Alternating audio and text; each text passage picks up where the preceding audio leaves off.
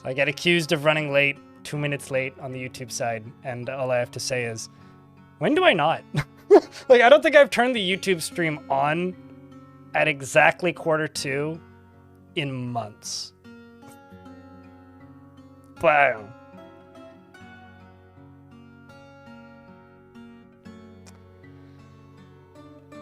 You ever tell me the late night fun man story? I don't think so, but hold that thought. I got a record to put away.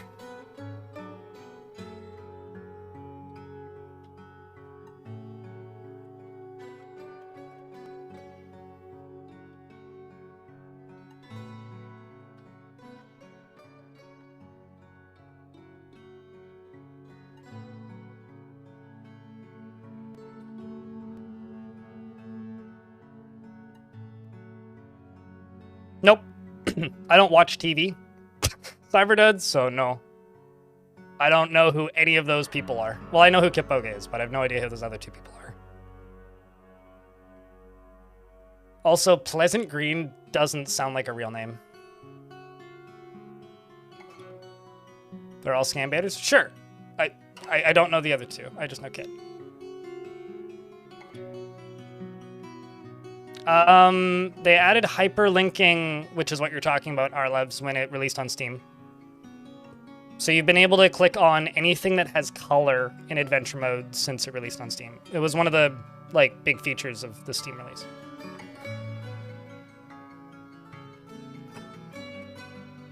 The best TV show is Coxie's Big Break, which has been off air for like 10 years, and it was just some jolly dude going to relatively inexpensive, local Aussie holiday destinations. Cheeky smiley face.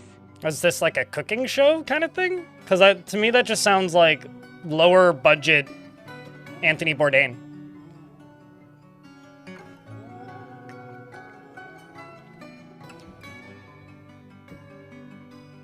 One day Blind is gonna start the game and it's just gonna be Call of Duty for the lulz. I'm not gonna lie, last week on Tuesday when I went to start up Dwarf Fort, I started up Mega Bonk by mistake first, but it didn't capture, and I have no sound on in that game because it's my podcast / editing game, so I have it running when I'm editing. I don't even own Call of Duty, so that would actually be really difficult. Aussie Bourdain? So you were on a morning walk at about 3 a.m. and this bloke approached me and asked if I had a phone. And I was naturally a tad skittish on the topic, but he asked me to call him a taxi. I first made it clear that your phone was on Jeep, and I told him I don't know a cab company number.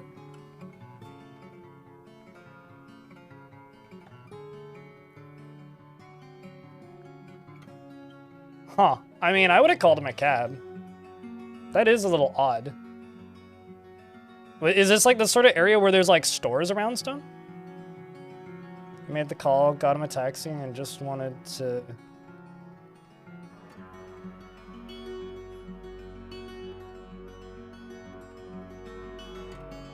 Got some text that the taxi had arrived? Huh. That's interesting that taxis text you. Huh. Neat. He was deep in the residential? Oh, so he was in like the mazes of the suburbs then? Wake up in the hospital. Sorry, I shouldn't laugh at that. You would have been too paranoid? I mean... Maybe I just have too much empathy, I guess, for people like having a bender and waking up out of town. Sup, Vaughn? How you doing? Because that's like what my assumption would be, is like, you know, like, if somebody honestly is like just not sure where they are and needs a cab, like, yeah, I'll call you a cab. Maybe I'll call you an ambulance as well, but that's also because I live somewhere where ambulances are free. Like, you can pay for it, that's not my problem. Guy stole your bus pass? Aw. That sucks. You were 12? What? Hold up. Not to pry. Can you...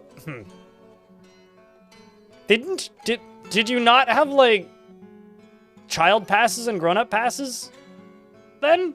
Because, like, no bus driver's gonna let an adult on with a kid's pass. Unless this was a kid that stole it from you.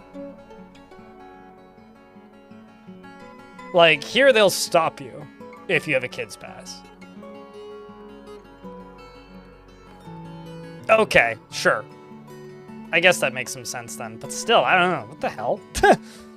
Like the wallet inspector bit from The Simpsons? I feel like I've seen that bit. And I haven't seen that much of The Simpsons. Yeah, well, there's 3 kinds of passes. There's, like, the kids pass, which is, like, a third of the price. There's the student pass, which, like, you can have up until university if you qualify for it. And then there's the adult pass, or, like, the normal pass. And then there's seniors passes, but those are, they look the same as a student pass, and I think are priced the same as a student pass, but, like, they're given to seniors.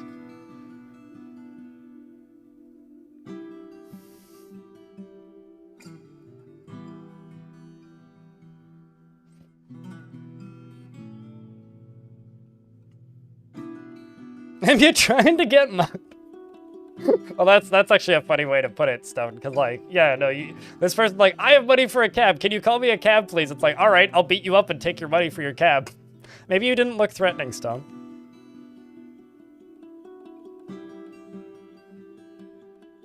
Cheers, Diamond, in YouTube chat. No, I know. I mean, like, every province has pretty different transit systems, right? Like, even BC, where I live, there are 2 distinctly different ones. There's BC Transit, which is what we have where I live now. And then there's TransLink. TransLink just is like the Greater Vancouver area. And they're what operates like the SkyTrain and a lot of the automated metro and all of the cable buses and stuff. TransLink is pretty good. And they're the ones with like all of the different passes. Here on BC Transit, if you're over 65, it's free. If you're under 12, it's free. And if you're a student, it's very cheap, and everybody else just pays normal fare. And unlike TransLink, where it's like 12 bucks for a day pass, it's just $5 for a day pass here, but they only take cash unless you have a very archaic app, but then you can't buy a day pass. So if you want to buy a day pass, you have to use cash. So bring $5 with you if you want a day pass, or spend too much with the app. I mean, why would I want to fuck with an overweight man on a power trip? Which is how I describe transit police. Although in Quebec, yes, no, absolutely, I wouldn't fuck with transit police.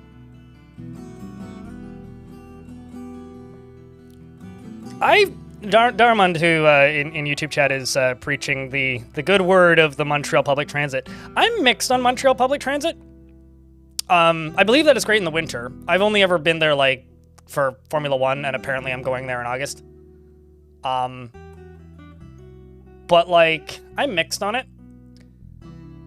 Mostly due to the lack of elevators to get into the metro. Like, I feel like if you're in a wheelchair in Montreal, you're just kind of fucked. Because there's like almost no metro access with elevators. Which is downright scary. I also kind of feel like the second you get outside of like Montreal itself, it sucks. Like, there was one year I stayed in an Airbnb that was like a bit outside of town, and like it was like 4-hour bus ride or a 12-minute Uber. So I don't know. I think it kind of depends on how close to the city you are in Montreal. Like, if you're in the city, it seems pretty good. But the second you get kind of outside of the metro range, it seems to just get demonstrably worse really quickly. That's like the one thing that I will always say is like kind of a positive about Vancouver, is because like until you get to Mission or like Upper Abbotsford, as long as you have TransLink access, the public transit will at the very least be consistent and quick-ish. Like, the worst that you'll get is like maybe 20 minutes longer than a car ride if you're taking buses. But I don't know. To me, like, if Montreal, like, if the metro had elevators at like every other stop, I would be overwhelmingly positive on the metro. And the only reason I'm not overwhelmingly positive on the metro is because of the lack of elevators. Like, that is like weird to me. Like, it's creepy, actually. And I'm not even somebody who needs an elevator.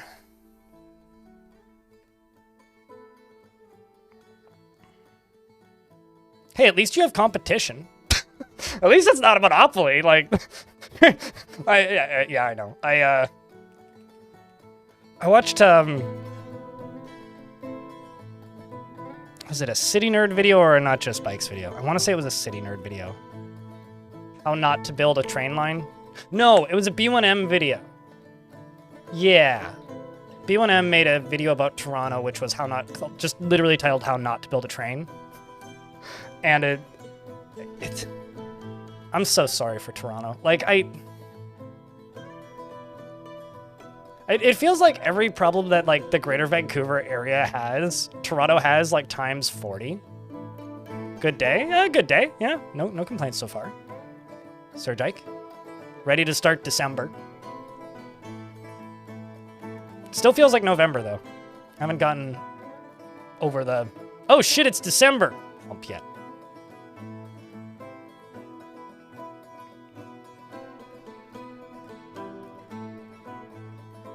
Can I ask where that is? In YouTube chat, they say, I visited the deepest and longest distance from the surface metro station in the world. It has to be, like, under a mountain in, like, the Alps or something.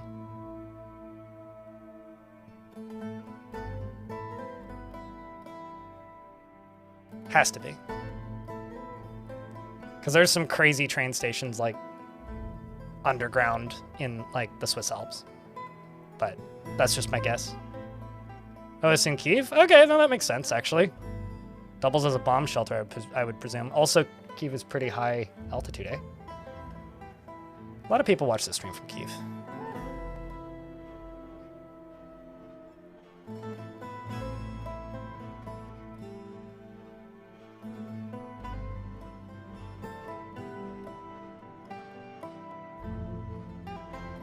A few strikes a year. Yeah, that's always kind of a bummer. That's the nice thing about TransLink is, well, actually, two things happen in TransLink when they go on strike. The trains are automated with TransLink, so it doesn't actually disrupt service that much. They just run every other train. And I remember there was one day where TransLink went on strike. I think it was 2024, like early 24. It could have been 23. And I just remember turning on my FM radio, because I'm old, and hearing an interview with the local cab driver saying, no, we don't have surge pricing like the Ubers, and we do have an app where you can summon us like Ubers, and we have plenty of drivers available. Because the going story was like, a 15-minute train ride was like a $300 Uber, because there just wasn't, everybody was just like, okay, fuck it, I'm gonna Uber. And like, the entire industry just like fell over for like an afternoon, and trains are back the next day. So how to stop a strike really quickly in Vancouver is turn off like SkyTrain, and like pandemonium hits. And I remember just going, ha, ha, ha, I work from home. Thankfully, I don't need to go anywhere.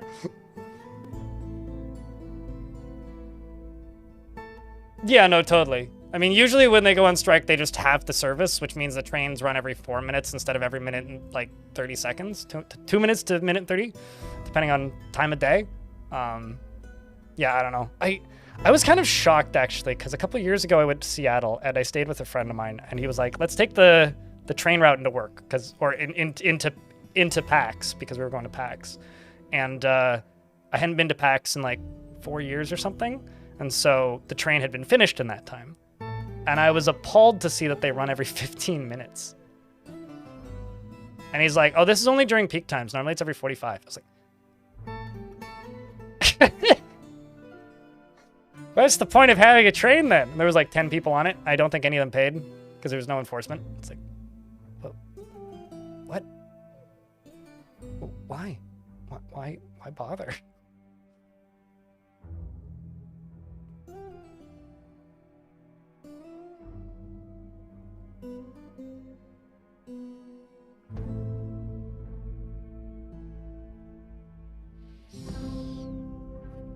Well, if it's the Mariana train as well, based on that joke, then James Cameron would be driving.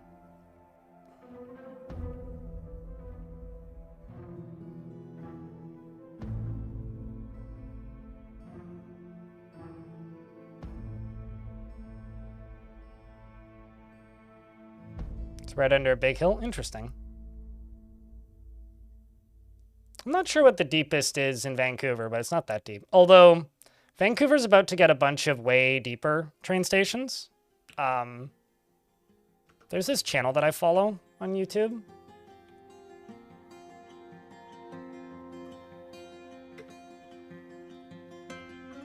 And before I show this channel,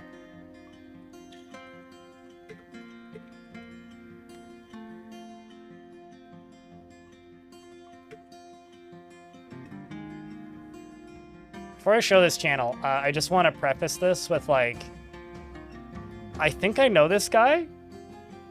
Like, I'm pretty sure, like, in some of his earlier videos, he shows his voice. I'm pretty sure I knew this kid from, like, Scouts or something. But he makes these videos about, like, transit development in Vancouver. He originally started off, like, doing much sillier stuff, but, like, as of late, he basically just takes drones and just, like shows, like, the raised train line constructions in Vancouver and stuff, and, like, Surrey. Like, this was close to the area I used to live. Like, the new trains that they're installing, which are pretty dope. Actually seeing this happen, like, I've been showing my parents this, and they're like, oh, hey! Like, I know where that is. But where is it? Yeah, Broadway subway construction. Like, most of the stuff that Vancouver has is below is like above ground because it would be below sea level. But, like, this is a 5.7 kilometer extension of the Millennium Line with 6 new underground stations, with an updated cost of $2.95 billion. Yeah. Show me the tunnels. I think my cousins are working on one of these tunnels. Here, as well as some rail on each side of the switches. It's like the entryway. Where's, like, the actual tunnel? This is like the transfer line that he's showing right there. With the head house structure nearing completion, so not that far down, as you can see, have been removed. They supported really the not wall that far from collapsing during construction. The plate that connected it to the wall is visible. East side where the escalators, elevators. Yeah, his videos are kind of great, even though they're mostly just him loitering next to construction sites and, like, flying drones over construction sites. But, like, yeah, this is one of the areas where my cousins were working or one of my cousins was working because he's a heavy machine operator. But, yeah, obviously not that far down.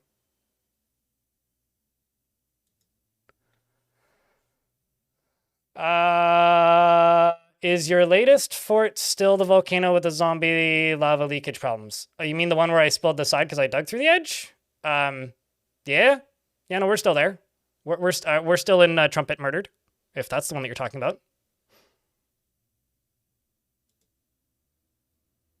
And then sometimes they let him into the construction sites, which would be like Tisk. What's the lava plan? I've got a giant bowl beneath the fort and a thing above the fort, and I'm building multiple reservoirs around the fort.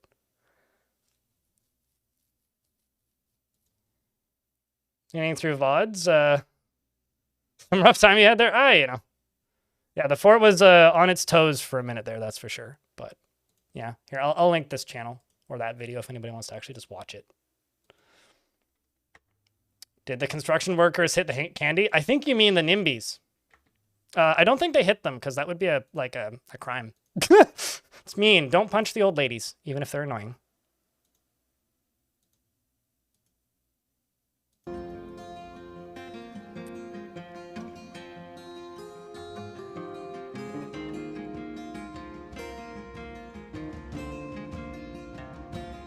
So in Tokyo, you put money on the Pressmo cards and you scan it to enter the station. You scan it to exit.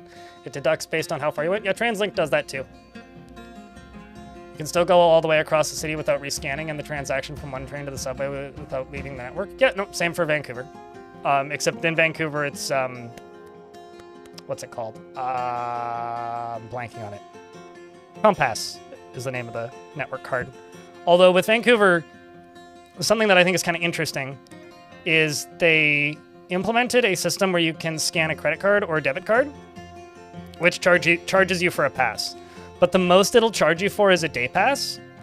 So if you like scan and then after your transfer limit, scan it again, and then after your transfer limit, scan it again, it'll just charge you for a day pass, which is kind of fascinating. Which I think they also do with the Compass cards, but they might not. But the Compass cards are cheaper as a whole. Like, you get it's a small discount. It's like pennies, but... What's up, Swifty? How's things?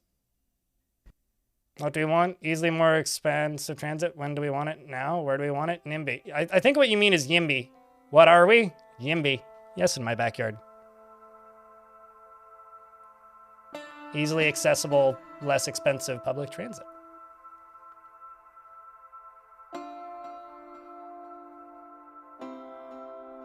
Yeah, well, I mean, SP Gremlin in YouTube chat, if you tune in on the Twitch side, I've already been live for an hour and 10 minutes. So, most of the first hour is like this scene. And I play a record, and we babble about nonsense while I sip my vile mug of darkness.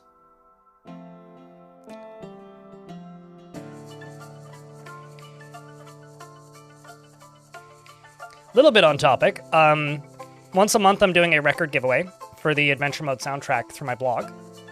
We pulled the first winner, or I pulled the first winner, I guess, yesterday. The way I did it was I downloaded the CSV of every single email in my blog, set a tile to Rand in my open, what is it? LibreOffice Calc, I think is the name of it, which is their spreadsheet. Set one tile to random, sorted by like numerical, and pulled the top name and sent them an email. Got a response. First one's been sent out. That's a 20 ounce, Lord JJ. It's the biggest. And also, there is currently a deal going on, sort of. I think there's 9 codes left. If you buy something on my merch store and spend more than $10, which is basically buy anything, and you use the code DUST, you'll get a free pack of stickers. Thumbs up. Also, there's like some emote sticker packs on there now that are new. I know from your trip to Melbourne, public transit is amazing. That was my favorite part about the pandemic. They made all of the transit free for like 6 months, and it was awesome. Because I was the only person using it. It was great. I had private chauffeurs half the time. It was just like me and the bus driver, and I sat at the back of the bus. Yeah, I know. It's so easy to get around as a tourist. You'd like that everywhere? Yeah, no, same. I would totally vote in favor of that, even if it like increased my city taxes. But the problem with like doing that here is like we have BC Transit, and BC Transit is like, how do I put this? It's the provincially funded transit, right? So like they would have to, like the provincial government would have to decide to do that, which would be difficult. Because they're already under enough pressure from every other province in Canada for things already. So yeah, I don't think that would happen, unfortunately, as much as I would love to see it happen.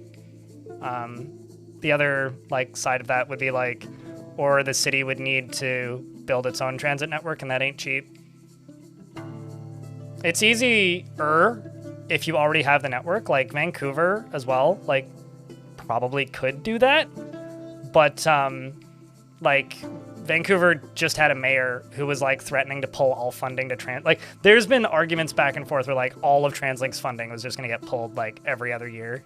Right? Because they're just like, oh, you guys are taking too much of our money. It's like, yeah, but we transport 80% of, like, the population.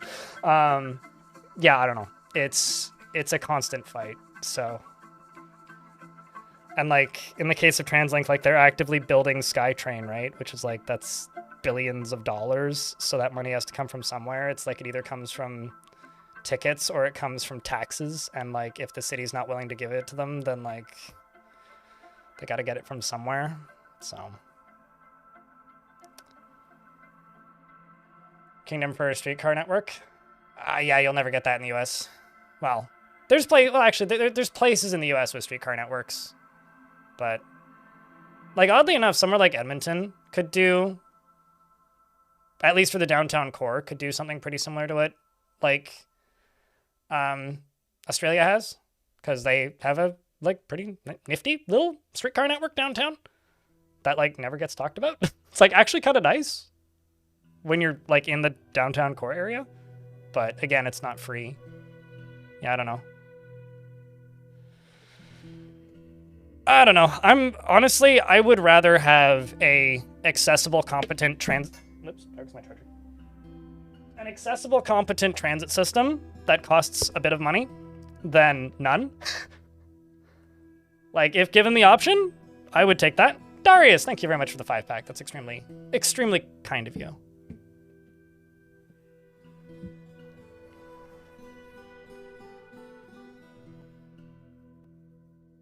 So no public transit ever? Oh, okay, so you don't live in Australia anymore, I gather? Were you born in Australia, or did you, like, move there for a time? Like, I live in Victoria, BC, and here, I will be honest with you, I don't need public transit, because everything is so close together, and everything that isn't super close is extremely accessible via bicycle, because the city is pretty small, admittedly. Like, I can walk from here to the other end of the city in, like, 2 hours. And on a bike, I can do it in 20 minutes. It's like a pretty small city, just footprint-wise. And everything that I would want to go to is close to a bike valet. And there are 3 in the city. They're free. They're paid for with the city taxes. And weekdays at this time of year, they're open 8 a.m. till 6 p.m. And in the summer, they're open 7 a.m. until 10 p.m. And it's free. You hand them your bicycle and they give you a tag, and then they watch your bike with security. And it's kind of great. Like, I don't even need to lock my bike up when I go downtown. When I do go downtown with my bike in a bike lock, I bring my cheap bike because I don't think anyone's gonna steal my bike, because my nice bike doesn't look that nice. It's a nice bike, but it's a nice bike if you know that it's a nice bike. Does that make sense? It's one of those bikes where you have to be into bikes to know that it's a nice bike and isn't a new bike. And I don't think a bike person is going to steal somebody's antique bike, but I don't want to risk it because the wheels cost more than my other bike. So I will take the other bike, even though it's a little heavier and a little bit slower. Because, like, if I'm gonna lock it up in town, if somebody steals the wheels off that, whatever. I'll just unbolt it, carry it home, and buy a new set of wheels for $60. Like, I don't know. I think that's not an unwise stance to take when it comes to bicycles, is have 2 bikes. Have one that you like, that you ride when you know it's gonna be safe, and then have one that you don't give a shit about, or you don't care.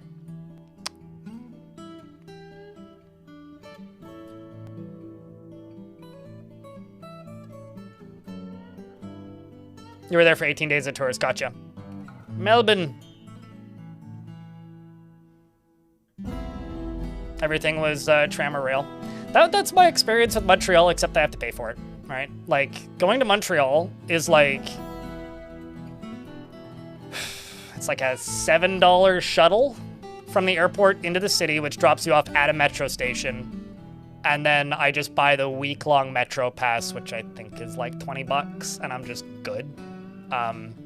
Although this year we're gonna have to take some Ubers because the hotel that I ended up getting is like close-ish to the airport, so it's like an 8-minute Uber to and from the metro line, but honestly that's fine because it's cheaper than spending like $8,000 on a hotel. I go to Montreal for Formula One, so like if you wait like 2 weeks too long to book your hotel, the prices just skyrocket into absurdism. So I wanted to pay like $1,100 for a hotel instead of for 4 days for 3 people, which we're splitting 3 ways, so it's fine. Or versus like spending $11,000 on a hotel. Not a nice one either. So I was like, you know what? I will take the extra $20, $30 a day for Ubers. That's fair. Also, I have a friend who lives in the city who often gives us rides back in the evening. So, it's, it evens out in the wash. It's fine. Unless you have snow tires on the bike. Can't ride in the bike here at least 5 months. Too much snow. So, 2 things about that. Really Swifty. Mountain bikes, you can ride in the snow. You can do it. Also, have you heard of bike lane snowplows? They exist. Like, here we have, Jasper, thanks for 12 months. Woo. Morning blind and chat. We're talking about public transit. How's the public transit on your island? But thank you very much for 12 months. Appreciate you. Where was I going with this? The bike lane street cleaners that we have here, because there's 2 types of street cleaners. There's the road street cleaners, and then there's the bike lane street cleaners. And half of the bike lanes here are designed to like catch the leaves and stuff that fall on the road. So they end up in the bike lane, but the bike lane street cleaners are like frequent. Like they go by 3-4 times a week, especially during peak season.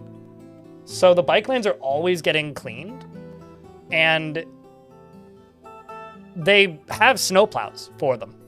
So on the odd chance it doesn't snow here, but if it did snow, the bike lanes actually get plowed before the road because the city, to my knowledge, has 1 snowplow, and all of the like street cleaners have a little plow attachment, which I think is really fucking funny. The one time it snowed here since I've lived here, the street took longer to get plowed than the bike lanes. They're protected here, yeah. Here, I'll show you what the bike lanes look where I live.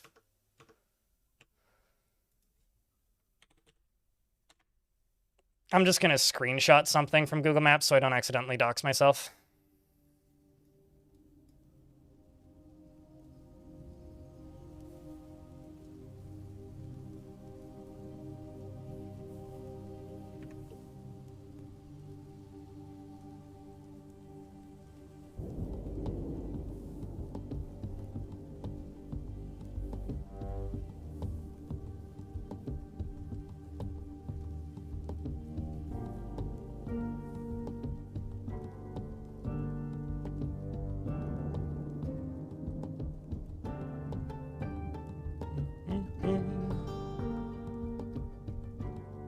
Just grabbing 3 random locations that have varying bike lane coverage. Although I don't know if this area actually is going to show up yet.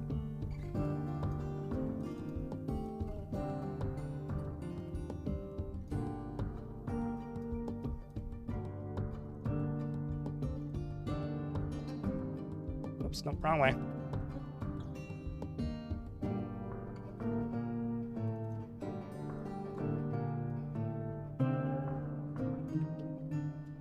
I've got a really good one, a not so good one, and a crappy one.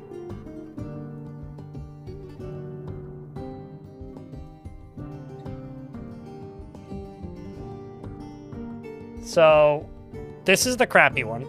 This is like a bad bike lane for here, where it's like you'll get these, and then just like these little sticks. These are fine. They're not great. They have them because like there's event spaces and stuff. Like there's a festival that happens here, or 2 different festivals that happen here in the summer, and they remove these to like make people walking lines and stuff. It's not great, but those are like the worst ones. Did that just close all of them? That's kind of annoying.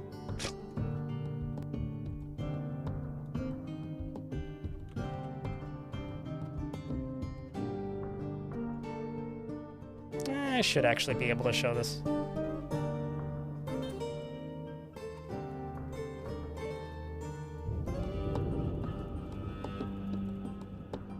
Yeah, this is fine. Give me a second.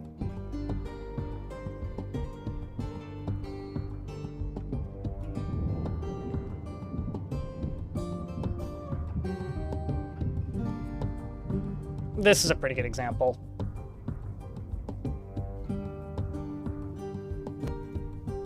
Of like bike lanes here.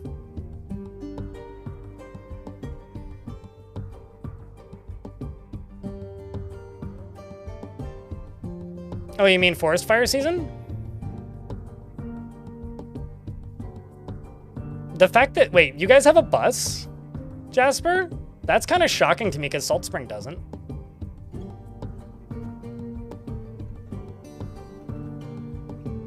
But yeah, this is pretty much what all the bike lanes are like in downtown. So, but these are like, you know, the nicest ones because it's like the densest area.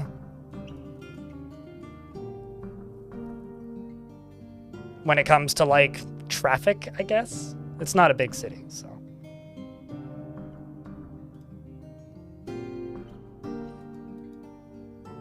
But also, the biggest advantage that this city has is this, which this is the biggest advantage. This is the Galloping Goose, which just runs like along the water. And the beauty of the Galloping Goose is it literally Afternoon. goes all the way down the island. So you can just get on the It turns into different trails in places, but you can literally ride through like 4 cities without leaving this. And it crosses roads occasionally, but that's it.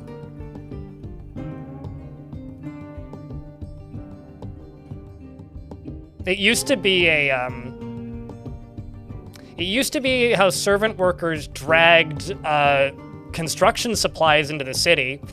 Then it turned into a train, like a narrow gauge train, and then they turned it into a pathway eventually. Amber, thanks for the 17 months. Welcome back.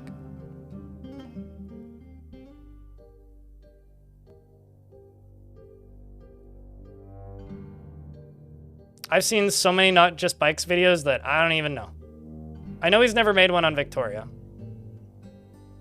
I do think it's kind of interesting, actually, like, how little mention Vancouver and Victoria get in, like, the urbanism city community, whereas, like, Edmonton and Alberta and Toronto get kind of a lot of coverage.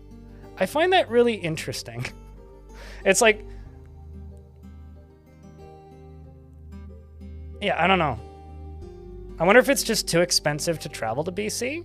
Because, like, the only time I really hear these cities mentioned is, like, when on those channels is when City Nerd does, like, his top, like, transit livability lists or whatever the fuck.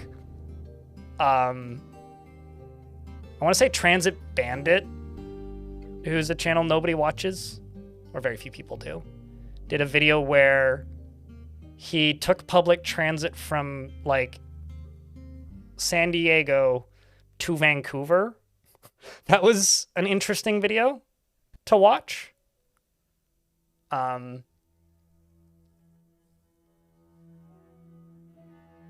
I don't know. Coming from the East Coast wasn't easy. That's quite the trip, mate. What you doing in Vancouver in March?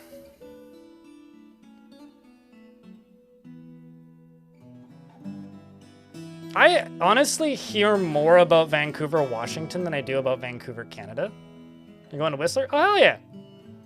You should stop in Squamish and stare at the chief for a bit and go, hey, people walk up that? I walked up that twice. Not in 1 year, though. It's too steep. Too many steps.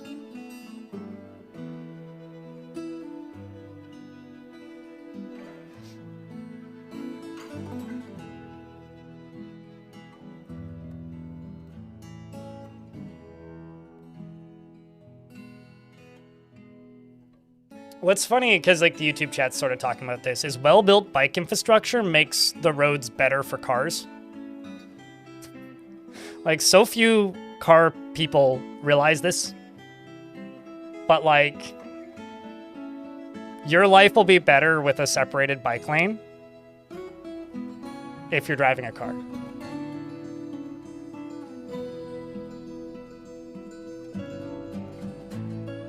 We had this discussion with, like, chat,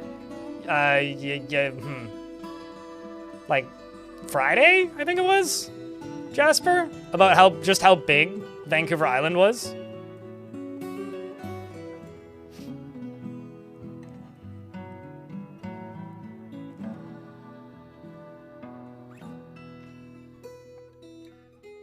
It's easier to fly to Seattle and drive up, so you're just doing a day in Vancouver? That's interesting.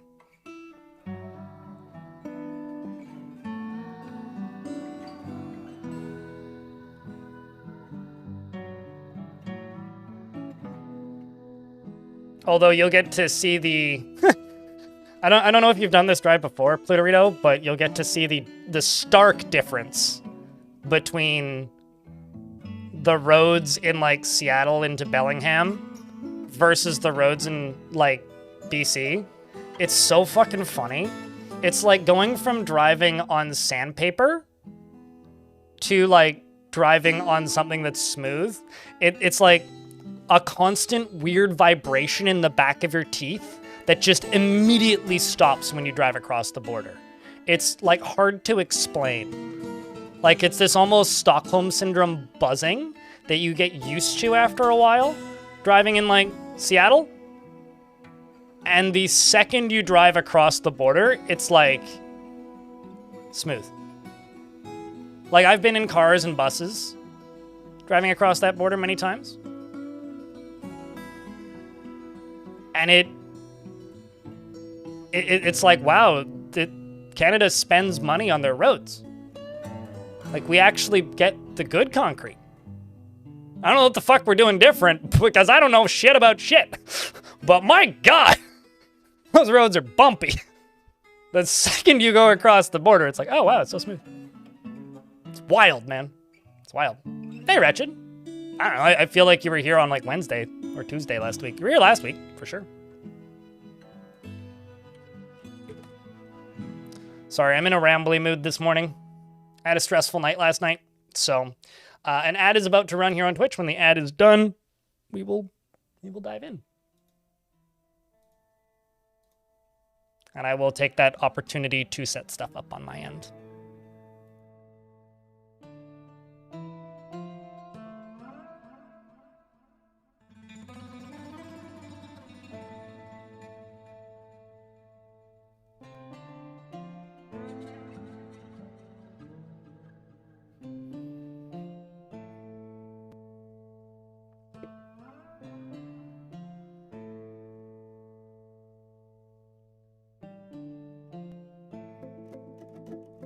All I have to say about Seattle today, bus tunnel.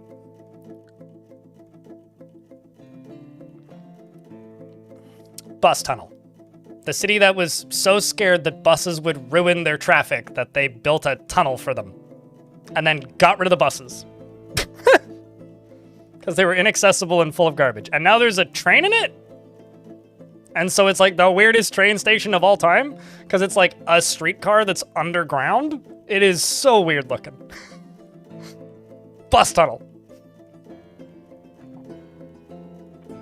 So unless it's changed, Jasper, on Salt Spring, which I've been to a number of times over the years, they have what's called the town taxi, which is stick your thumb out and hitchhike. Because to my knowledge, there isn't a bus on there, and that's kind of funny to me. That you guys have a bus.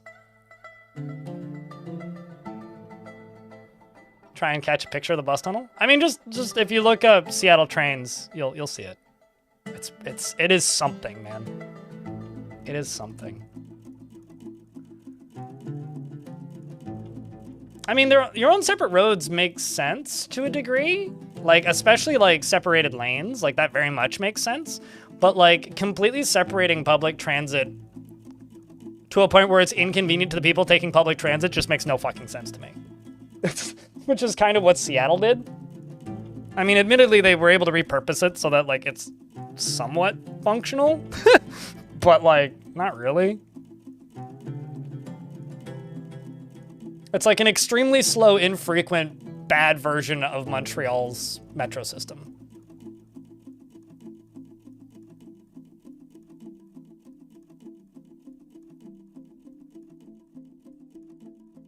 public transit outside of New York City bewilders you.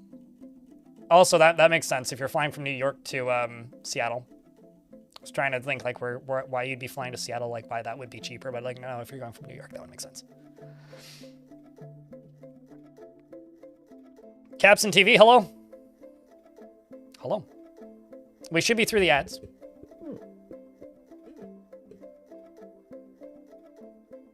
I mean, you've outed which island you're on before, Jasper. Not that you need to again, but... Also, you referring to Salt Spring as a bigger island is kind of cute.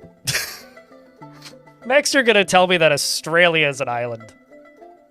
What is this madness?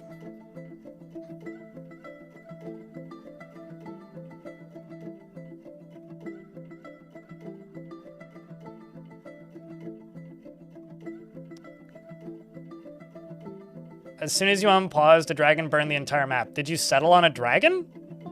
Like, did you settle on a cave? Like, did you get notification that said something about you have discovered deep caverns deep underground? Was there like a weird hill in the middle of the map that kind of looked like a mountain or a little bump? It sounds like you settled on a dragon cave to me.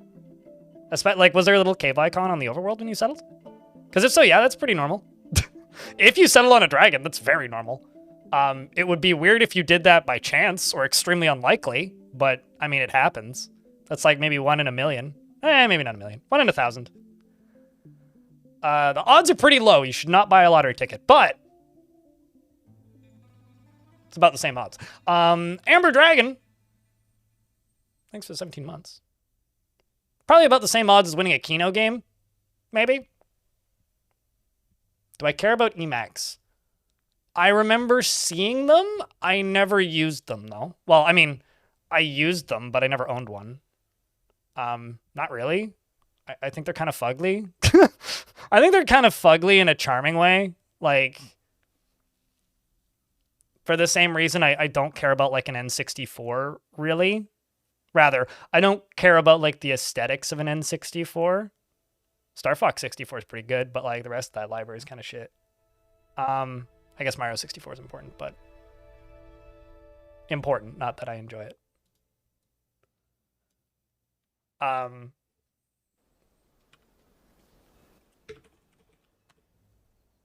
Yeah, no, not really. Why?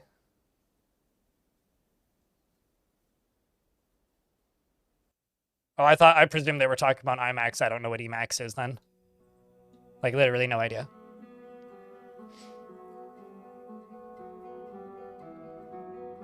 Oh, I don't know. I'm not a text editor supremacist. I don't give a fuck. Use what you want.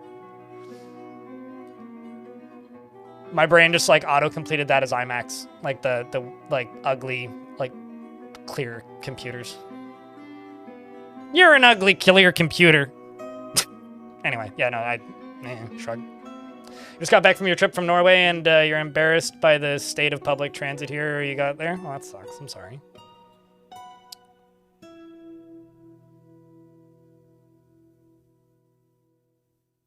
So, in regards to lava, this is the fortress, right? This is lava pool numero uno. It covers the entire bottom of the fortress.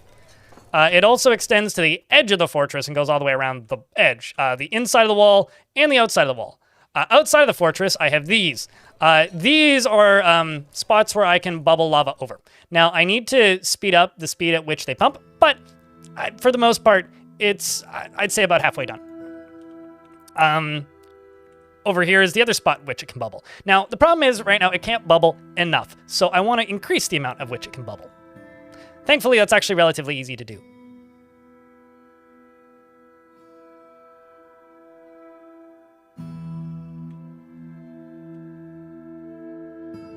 Well, I prefer 9 megabytes, actually, Sleepy. As far as defenses goes, we've got catapults for this long walkway. We've also got this long walkway and bolt throwers up top. Now, it's not perfect. Like, this fort still has some pretty glaring issues. And the kind of frustrating thing, and the thing that might make me end this fort prematurely, is while we do have quite a bit of fun that's been happening, we don't really have, how do I put this?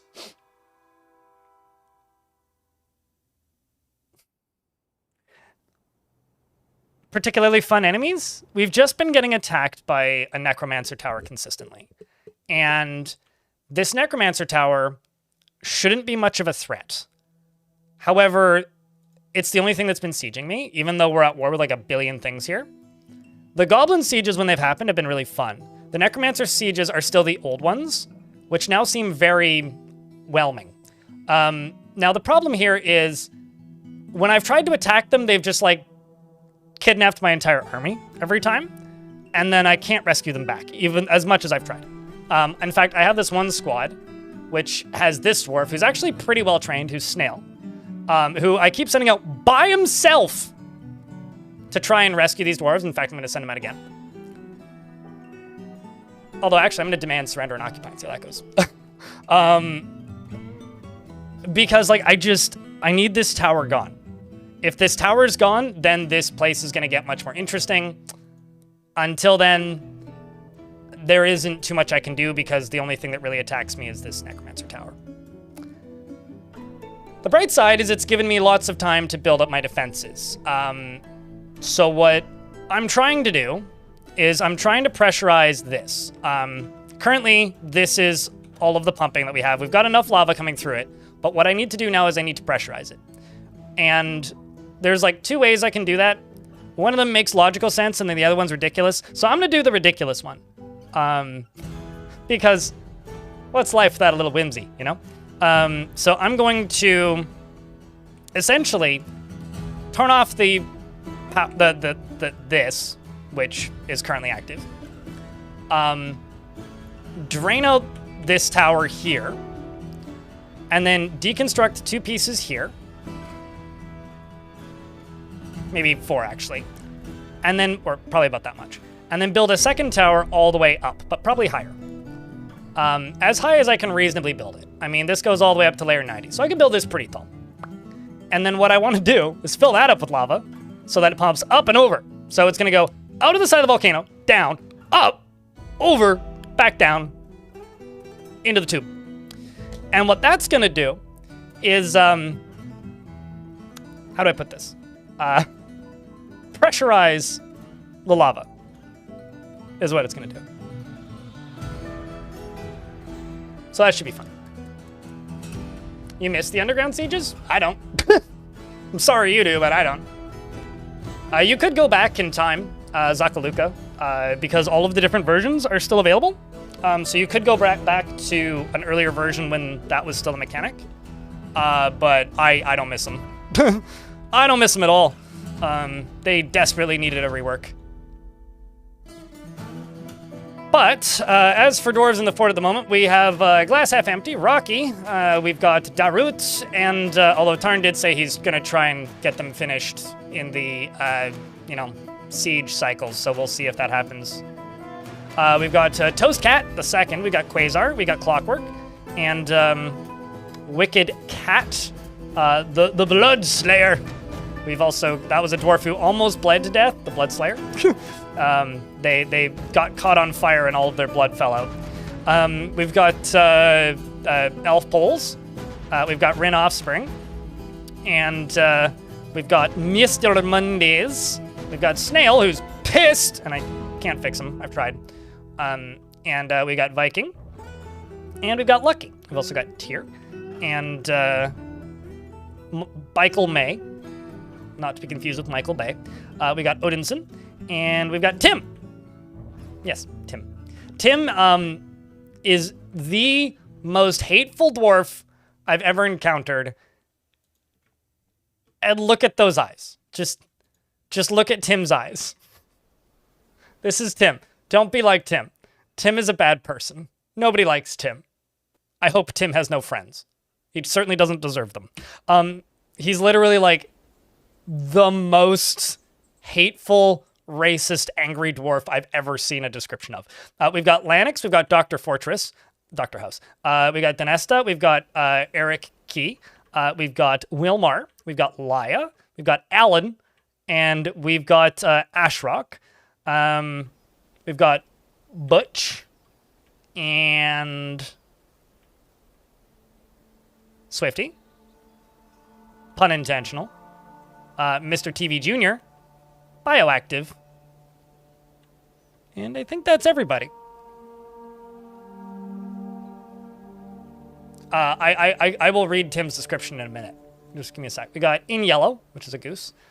We've got Unicorn. Is Meep still alive? Hold up. Meep is no longer with us. Rip. Rest in peace, Meep. Got some horses I gotta eat.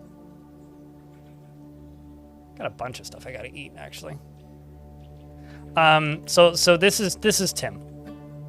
Let's read Tim. We made Tim my hammerer. So he's got poor empathy, prone to discord, and disdains independence. He's implacably curious without respect for property or privacy, finds a chaotic mess preferable to the boredom of harmonious living, is confident under pressure, could be considered rude, doesn't seek out excitement, tries to keep his things orderly, and takes offered help and gifts without feeling particularly grateful. He does not easily fall in love and rarely develops positive feelings. He's very humble, and he tends to be swayed by emotional appeals. He tends to avoid crowds and tends to be passive in discussions. When he gets excited, he tends to it's easy to tell because he drums his fingers. But he personally hates freedom and would crush the independent spirit whenever it is found. He is disgusted by the idea of fairness, will freely cheat anybody at any time, finds romance distasteful, doesn't see the attainment of knowledge as important, and dreams of mastering a skill. That's Tim. Don't be like Tim. He's like... I don't know, man. Just look at his eyes. That's Tim. I mean, he's my hammerer. He immediately got the job. And chat was like, "You're horrible. We hate you. You're hired." You can fix him. I mean, it's just like, I would crush the independent spirit, whatever it is. Yeah. And like the first thing he did when he arrived in the fortress was says, oh man, he had like a really good line that he put there. Yeah, I can't remember exactly. I'd have to go back in the VOD, but apparently he has a friend in the fortress. That's shocking. Watch him get married. So, with all that being said, YouTube folks, the first person to put 3 pickaxes into the YouTube chat gets to name a dwarf or something. And Twitch chat, the stuff's open if you want it. Although I need to refresh the page, apparently.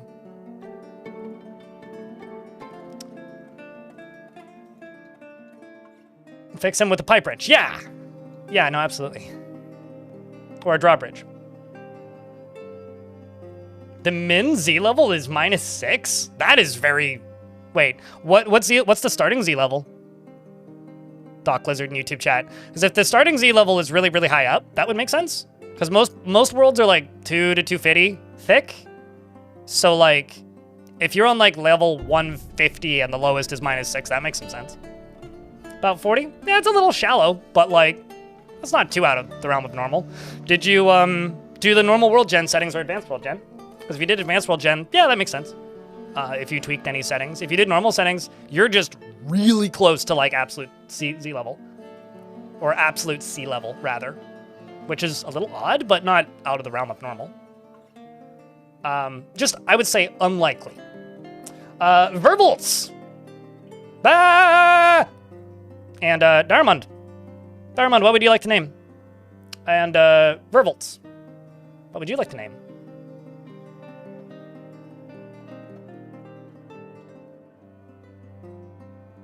Basically, dwarf with beard or dwarf without beard.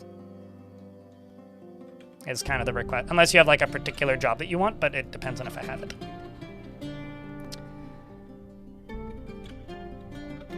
Axturns? You're gonna need to explain what that means to me. Sorry. Bearded bastard, any one of them? Okay. Happy bearded bastard. Not Tim. Tim's taken. Tim is a unique individual and will not be swayed by your emotional appeals.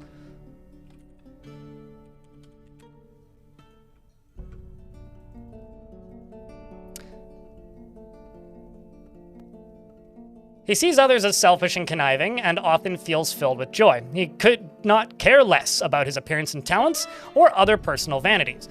He tends to present himself boldly, even if it would offend the average sense of modesty. I'm not gonna lie, there's a weird part of me that wants to make a video just about Tim and just like check in on Tim constantly. If you guys remind me to check in on Tim constantly, or if I remember to check in on Tim constantly, we could maybe make that happen.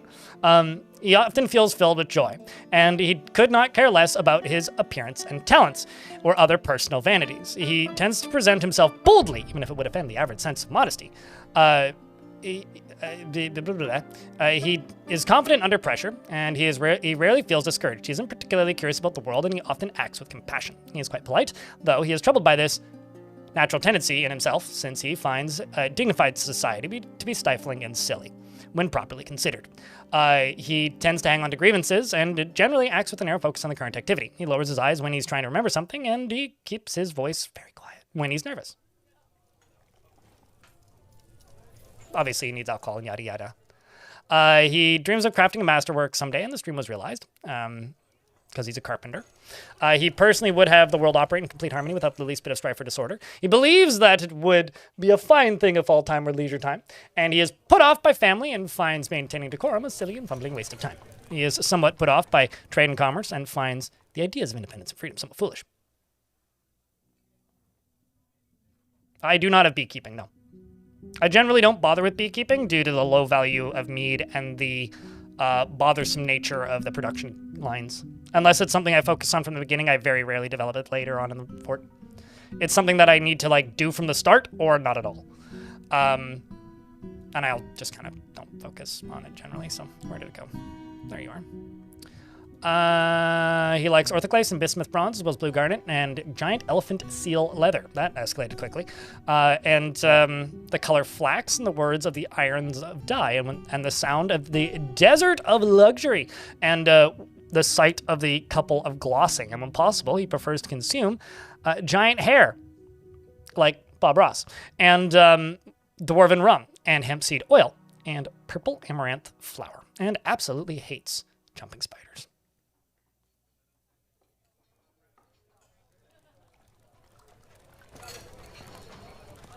Krug Smash is actively making a video if you follow his Patreon right now, Diamond. He got burnt out. He'll be back. You're married and you have a daughter named Almost.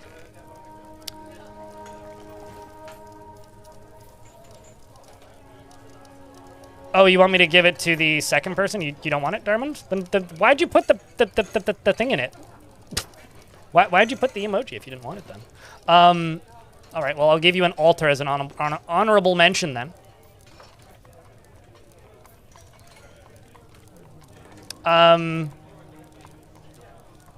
Axel Jones TL4007. What kind of dwarf would you like? Because apparently it's being passed along to you, friend. I just say it. I hate bees. I do hate the mechanics of beekeeping in Dwarf Fortress, yes. I think that the whole, like, managing jugs versus, like, if I have more than a dozen food stockpiles already set up, I'm not going to go, I don't want to go through and, like, remove wax cakes, build a bunch of jugs. It's like, it's sort of like dyeing. I like dyeing as an industry, like dyeing cloth, but it's something I have to focus on from the beginning. Otherwise, it's just too much of a bother to set up after the fact.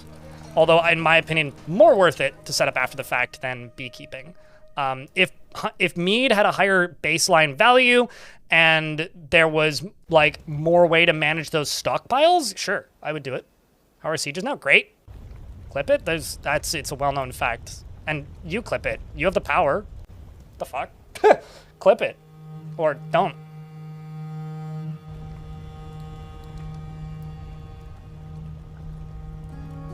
Are you talking about me in real life? I'm diabetic, so things with high amounts of sugar tend to suck for me.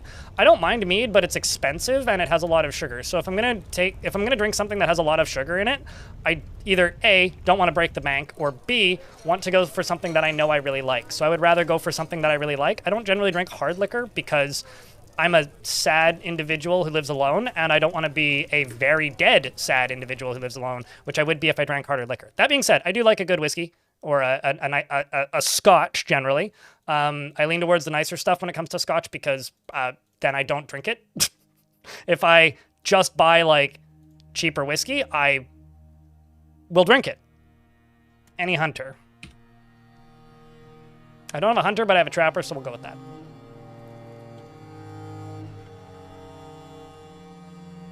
This seems like a King Gizzard joke.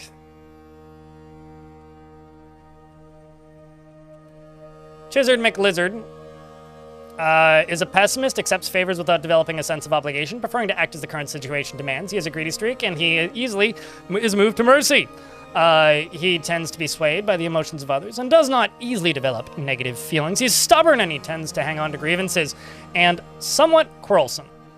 He is bothered by this since he values friendship. He doesn't mind wearing something special now and again, and tends to be a bit stubborn in changing his mind about things. He generally acts with a narrow focus on the current activity, and he tends to be a little tight with resources when working on projects.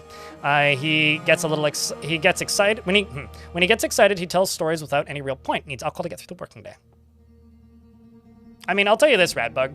I don't understand what your obsession is with me hating bees. I think the mechanics for bees are not great. Tarn has stated this as well. I think they're clunky and don't work super well with the stockpiles. I don't like to focus on them because I think that they're a bothersome mechanic to focus on. If I'm going to focus on them, it's something I will do from the beginning, so I will design my entire fortress around that. And if you're just like, clip it because I want to get a clip of blind hating something, well, I'll say this. I'll say something.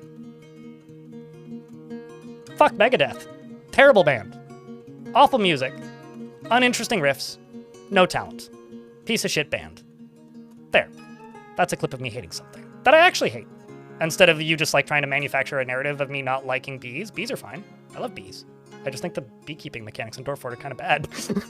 I don't know. Fuck Megadeth. Period. He personally sees the whole pursuit of art as silly. Boo! And values tradition. And has a negative view of those who exercise power over others. There's nobody living next door to me right now, so I can be louder.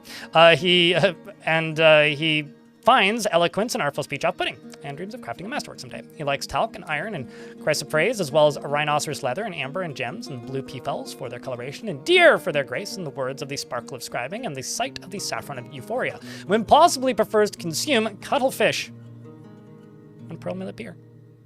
And absolutely hates brown recluse spiders. Oh, also, Imagine Dragons is overrated garbage. Well, actually, maybe they're perfectly rated, because people seem to understand that they're not very good anymore. Anyway. Somebody broke one of my windows. That's unacceptable. Why would you do that? It's rude.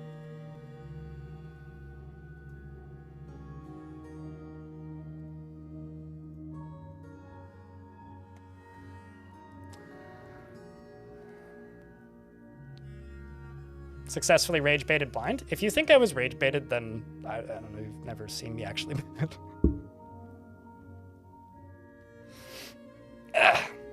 I looked away from my chat for a minute, and I looked back at chat, and they think I'm mad. It's cute.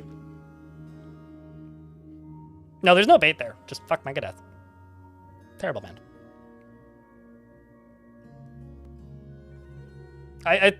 Imagine Dragons was a one-hit wonder that is still a one-hit wonder. And I don't think that one hit was particularly good. But it was a hit. It's your most used emote of the year. Yeah, I mean, that thing was used like 80-something thousand times, and I'd be willing to bet that my bot used it half of the times. No problem, Alex. Actually, say thanks to Dharma, not me, but...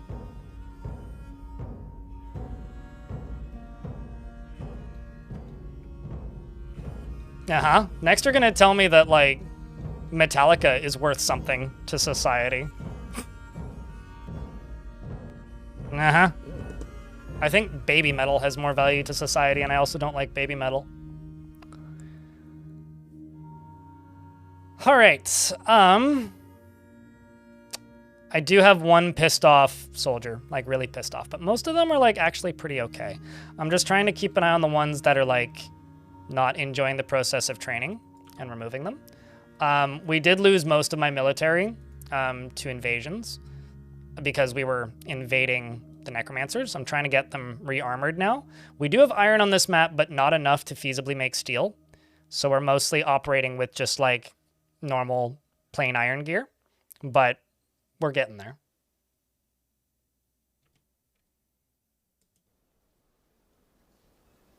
Well, no, Rage Against the Machine would be, fuck you, I won't do what you tell me.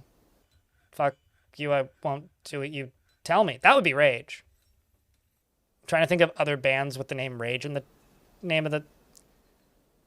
Lights Out, Guerrilla Radio. Turn that shit up! Where was I going with this? I need some furniture, because I want to make that into a dining hall. Yeah, Baby Metal's fine. Overrated, but fine.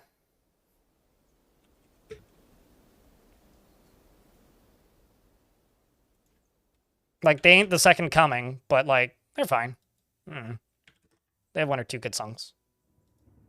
Most of them are just kind of okay.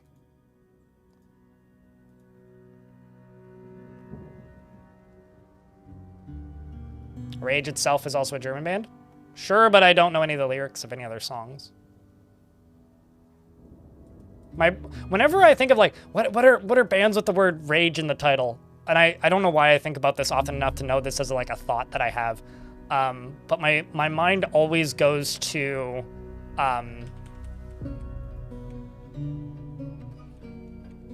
for some reason, my mind always goes directly to Rise Against, which doesn't have the word rage in the title. And I don't know why that is. Like, why do I always think of Rise Against? Like, they don't...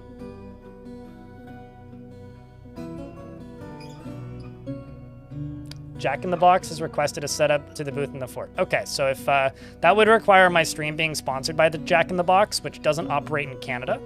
I've only ever had fries from Jack in the Box, and they were not good. So I will simply say, sure, but they have to give me a stipend of $650 million cash. Preferably in $100 bills. US dollars. We don't talk about profits of Rage. In fact, I'm actually going to time you out for bringing them up. That's disgusting.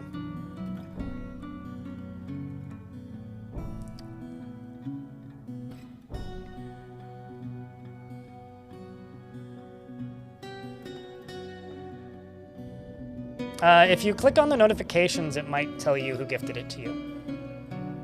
Hello, Clino. How are you?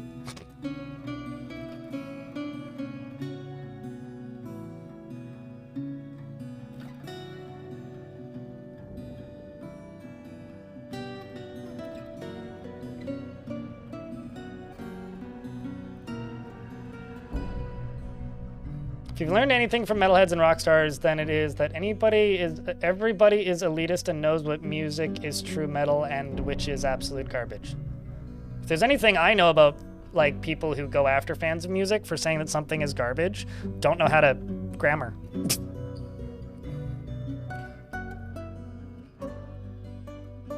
It doesn't matter, let's move on.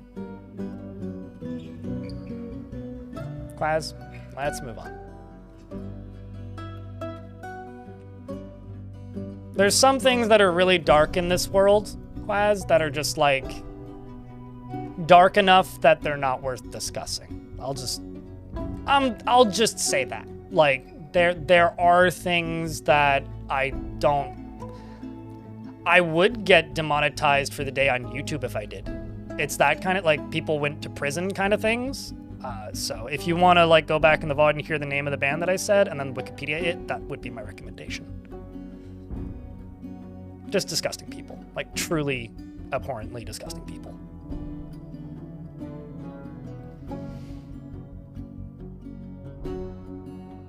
The grass regrows, yes.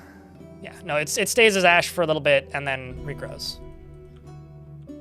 Gather that you did not successfully seize the tower.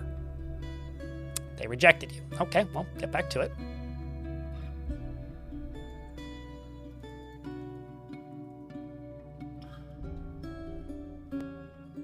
Cheers, Wretched. We'll see ya.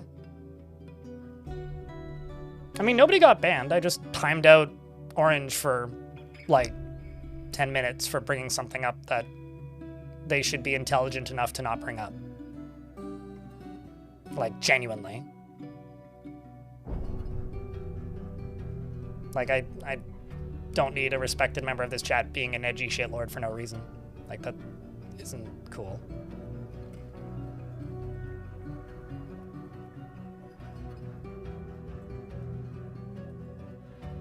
Yeah, and you called me an elitist, which is how I interpreted that, which isn't super cool. I mean, I said that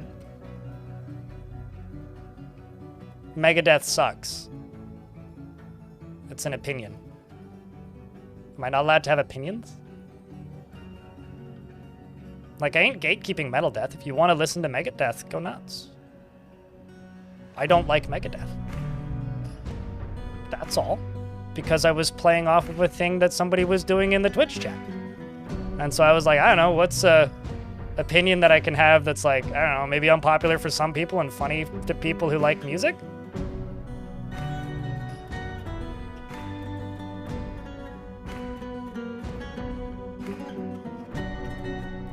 There's no trees that we're burning. The elves still trade with me, which I think is kind of miraculous, actually. They're too lazy to build a magma pump. I'm building like 3.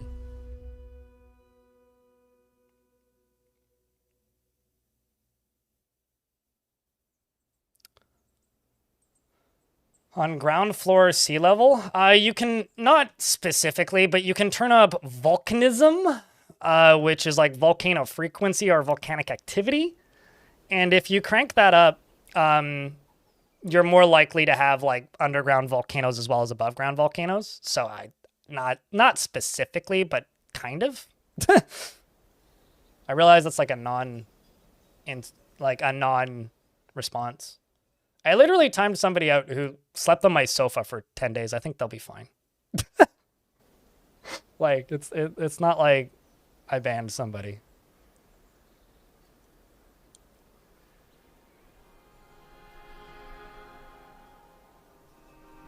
Feels like children crying that they're being told to sit in a timeout. More or less, yeah.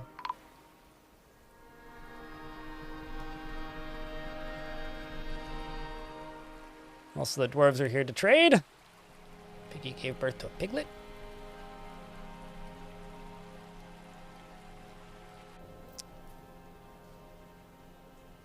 We'll sell anything that's just out and about and accessible. And then everything else is in bins, as it should be.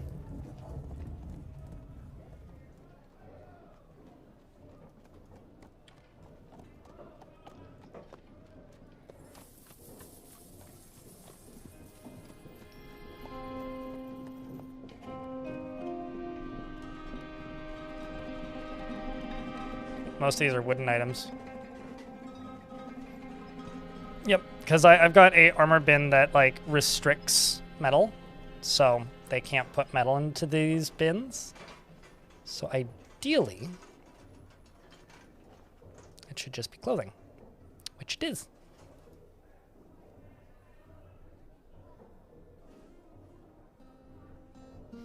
You had a fort where you clear cut a forest and the elves still traded. If you like consistently trade with them, and they don't consistently give you warnings, like you are totally fine to keep working with them. What I think is really funny and something that I'm learning is that people don't realize that lava doesn't actually burn down trees. Like you can burn, like scorched earth, burn the forests down twice a year and it won't bother the elves. Because the elves only get bothered when you literally use an axe and chop down the tree. They don't actually care if they get burned, because if you notice, when fires burn through, it just burns all the leaves off and the branches. It doesn't actually knock the trees over. So lava colliding with trees is actually totally fine.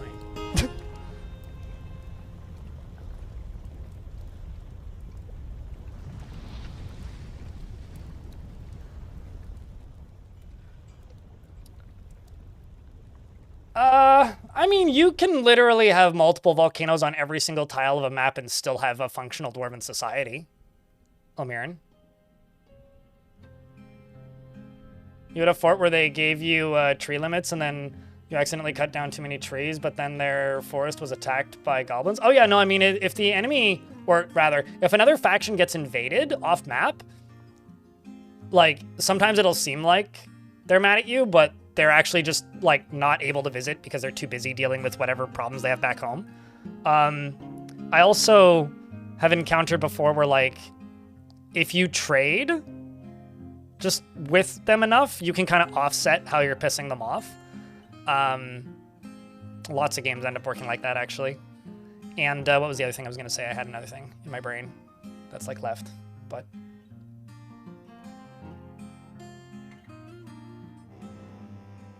Ooh!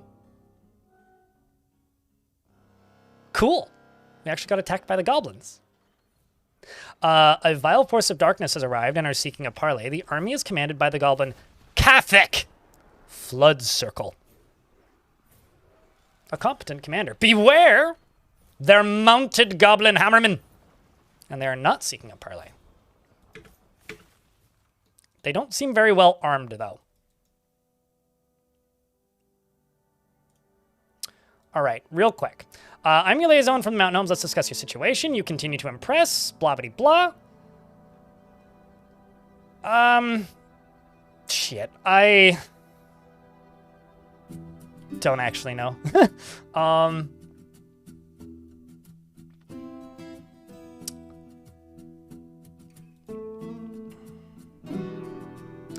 actually going to request Silk because I've been pretty low on Silk. Warhammers. All right, sure. Oh, no, never mind. Sorry, they do actually have a parlay. So I have a little bit of time to see what they've got, what they're bringing. Looks like it's rat-mounted warriors. Yeah, none of them are armored. That's weird. Because I've had sieges from them before that were armored.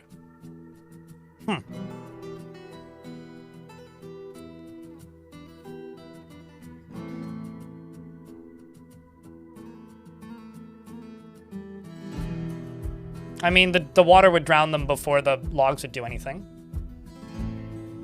Steel's too expensive to be worth, what's the word? Making? Like, iron might be worth it, but all I've really been doing is... How do I put this? All I've really been doing with this fortress is melting down the stuff that I'm getting from the goblins, because this map supposedly had iron on it, but there's so little iron, there might as well be none. So I've just been melting down what I get from them and making gear out of whatever I get from the goblins, because, like, quite literally, it's not worth making it into steel because that will half the amount of armor I can make. I do have flux, and I have plenty of charcoal. I just don't have enough raw iron ore. So steel's, like, not actually that important here, because the goblins aren't really using steel. So I'm probably just going to skip steel and go for adamantine, because, like, I would rather have fully armored iron squads than partially armored steel squads. At this point, like, full sets of armor is significantly more important. And, like, sure, they'll bring a couple bars, but, like, that's not worth it. My mayor's been reelected. My surrounding lands have been made a duchy. I wonder if our king's gonna show up even though the baron died. Probably not.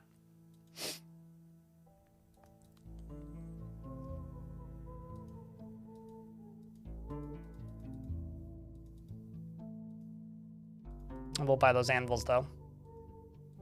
Also buy the foods. Well, actually, no, I don't need the food. I was buying food earlier, but... I was thinking maybe for variety, but we also have a pretty active cheese industry in this fort, so we consistently have cheese. I'll buy the chains. I'm not gonna worry about the cages. Buy the splint. I also had a bunch of...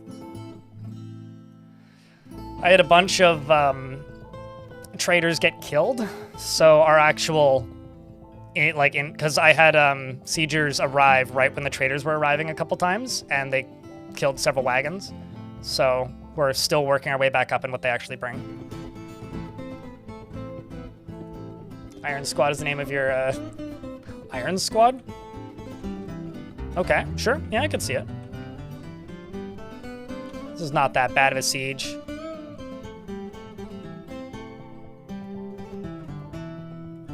Send you back out. Let's see how this went. Found nothing.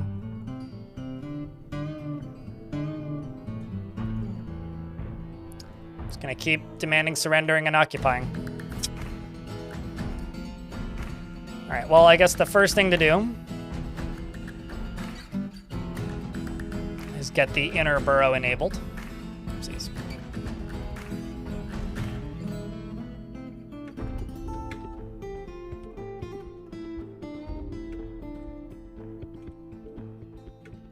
Which it seems like it already was because I was testing lava.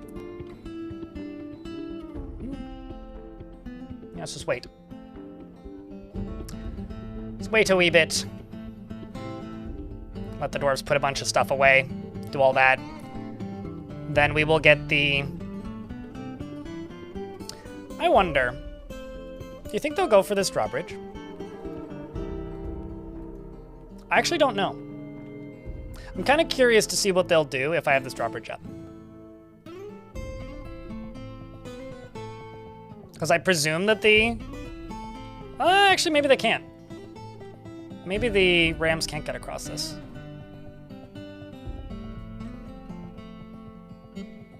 I heard loud noises, loud creaking gears turning.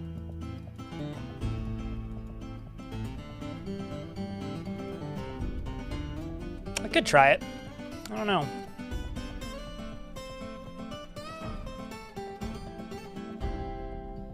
Because at this point, I don't... I mean, like, there's that bridge I could close. Yeah, why don't we close this one? See what they do. Not that there's a ton for them to do.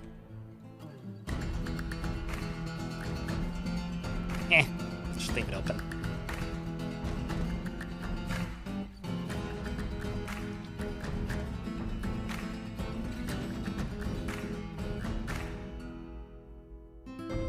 So if you raid somebody and they have slaves, you don't get prisoners. But what you do get is you will get, what you do get is you will get, holy crimes. You will get people asking for, what's the word, sanctuary? So they will arrive and they'll be like, hey, could I live here? This place seems safe. And you can be like, yes or no. And if you say yes, then they move in. And it's like having a bard in your fort. But you only get them if you rescue them. The Forgotten Beast Gull Gun, it's a gun what shoots seagulls, obviously, has come. A enormous feathered silverfish, yuck. And it has a long curving horn and it squirms and fidgets, beware its webs. That's gross.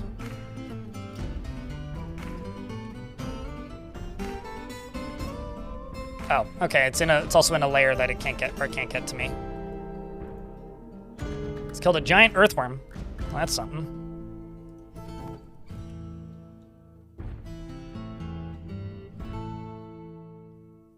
So no, Ilmir, do you remember ages ago, I had a fort, it might have been Head Punch actually, where like a third of my population, if not more, was, if not higher, was just, necromancer experiments. Because that fort, specifically, was, those were all rescued prisoners that wanted sanctuary.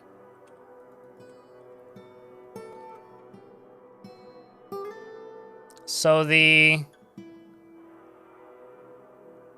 battering rams are moving. Oh, that's interesting. I wonder where they're going. So this one's open.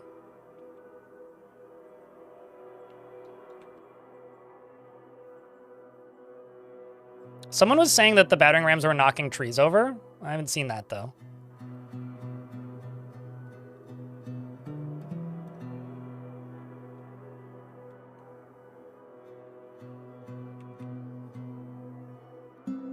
You have? Oh, wow. That's cool.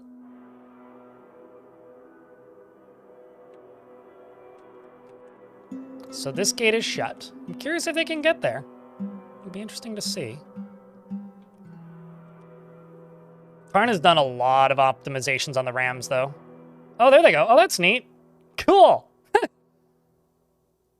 Look at that. That's something I'd like you guys to clip, actually, is them knocking down the...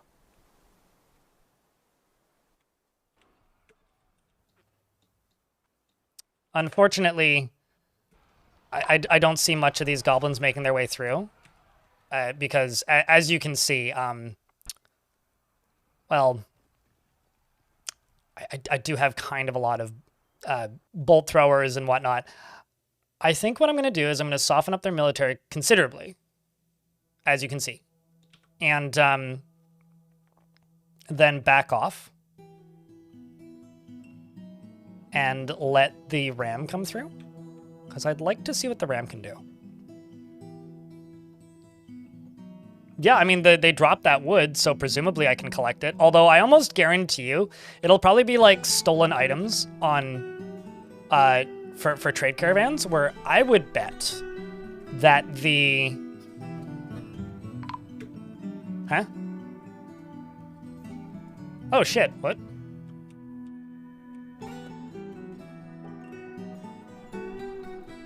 Where'd they get in?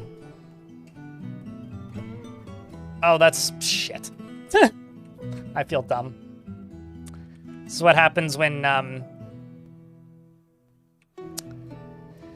This is what happens when you don't play for a while. And a fort and forget where things are. Let's hope my soldiers are quick.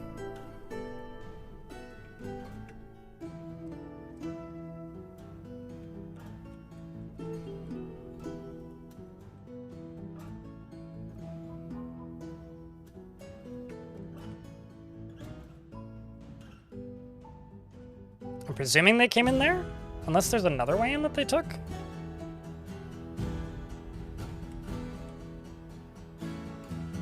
Highly doubt that.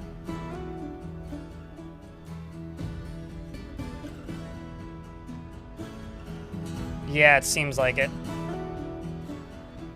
Where are they headed? There's definitely a hole somewhere that they're taking in.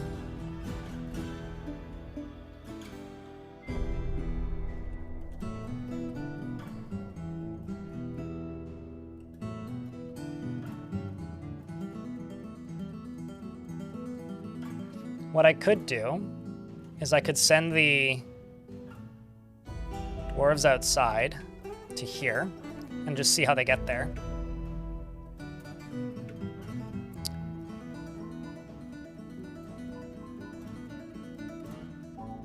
Let's follow Datan. After the...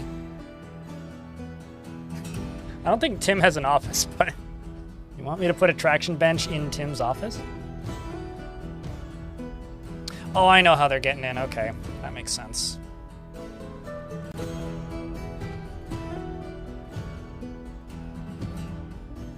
I should really get rid of this stairwell. It's causing me a lot of grief.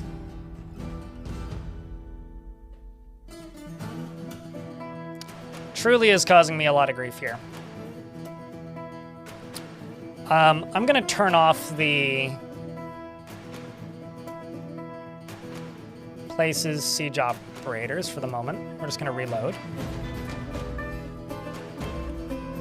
Rams are coming.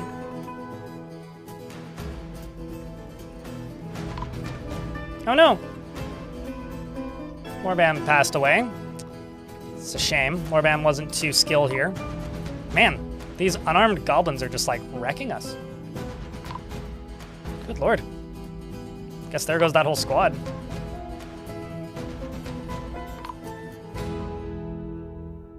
Huh. It's crazy. Let's just send in everybody then.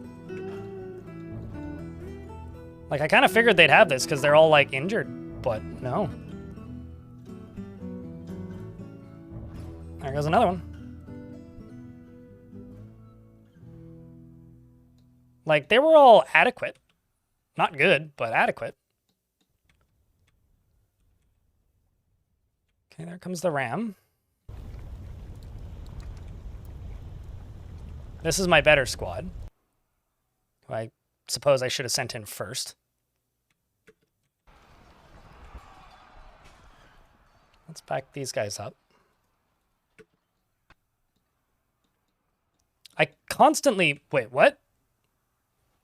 Wait, what? Excuse me. Mr. Why did you do that?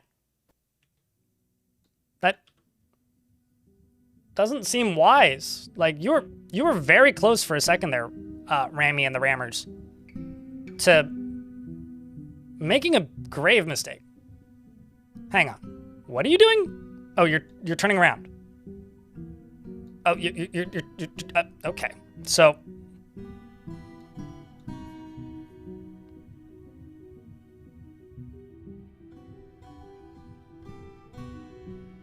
I think we confused them, chat. Let's see if we can catapult a ram. Can't go downstairs. That's kind of what I figured. Like, that's why I was really curious to see where they were going. Okay, so... Wait. Because, like, they were able to get up this, clearly.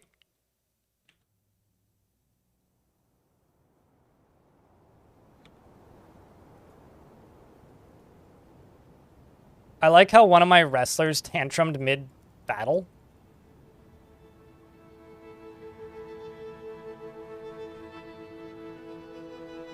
All right, so I've come to the determination that they are stuck. I'm gonna pull this lever and see what happens. Honestly, them getting stuck and walking in circles, significantly better than them just, like, lagging the game down to nothing.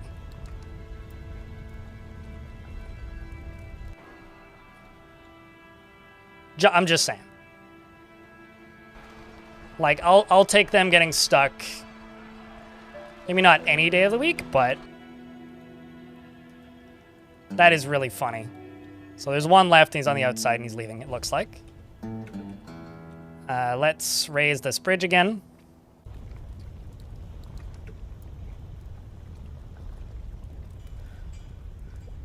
Did they dig that hole that gave them access? It's possible. I thought that I'd had that walled off, but I may have dug through that for construction, so that might have actually just been my bad. I haven't played this fort since Thursday, so it has been a minute.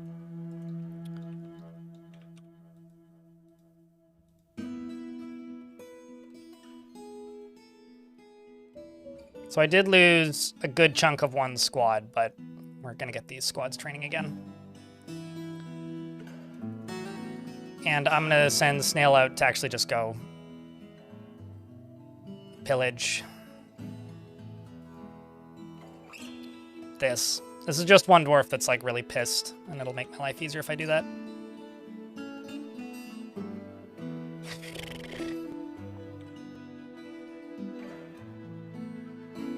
Do you wonder where the ram went? No, it's right here.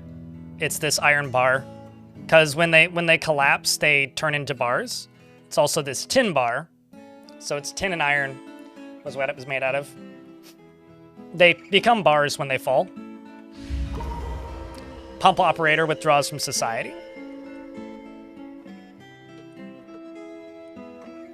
Yeah, I've seen them turn into log and a bar. I've seen them turned into 2 bars. I've seen them turn into nothing much. I've seen them turn into a bunch of things. Yeah, no, this was definitely all me. I definitely just fucked up.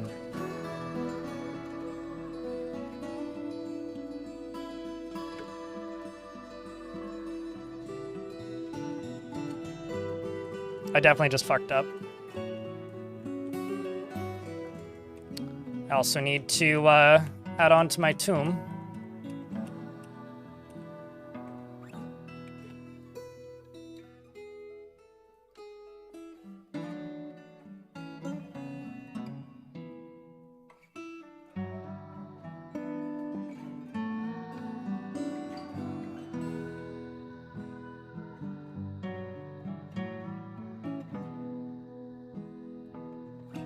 Rams can't use stairs, no. Rams are designed to use the same route into your fortress that wagons would.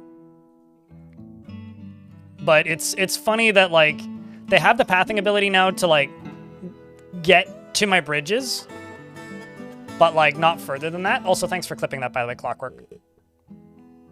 Thanks for the clips. Oh, well, I mean, that was fun. See, like, even though that wasn't the hardest siege in the world, like, to me, that's a fun siege, because we lost some dwarves, for one thing.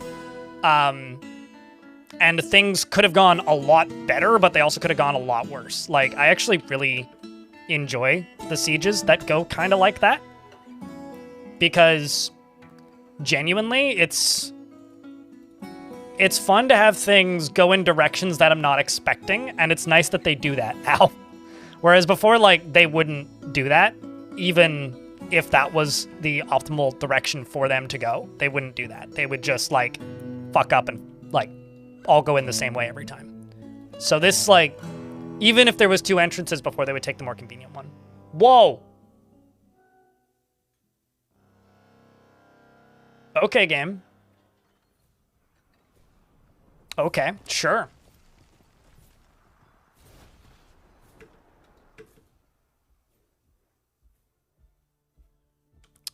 Did we get this block? Okay, no, we need to block this. We need to block this. No, they're coming for us, I guess.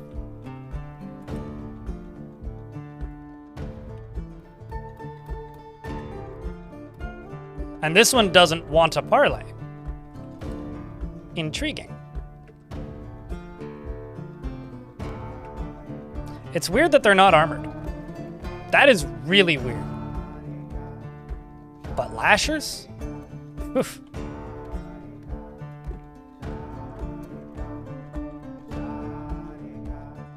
At least they're not master lashers.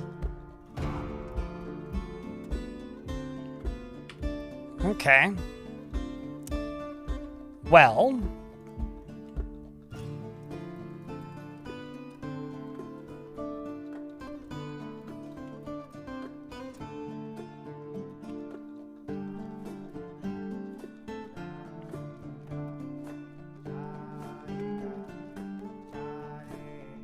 Okay, cool.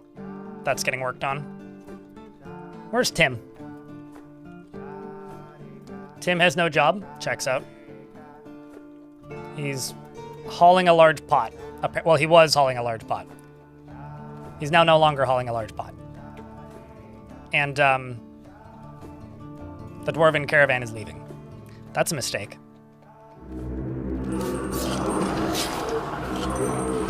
What? Can I name something that isn't something I haven't built, Ilmirin? Because, like, it's named something, not built something. So if you want me to name something, I'll name something. Otherwise, I'm just going to refund that, I think. Because I'm a little busy. Here. Bolt count? I don't know. I haven't checked. We're in an ad break, so.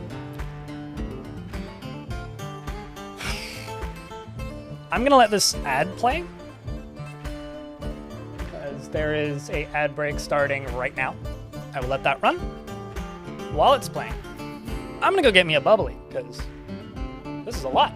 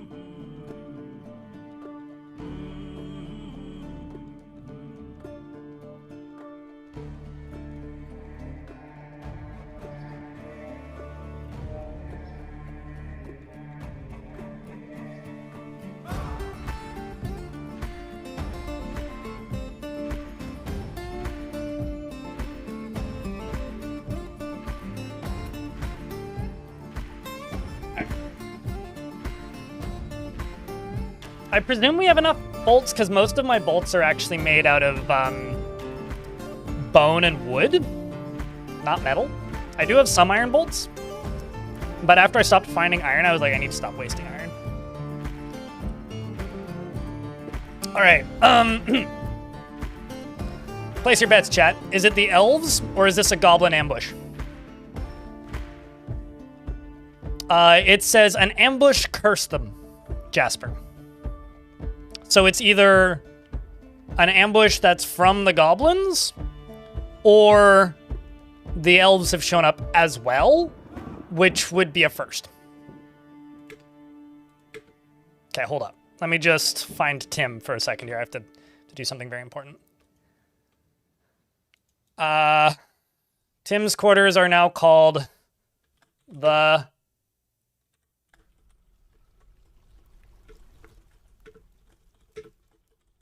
Tim hole. I mean, hell hole. That's Tim's home. Tim lives there.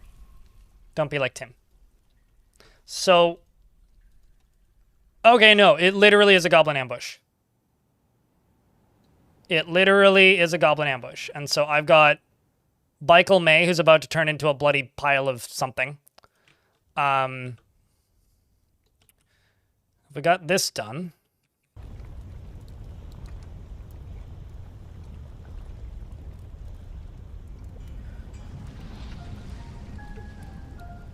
Got dwarves running inside. Okay, I'm just gonna go to places. Siege engines, enable. The other thing I'm gonna, oh, actually, shit, can I? Yeah, you're closed. I'm gonna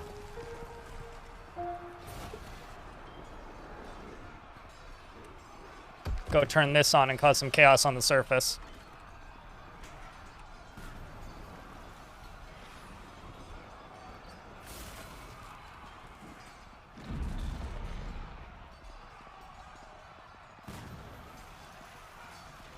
Also, chat, can I get a big vial of Force of Darkness, please, and thank you. Also, Aleth, the siege operator, was found dead already. As for bolts... Oh, we're doing okay. That's 5,000 bolts. So bolts are fine.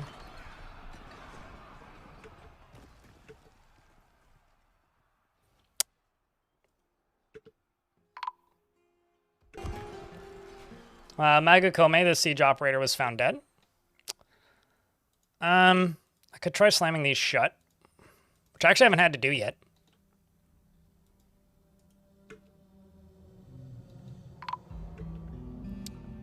Michael May was found dead, which I'm not surprised by.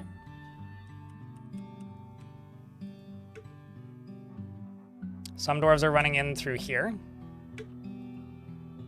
I mean, hey, if you're going off to pick up equipment, that's on you there, bud.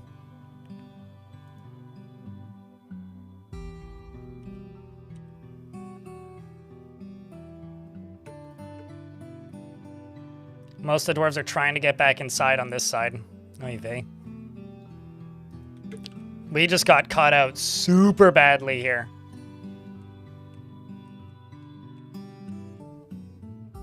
These have been closed.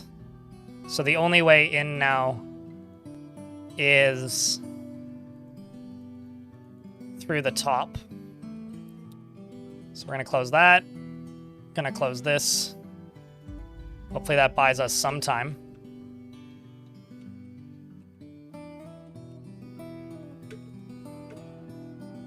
Got dwarves going to go fire catapults.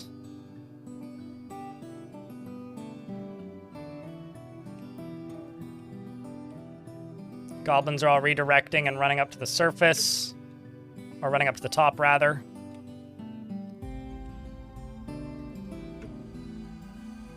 So who's trying to construct this building? That's the question. There are goblins up on the top of the volcano. Can we get this constructed? Nope. Okay, so here's what I'm gonna have to do. Because this is like the worst possible timing, I'm just gonna forbid literally everything on the map. I'm gonna go to the fortress. I'm going to unforbid everything in here. in here. I realized I missed some on the side, but it is what it is.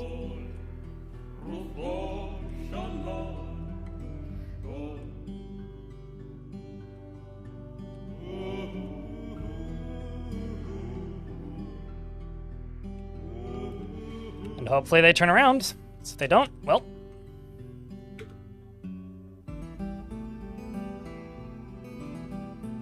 Fuck. Here we go.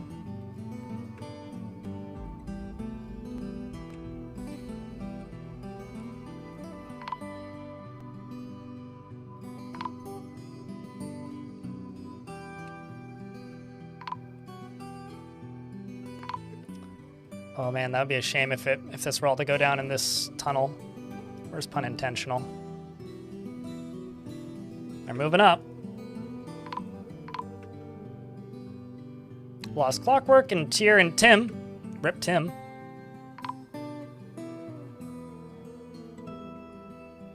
Seeing bolts flying up like crazy. Let's see if the dwarves make it up and out.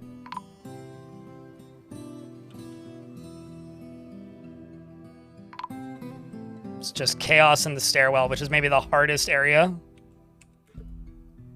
to try and follow.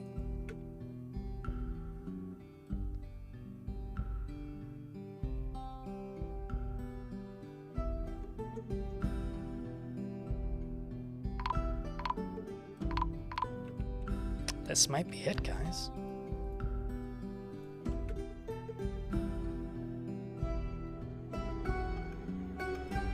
Wow. I'm impressed.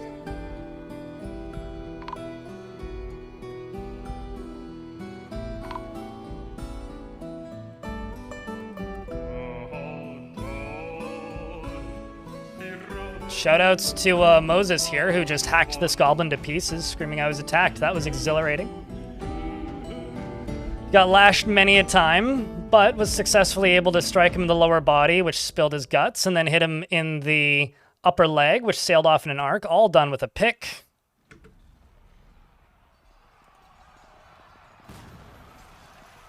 So it does seem like we were able to fight off the surface, and the Marks dwarves are shooting at the goblins up here on the volcano, who aren't retreating, but are kind of doing laps back and forth.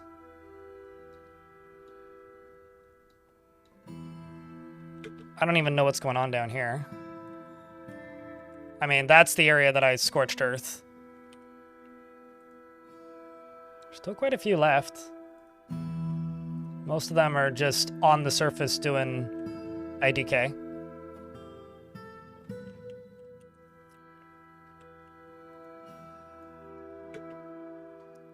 Commander, that squad's in hospital. Just gonna send the Marks dwarves up here.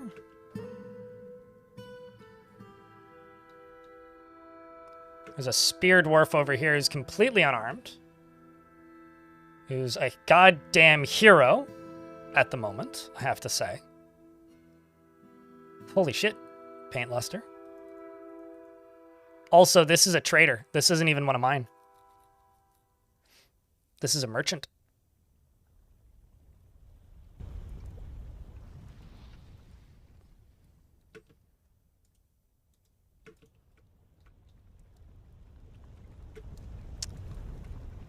Okay. Well,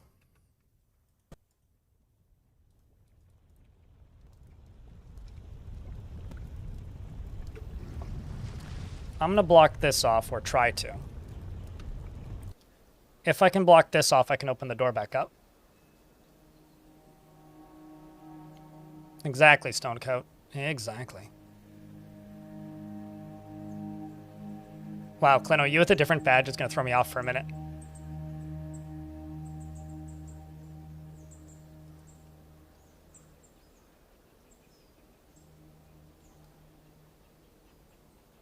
The only reason we survived that is they didn't have the ability to build.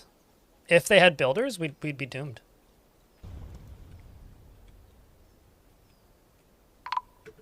Huh? Oh, Farmer's been missing. Must have fallen in the volcano. Well, the good news is Scorched Earth does work. I will say that's the good news. I could tempt them in this side.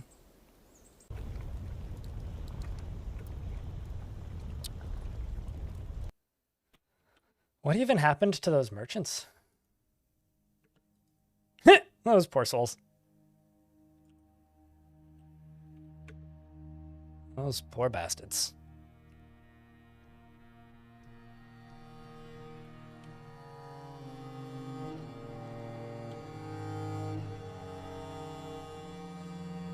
Well, I seem to have got the rams,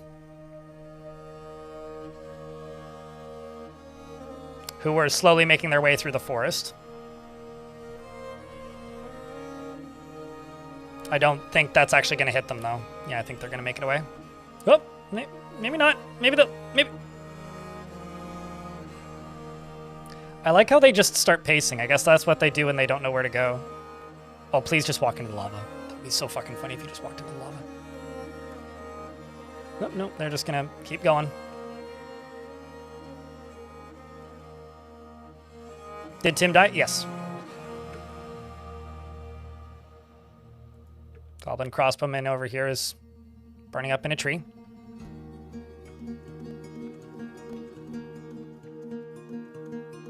Are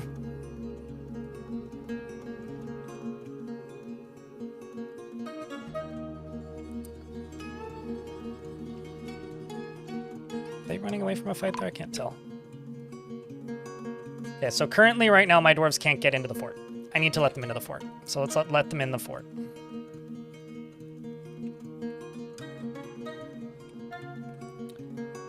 I also need to go all the way back up to the top and unforbid this.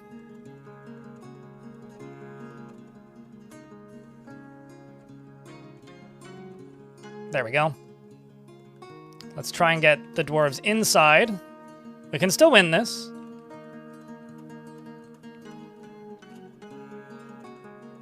We can still win this. I need more siege operators because clearly I've lost a bunch of them. This is funny.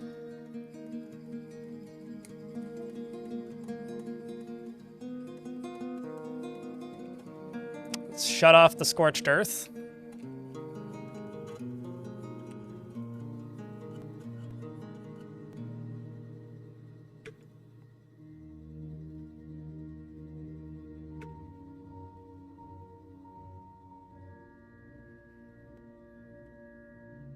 I just saw a dwarf running like they were under attack. Where was that?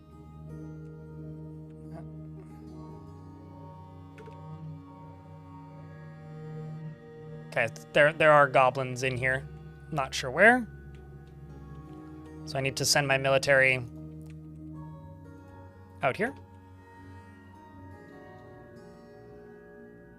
Because they're running away from something. I'm not sure where, but somewhere out here there is definitely a threat that they can see. Oh, that's unfortunate, Shadow. It does break on some web browsers sometimes.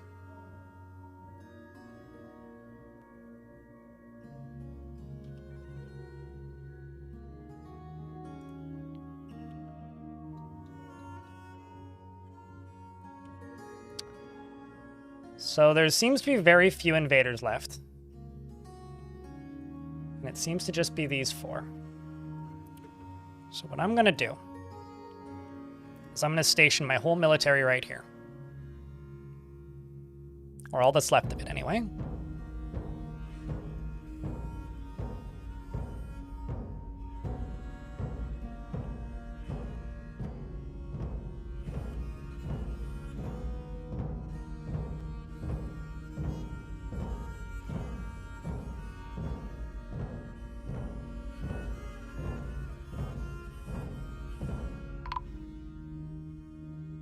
Also, there's a gremlin in my fortress,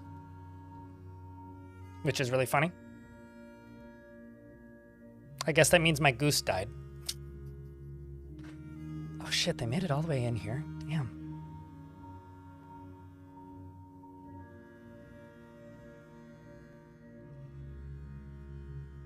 Friend got Amazon account jacked and lost 800 bucks. I mean, do people not have two-factor authentication on things? I wonder if they got token jacked.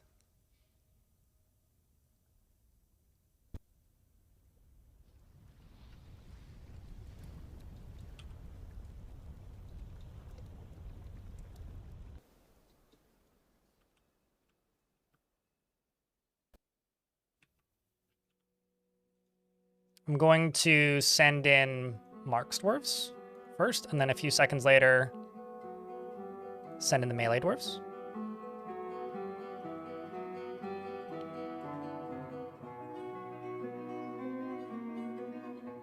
I mean, modern people just use the face scanners, right?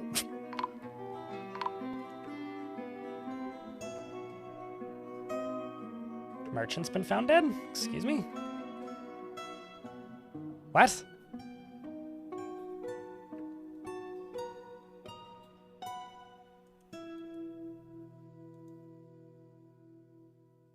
Oh.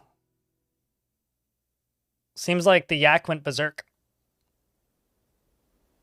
Yep. So did a merchant. Well, that's going to be good for the faction rep.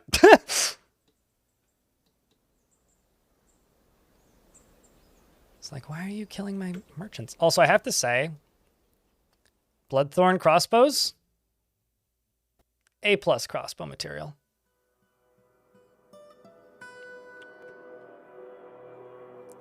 So they're firing bolts at the retreating goblins.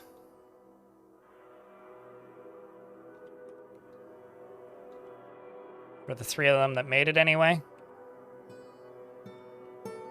The melee dwarves are behind them.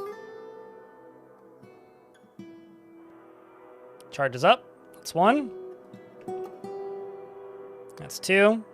It's 3 and 4. And then there's lead bars and copper bars. I'm going to let all these squads inside.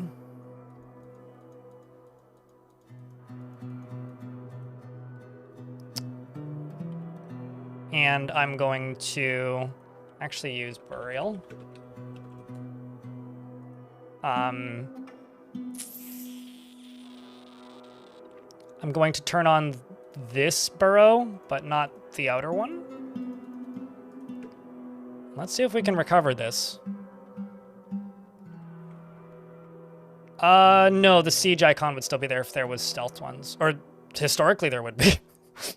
But as I understand it, there would be an indicator that the siege was still running. Also, my front gate got destroyed, by the way. If the rest of this wasn't insult to injury. I'm also just going to go here. Go all the way up.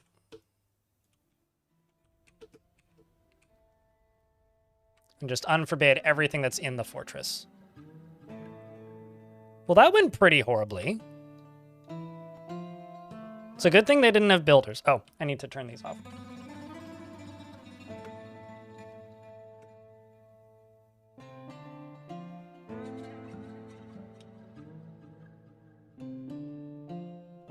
Berserker Yak? Yep.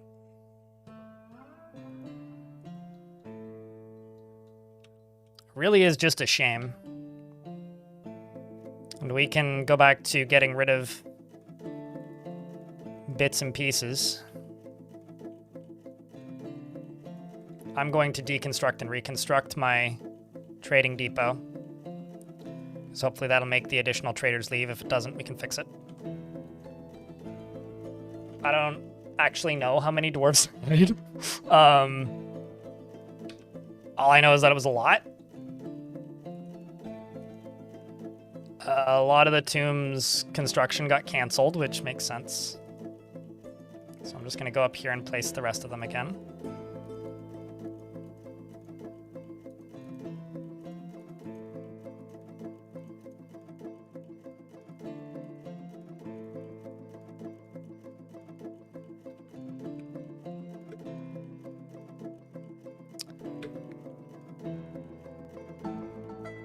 Okay.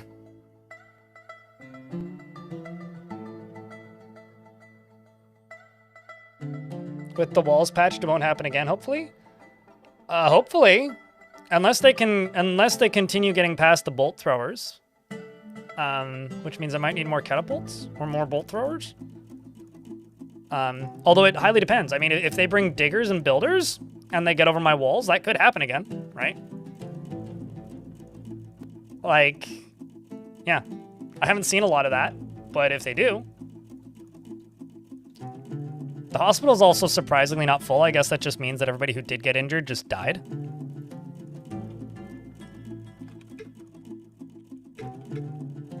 Also, that's in memory of Tim.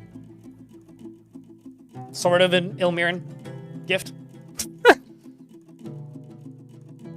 Oh no, there's silver. Like, this is recoverable, absolutely. But shit, that was a lot, man. Like, I'm not doubting that we can't bring this back. I was worried for a second there, when we had minimal, like, mode of defense between us and them. That was very worrying for a moment.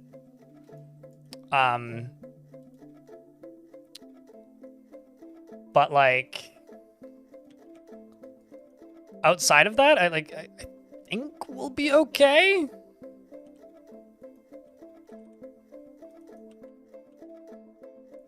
Actually, hold up. I'm just gonna close this.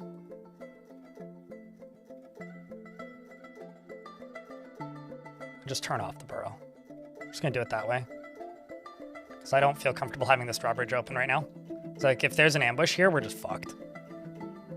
Oh, you're melancholic anyway. Let's see if you make it across the bridge. This is a... Okay. Sorry about that. You can leave through the caverns.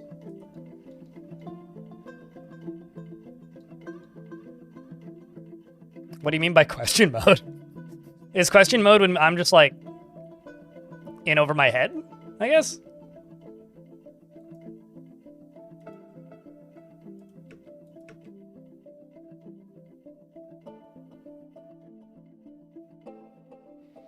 All right, chat. Gonna get a round of beers. I'm actually curious. How many people are here today? Things kind of started off pretty hot, so I didn't get to do my normal spiel. So I'll do it now. This is a crowdfunded channel. I don't get to do this unless people throw money at me. So thank you to those of you who tune in and those of you who watch, because I wouldn't have this job without people watching. This is a crowdfunded channel, which is why I yell about subs and stuff sometimes. But just as a kind of a heads up, I've redone the pricing on my blog a little bit. I made I got rid of the most expensive tier and I made the second most expensive tier less expensive. So if you want to get sound commands or custom sound command, the custom sound command is now cheaper. It's $20 a month instead of $25. There's also currently a merch deal happening on my blog. There's a code where you could buy some merch in the most recent post. If you go look at that, there is options there. On top of that, it costs 1 penny to get on the Bits leaderboard, or 1 gift subscription to get number 2 on the gift subs leaderboard, because Darius gifted 5 earlier. And if you're watching on the YouTube side of things, the best thing you could do is just simply like the stream, because that tells YouTube to promote the stream. And thanks for tuning in, folks. Appreciate you guys. Today did start off really hot, though. Like, holy shit. There we go. That's what I want to see. Putting the dwarves away in tombs. Discovering new mechanics. Right. I was at 150 before the ambush. That sounds about right. About 30 dwarves lost. We'll find out, though, because the remaining dwarves will just be left in that body stockpile over there. So if I still have some left, I can always make more tombs. But currently, we are getting bits and pieces put in tombs, and I do actually have a couple of dwarves on tomb duty.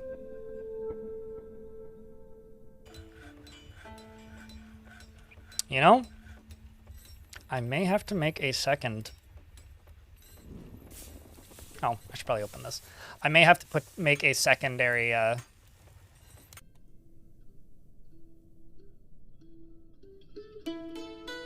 mist generator. I mean, Farquaad? Is his name really spelled Farquhar? Or am I thinking of somebody else? 409. Like, are you talking about the guy from Shrek? Does his name not have a D in it, or am I going crazy? I mean, if it doesn't, then fair enough, but... What did he look like? He had kind of like a fro, right? But he was a pathetic little man, not a glorious short dwarf. So trying to think, what did he look like? He didn't have a beard, though, did he? I haven't watched Shrek in, like, maybe 15 years. So you're going to have to work with me a little bit here.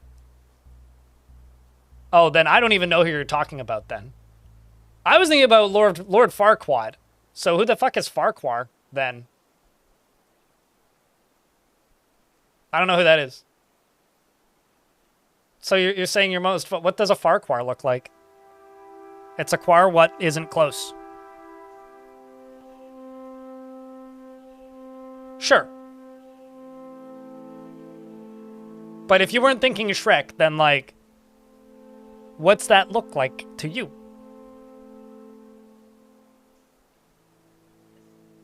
I mean, Shrek is, like...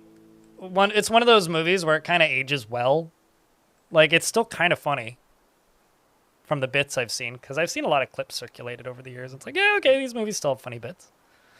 Like, if I had to watch a kid's movie, it would be one of my first choices, you know? It'd be, like, up there with Toy Story and, like, Up.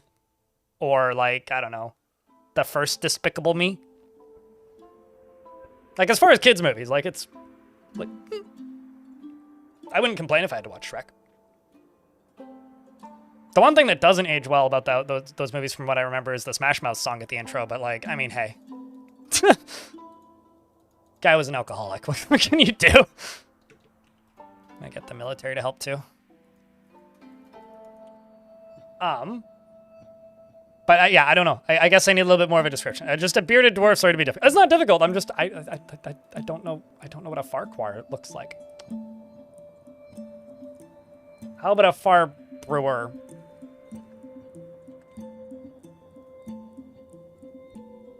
Just trying to see how do you spell that? Rquhar. Yeah. He is sloppy with his living space and is not readily moved by art or natural beauty. He is conflicted by this. He values artwork and its creation. Oh, also, one other thing about the blog. If you do decide to support me on the blog, I will send you an email to give you your perks, and you have to respond to it. Otherwise, I can't give you your perks. He doesn't often feel envious of others and tends to form only tenuous emotional bonds with others. He doesn't tend to hold on to grievances and generally acts impartially, is rarely moved to mercy, and doesn't mind clinging tightly to ideas. He doesn't cling tightly to ideas and is open to changing his mind. He doesn't seek out excitement, and he is not particularly interested in what others think of him. He tends to be passive in discussions, and he doesn't focus on material goods. He's brave in the face of imminent danger and tenses up when he's nervous and scratches his head when he's nervous and mutters under his breath when he's nervous. He needs alcohol to get through the working day. Best kids movie, Saw? I don't know if I agree with that one. I mean, I like Saw. Saw's a fun movie, but I don't know if I agree with that. He personally values sacrifice and finds the pursuit of skill mastery off-putting, and dreams of creating a great work of art. Now, Halloween, I would, depending on the kid. Halloween could be a kid's movie, depending on the kid. Maybe like a 12-year-old. This is why I'm not a parent. Hey kids, you want to watch The Thing? Anyway, like Hematite. Killinite, trifle pewter, as well as pink garnet and clear glass in the color mint green, cubes and bracelets and anvils, and giant aardvarks for their snout. The words of the irons of dye and the sound of the intricate berry. When possible, he prefers to consume pond turtle and steelhead trout. And river spirits. He absolutely detests smooth snails.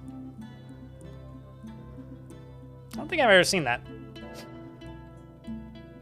Pumpkinhead. Hocus Pocus was a movie that I fucking hated that my sisters liked that we watched a couple times for Halloween. Bedknobs and Broomsticks was, and then I'm not even sure why, but that movie disappeared. I think my mom just hated that movie and gave it away. I miss Bedknobs and Broomsticks. I learned the least German line of all time. Das ist ein Hexe, which is like the only thing that the Germans in that movie say. It's like, was ist das and das ist ein Hexe, or like the two lines that they have in that movie, which my Oma thought was very funny. Anyway, the irons of dye and the sound of the intricate berry when possible prefers to consume giant pond turtle and steelhead trout and river spirits, and I absolutely hate spoon snails. No, because I don't give Netflix money. So when it comes to Zoomer language and like Gen Alpha language, I can keep up. When it comes to like taste in movies, absolutely not. Mostly because I give Netflix money once a year, and that's for Drive to Survive. And then when I finish watching Drive to Survive, I look through and see if there's any TV shows or movies I want to see. And I don't go out of my way to make myself watch something that I know I'm not gonna like. Like the music, I've heard the music from K-pop Demon Hunters. It does absolutely nothing for me. I find that style of animation to be jarring. I don't like it in video games. I don't like it in movies. I've seen those Spider-Man movies and they're fine, but like, I don't like that style of animation, the like intentionally low frame rate animation. I think it's fugly. So yeah, I don't know. It's not for me.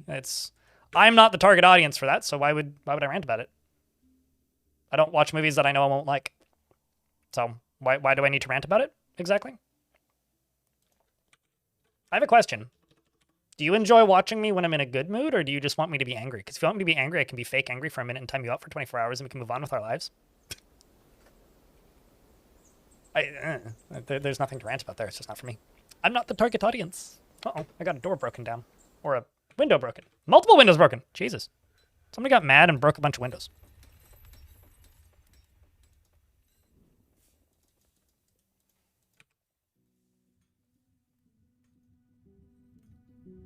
Gee.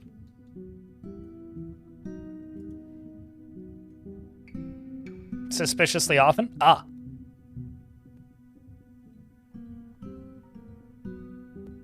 Then I would argue that they probably like it.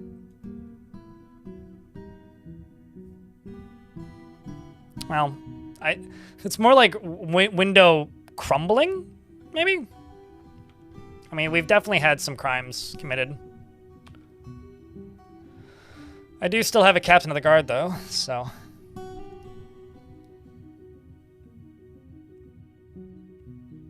I don't even watch OG old cartoons. Like, I don't watch a lot of movies, and when I do, it's usually horror movies. Or, like, artsy movies. That sounds really uptight, but... Yeah, I don't know. I'm, like, kind of picky on the kinds of movies that I enjoy. And I know what I like, so I will watch things that I know that I will like, and I don't really bother with things I know I won't like. Now that Tim didn't commit crimes. Tim just hated freedom. I mean, he did crush the independent spirit whenever it was found.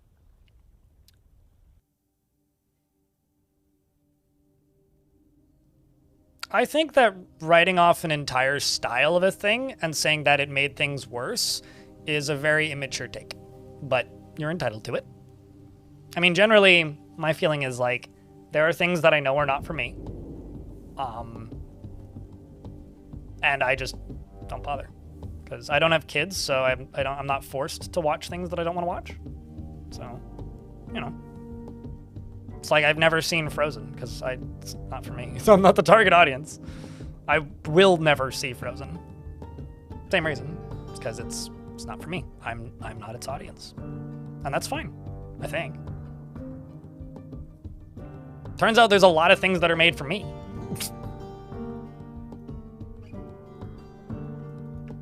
And this may surprise you, but I don't think K-pop Demon Hunters is one of them. So, Radbug, please elaborate why you brought this up and why this is something I have to discuss. Because you're just like, I need this rant, and I'm trying to figure out what I'm supposed to be ranting about. I mean, I've certainly heard that song.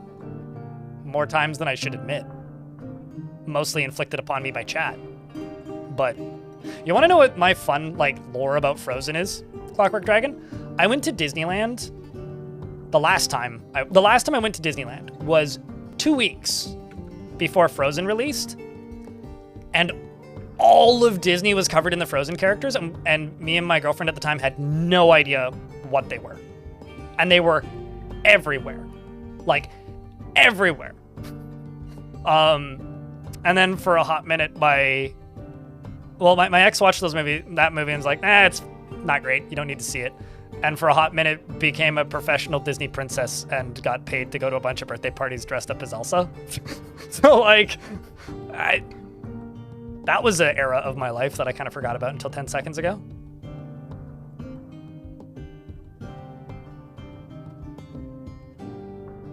Okay. Radbug, please do me a favor. Leave the chat. Or change your entire attitude. Because I don't like the way you're talking to me. It's just constantly a, please rant, please be mad about this, get mad at this. Oh, you got rage baited. I would like you to stop. It's not enjoyable for me. It makes me not want to do this. So if you're going to keep doing that, I will either ask you to be quiet or make you quiet. So please participate in chat and be enjoyable to talk to. That's my request for the rest of the stream. If you think that's if you think that's a acceptable way to communicate with another human being, you should go outside more. So that's my take. I'm not a fan of this. If you want to discuss things, we can discuss things. But I don't want you to be constantly talking at me like I'm angry, because I feel misrepresented and it sucks. Because I'm not. This isn't ranting.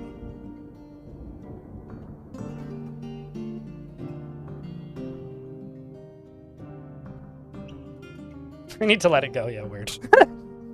Word.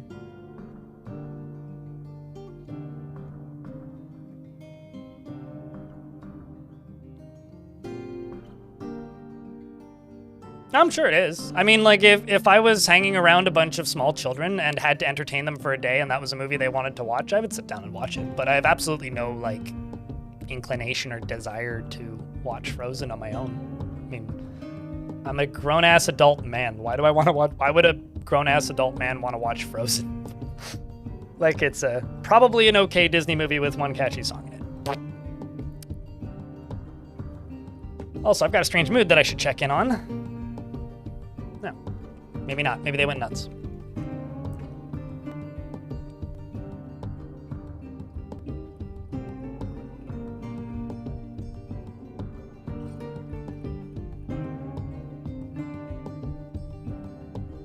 You know, Porito, I have to take your entire, like, weird agenda against 3D animation and just put Toy Story in front of your face, smile, and walk away, and say I don't think most people agree. I think there are good movies and there are bad movies, and I think that it doesn't matter the animation style. I think that art can be made in formats that you don't like, but I don't think that that makes the format inherently bad.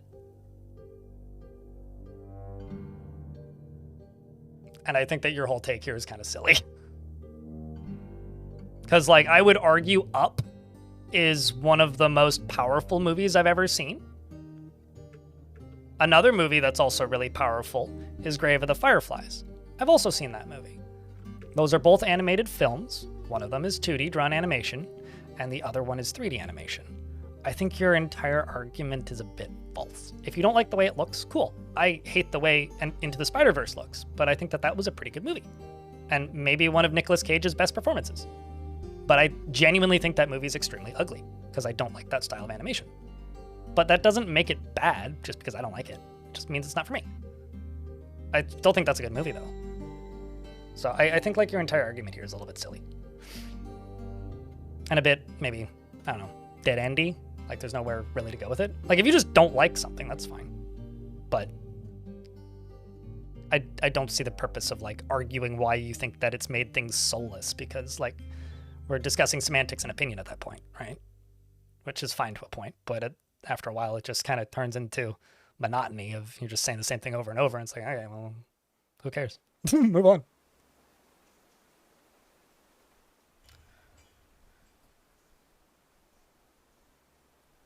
For some reason in my brain, the Iron Giant, I know it's not, but, like, in my mind, the Iron Giant was, I haven't seen that movie in a very long time, was like Initial D, where it was like a mix of 2D and 3D, but maybe, like, my mind's eye is just misremembering. Yeah, because they keep losing their, well, the the troll's in the cage because I haven't removed it. The Reacher's in the cage because there's nothing I can do with it. And the Jabber is there because I'm leaving it there until I have a breeding pair. Because I don't want it to lose its training and then get killed. And none of them are grazers, so they're fine. But if the Jabberer loses its training, and my dwarves kill it, then that's a waste of a perfectly good Jabberer.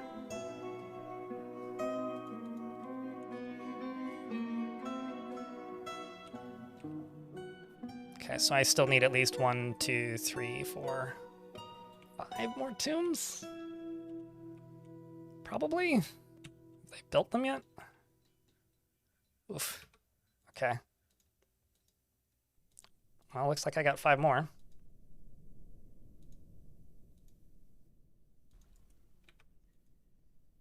Should just use closest.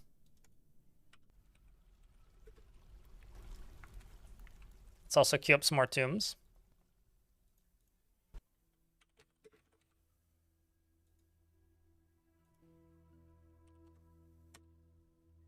Hedging my bets here.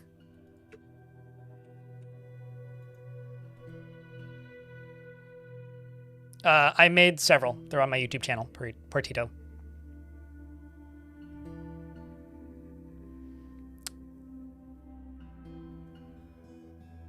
Also, days since people talked about a thing that shouldn't exist, i.e. the Dwarf Fortress movie, 0. I should rewatch The Iron Giant, because I don't think I've seen The Iron Giant since it was released on VHS. Like, legitimately, I cannot remember the last time I saw The Iron Giant. Hot take, chat? I'm not opening the door. I'm just going to let these guys hang out outside for a bit until we get the fortress under control.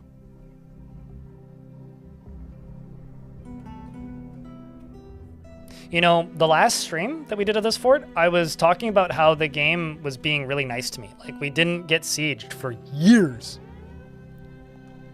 Now it's like 3 and 2 seasons. Wow, I didn't change anything. It's not like the difficulty changed. The game just wound up and was like, send it! Christ almighty, man.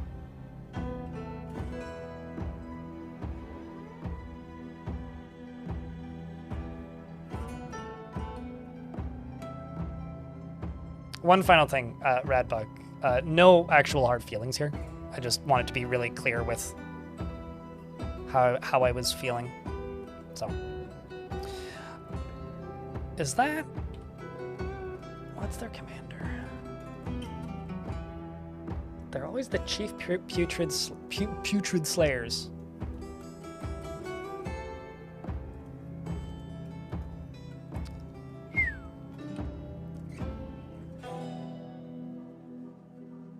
Seems to all be humans and goblins.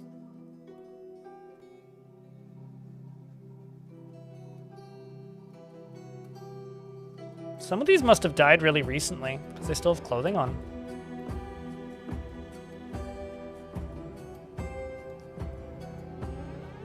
That's interesting.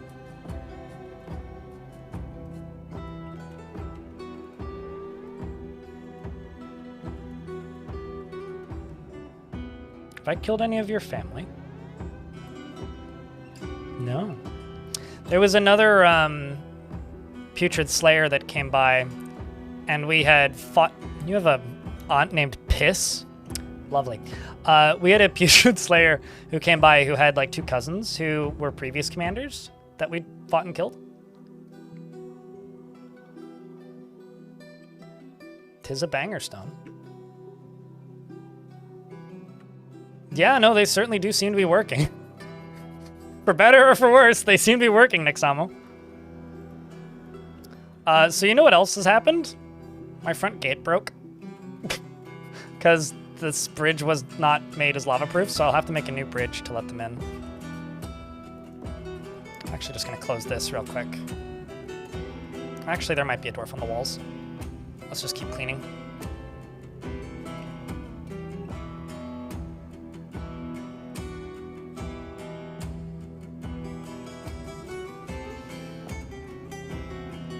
I think I still need more coffins.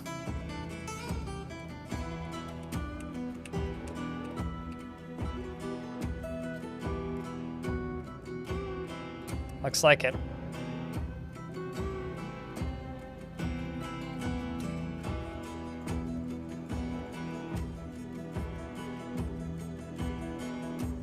That may have got us caught up, although some of them definitely fell in the volcano.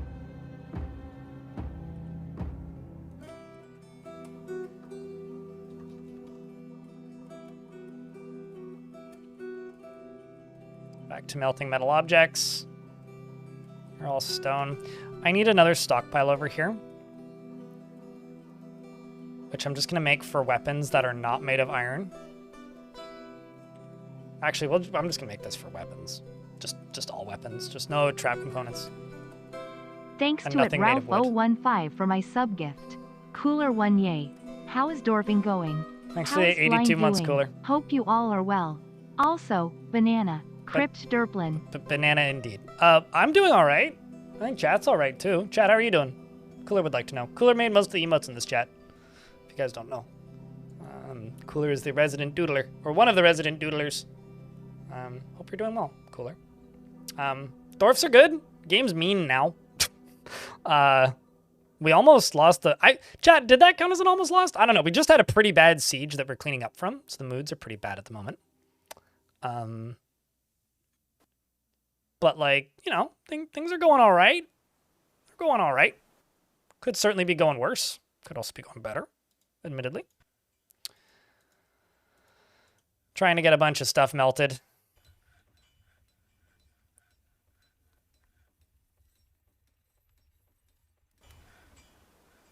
Avon goblins? What's an Avon goblin?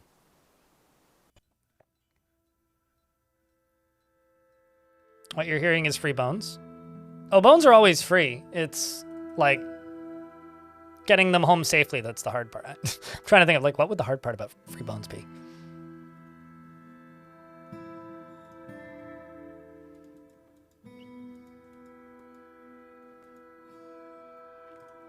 Let's see how we're doing for bars.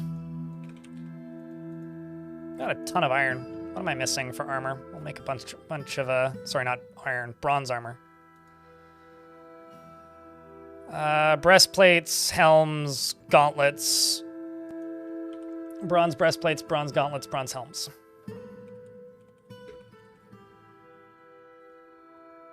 We are literally working off of Goblinite right now.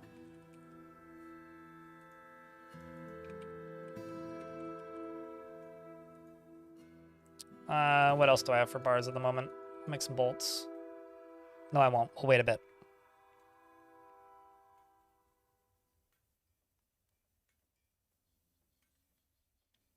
I managed it okay. I don't know. I did lose most of a squad, which was kind of tough. How pissed off is that then? You're okay.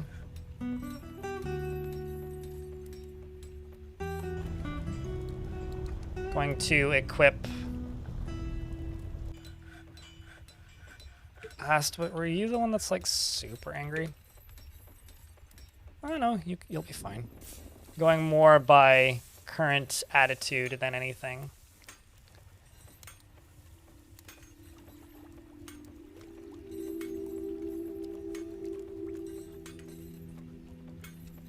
We'll just get this squad training.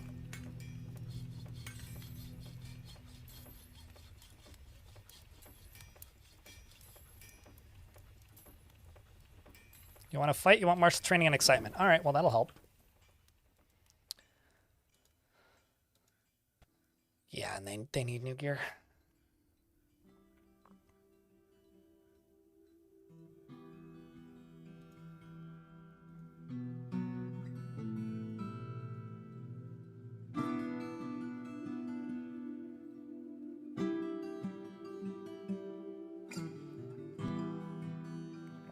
If you hack up on a wall, a volcano on the wall of flames is going through the map, will the fire continue burning in the world map and set the whole world aflames? No. So, like, you might as well be, like, under or inside of a box while it's in fortress mode.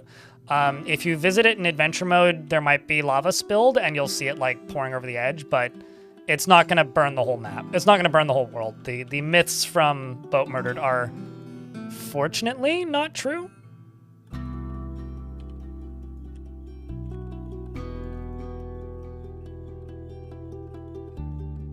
feel like that dwarf should be getting buried.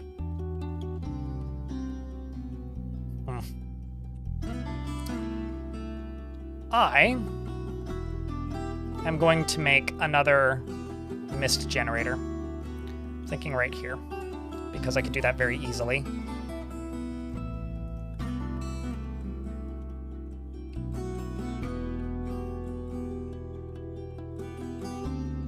This is the first digging I've done today. Fun fact.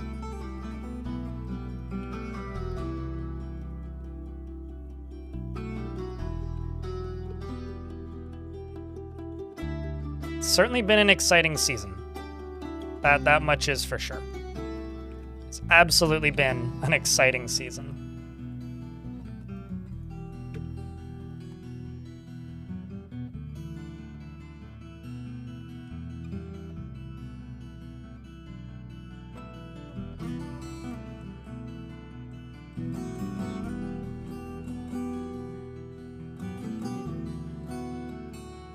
Are those cave bats I'm training? No, I stole them from the goblins.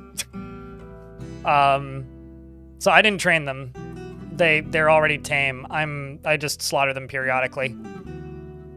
But yes, I guess. We're their caretakers, and I haven't slaughtered them all yet, and they keep making babies, so I guess we're kind of making cave bat soup.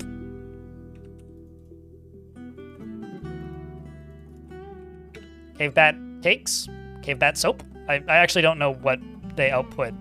Knowing my luck, they only output skulls, and slaughtering them is doing nothing of value.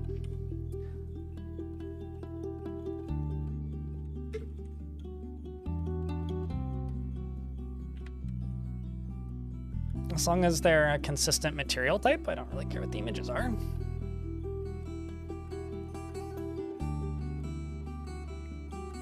Bat wings, yeah. We're just over here making like bat wings and hot sauce.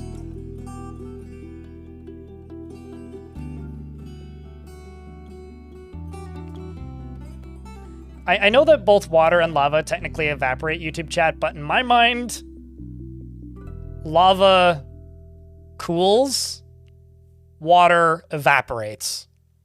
I know they technically both just evaporate because they use the same code to go away, but the concept of lava evaporating hurts my brain. So in my headcanon, it's cooling, not evaporating. But that's just me. Oops, that was the wall tool, not the floor tool.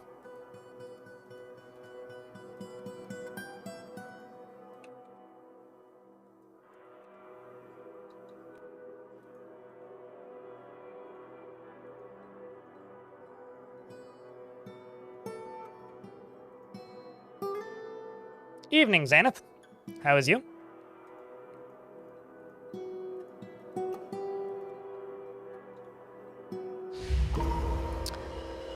My manager withdraws from society. Let's see where you end up.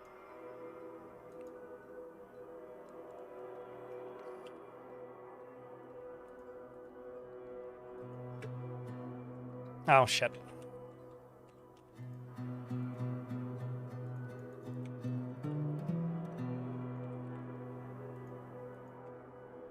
See what you go for. You're a legendary miner, after all. You take a stoneworker's shop, which is not a mason's shop, even though I still call them that. I genuinely just forget that they're called mason shops 99% of the time. We've had a terrible day. Well, maybe not terrible. The dwarves have had a terrible day. We've had a great day. The dwarves have had a terrible day. We got 3 sieges, and one of them like was half an ambush and made it most of the way into the fortress. And now we've got another one outside, and we lost like 25 something dwarves. And we're still cleaning up. It's been pretty tough, but you know, we're doing what we can. As we can.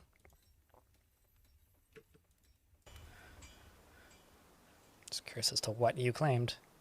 Rhyolite, granite, gizzard stones, copper bars, cave spider silk. How's the moods? They could be better, but hopefully they'll improve a bit soonish. I'm doing some construction that I hope will work. There you go.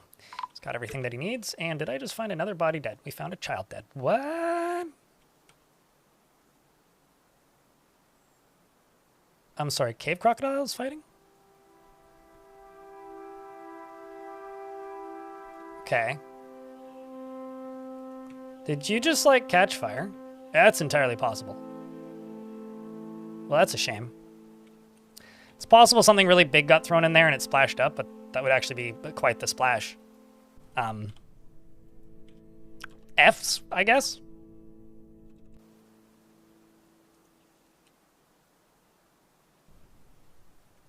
You had that happen to your queen? I had a baron who that happened to, and this was a while ago when I was real pissed. I kind of expect it when I do setups like this, even when there's like procedures in place to make sure it's safe, but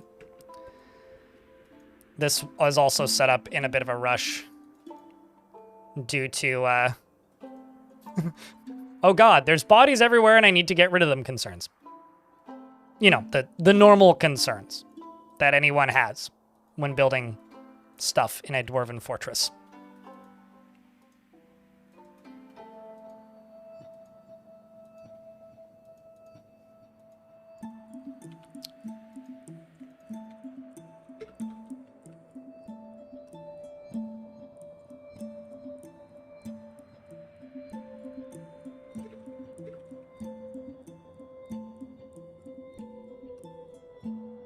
Got the classic ballista arrow in the middle there.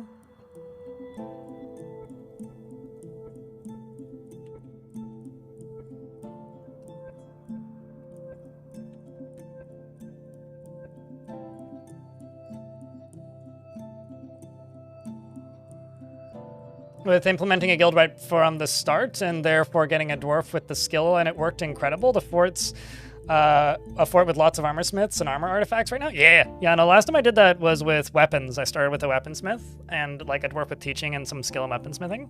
And I had like, I lost count of the artifact like swords and stuff that we got. The only time it wasn't good was when somebody used like a bad material for a certain type of weapon. Like I had a bunch of gold spears and fun things like that, but I don't know. When you have like 70 artifact weapons in a fort, it doesn't matter so much, you know? But yeah, we got some ads incoming, so we're just doing some constructing, so unless something crazy starts happening, I will let the game just run. Thank you, Radbug, for the first notification of money in 2 hours, unless I'm misreading this. Yes, that is the first money I've gotten in 2 hours, well, actually with the exception of the that gift sub, the reoccurring monthly gift sub that Cooler put through. So appreciate it, Radbug. Because that's what helps keep the channel funded and allows me to do this at the scale and budget that I do. It's also weird. I'm officially, at least when it comes to Twitch money, in next year's tax season. It's just weird. December's also a really weird month usually. Because like December's often extremely quiet until like the 25th. Like I was looking at I look at my historical data almost every month to like see what it was the year prior. And I was looking at December last night, and it's like almost every year it's like very low money coming in, and then the 25th hits and it spikes, and then it goes back down again for like a month. Glass half empty, the manager has created Ondinubar, a Rhyolite coffer, and offers it to the Song of Wind. Cool. I don't know where I'm going to throw that. Maybe throw that in the manager's office. Where is your office? I feel like the manager needs a nicer office. I don't know. Like, this was... Okay. You know what? I'm going to give the manager an office over here. And I will put it in this office over here. That's what I will do.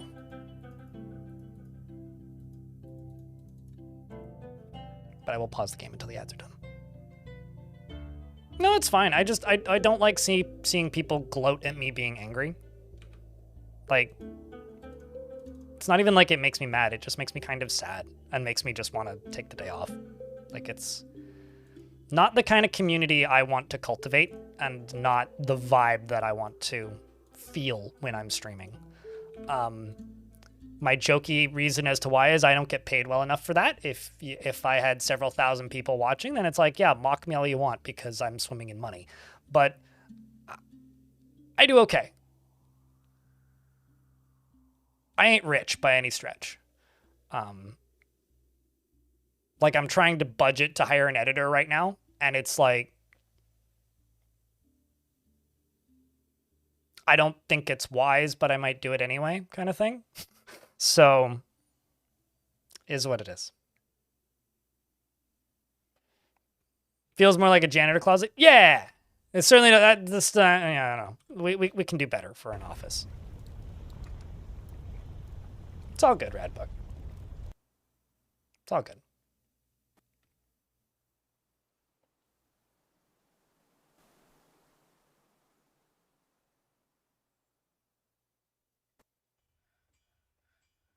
This is true, Zalkin.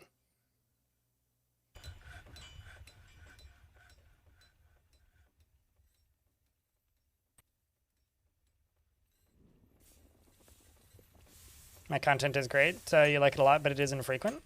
It's infrequent because the streams pay the bills. The YouTube channel doesn't. And I am but one person.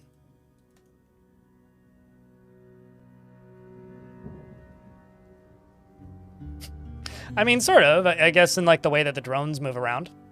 Sonalare.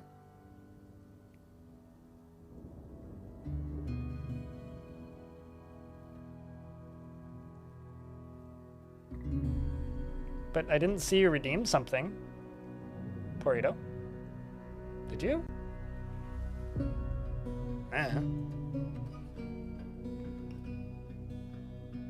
If you redeem a dwarf that has one limb, I will scroll through, and if I see a dwarf that's missing a limb, I'll give it to you. Otherwise, no.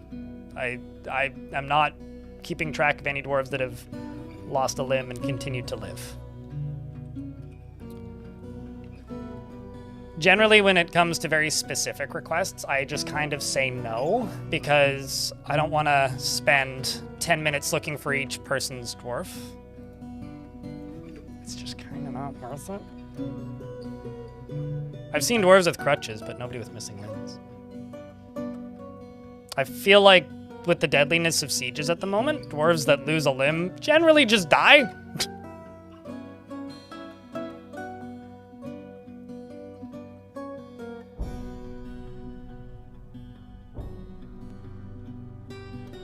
Yeah, Tim didn't make it. Tim died in that last siege when they got in through the side door.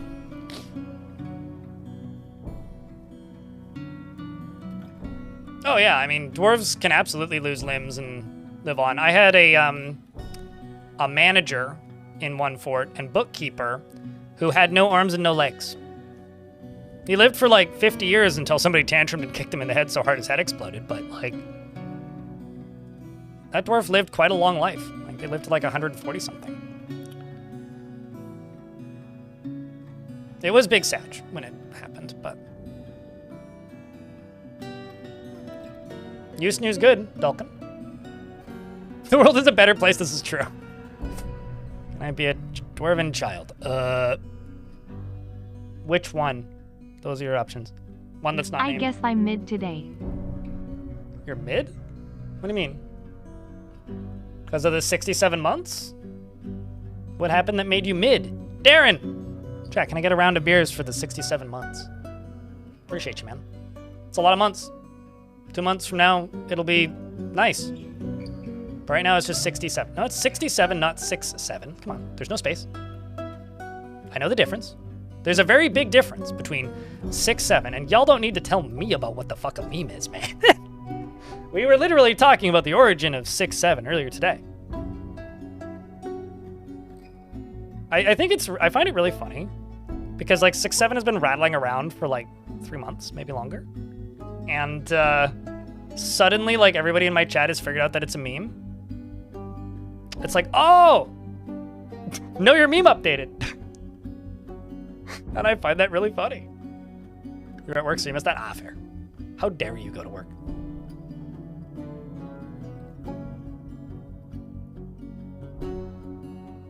Something I haven't encountered yet is what that is, Ilmir. You're old, it makes you laugh, you're not ashamed? Well, I mean, anybody who's saying 67 equals 6'7", like, isn't actually in on the meme and is just tagging along, like, it's the equivalent of, how do you do, fellow kids?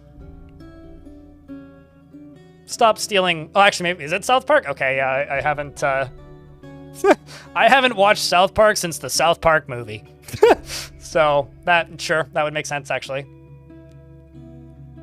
Well, I mean, the average age of the audience of the people who watch this stream is 25 to 50. DS. So, because it confuses the olds. Quez. Literally came from nothing and means nothing. Don't tell people where it came from. That is the whole bit. It's like don't talk. Actually, it's the Zoomer equivalent about don't talk about Fight Club. Yeah.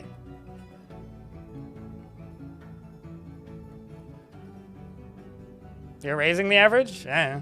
There's more people, according to my YouTube statistics, there are more people above the age of 65 watching my streams and YouTube videos than below the age of 18.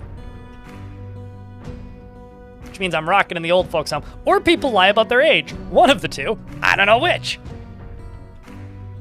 I did say select a child and then did not read what you said. If you said anything. I like to think that you would like Doran. Okay. I like to think that somewhere there's just like Granny knitting in the old folks' home, going, "What are you watching, Donnie?" And Donnie's just sitting there like, "Need to learn how to dwarf." I need my gameplay to match my beard. Mad Lab. Glaze healed. She never acts without prolonged deliberation, even to her own detriment and the harm of those around her. She very easily falls in love and develops positive feelings. She is confident under pressure, and she is unfriendly and disagreeable. She is bothered by this, and she values friendship. She enjoys the company of others and doesn't seek out excitement. She tends to be a little wasteful when working on projects, and is quite comfortable with others that have a different appearance or culture. She rarely feels discouraged, and she's quick to anger. She has a greedy streak, and she tends to avoid physical confrontation. She works as Gray's natural tendency with her respect of martial prowess. She tends to ask others for help with difficult decisions, and she finds helping others emotionally rewarding. She generally acts with an air focus on the current activity and exhales when she's angry.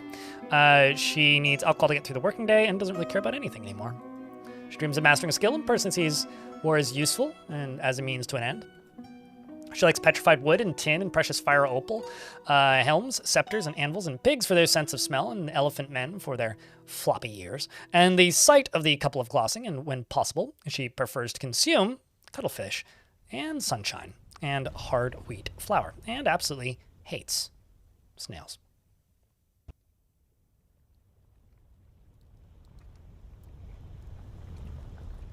No, you taught your kids I lost the game. Oh, that's amazing.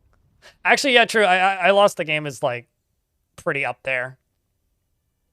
You know, to this day, I will occasionally just randomly blurt out I lost the game just to see how many people respond.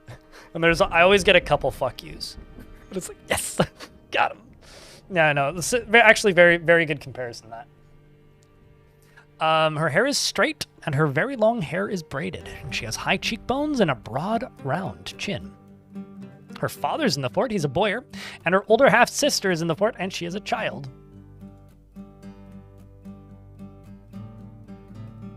I don't always do things the most efficient way, she says. What's the game?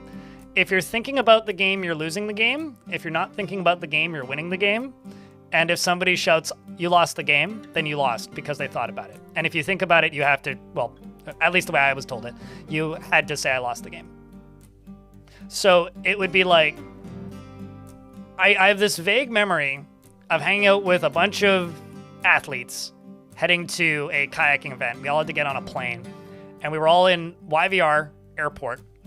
And in the security line, I just hear, I lost the game! Like, from the other end of the security.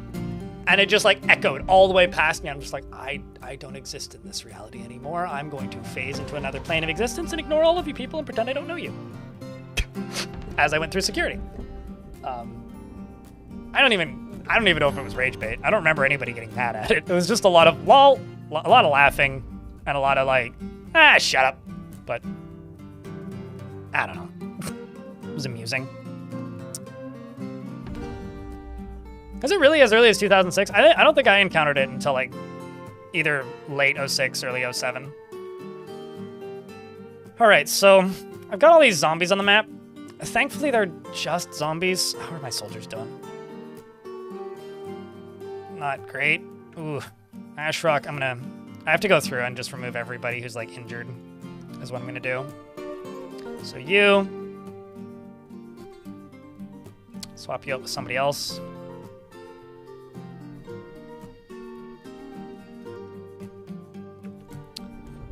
You supposedly have an injury. What's that? Your ability to grasp is somewhat impaired? Sure.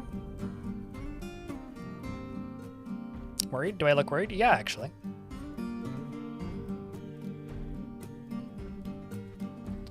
You're in the pointy towers.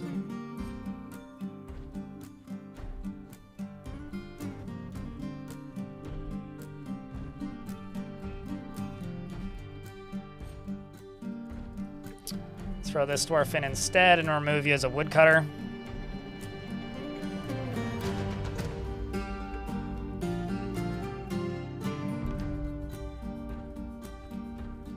Sup, Wilmer? Growing wooden crossbows? Crossbow material doesn't matter for their accuracy. But also, I don't think these are... I mean, if I have grown ones, I actually don't know how I got those. But yeah, I generally do make them out of wood. I got some iron ones, apparently. Because that dwarf's using a wood... is using an iron one, but... I don't think any of them are grown. Usually they just go for whatever the highest value is, so it's actually pretty unlikely. Yeah, like, that's a Bloodthorn one. We made that. Is your dwarf still alive? Yeah. As unlikely as it is. We just lost a bunch of dwarves, so I'm actually kind of... You suffered a major injury, and mulling over the reoccurring memory allowed you to rethink your values, change your tendencies. What was that? You learned to value peace after experiencing trauma. After suffering a major injury, you gained empathy.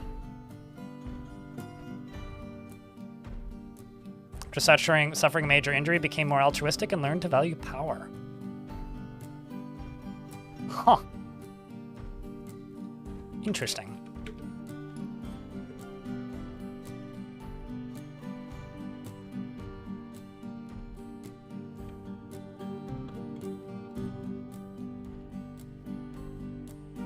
This is going to be the manager's office now.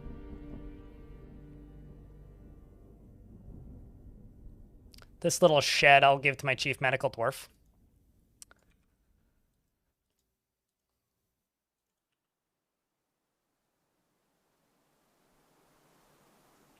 This I will give to my manager, who's very happy somehow. It's kind of shocking, actually.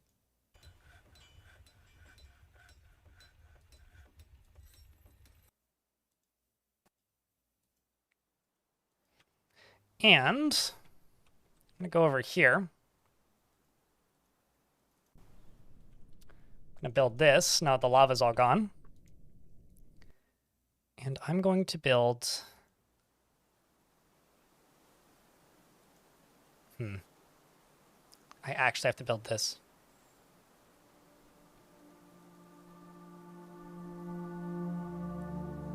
I want to say you fell, Glass. Oh, no, you're still alive. I did see you running away from a fight. Yeah, because you're the manager, right? I did see you running away from a fight. Yeah, you just made an artifact, actually, which I just placed in a room. Which is right here. So very like Craftler, all craft store ship is of the highest quality. It is encrusted with bands of copper, and this object is adorned with hanging rings of granite and cave spider silk. It menaces with spikes of rhyolite and donkey leather and pigtail. On the item is an image of a bluefin tuna in granite. On the item is an image of the persuasive lull, the kumquat vulgus in nice.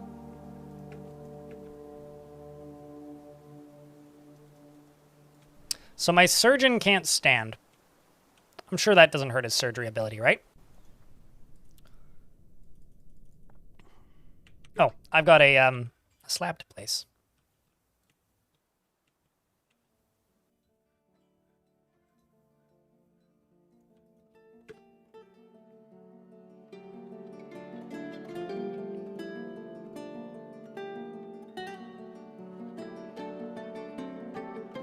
He just needs a stool to sit on. Yeah, just prop him up. You know, he just needs a nurse to, like, prop him up so he doesn't fall off the back of the stool, because I'm imagining this stool doesn't have, like, a seat. You know, just gotta shimmy over there and just, or, like, sit on the edge of sit on the edge of a table next to the table that they're doing surgery on. Like, yeah, they can make it work. Ghost has been put to rest. So once this drawbridge is done, I'm going to immediately enable this down here. When I enable this, we fight. This one is just zombies. We've had the least issue with zombies. So we'll see how this goes.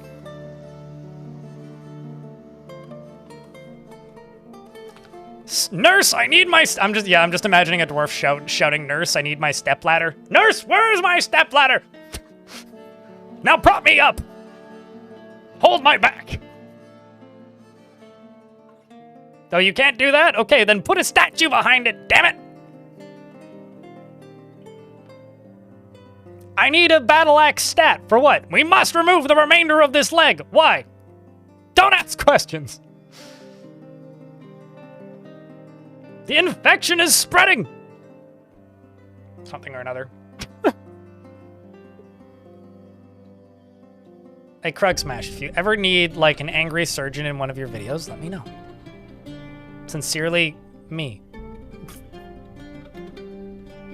Or Vaughn, you know, either or. Need steampunk prosthetics?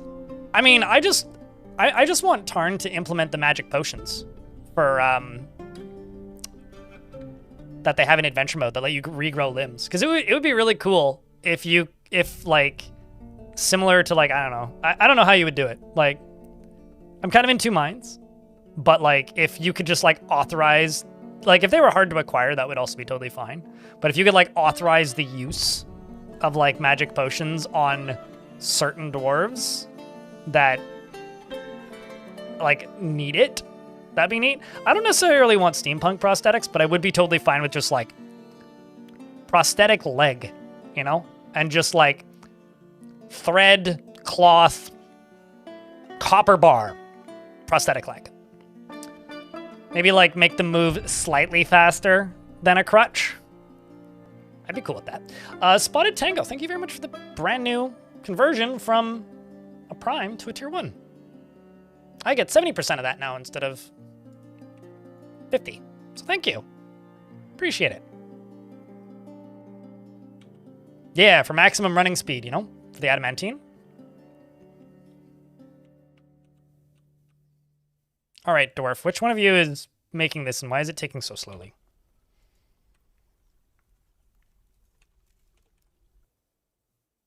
Lots of conducting meetings. Long distance to walk, I think.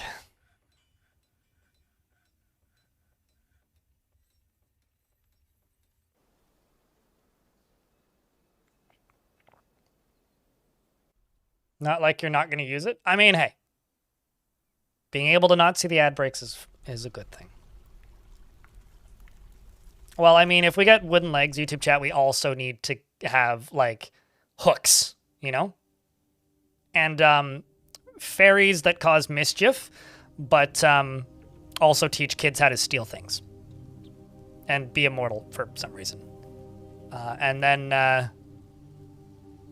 trying to think, what else did Peter Pan do? Kidnap children? You know, I haven't thought about Peter Pan in a minute, but I'm thinking about Peter Pan all of a sudden going like, it's some strange behaviors that individual has. And fly. Right. Right. Sounds like the boat update. Definitely. Boat and magic.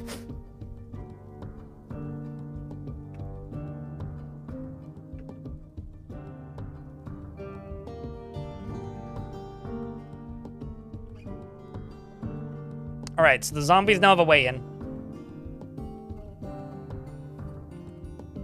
The question is, where is the zombie ball?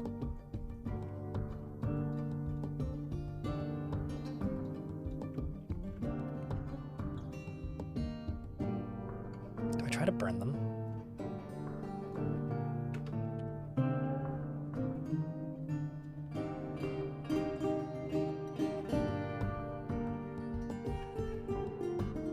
Try to burn them.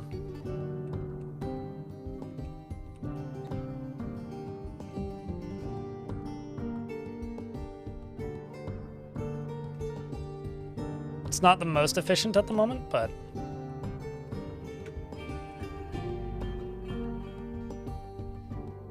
uh-oh.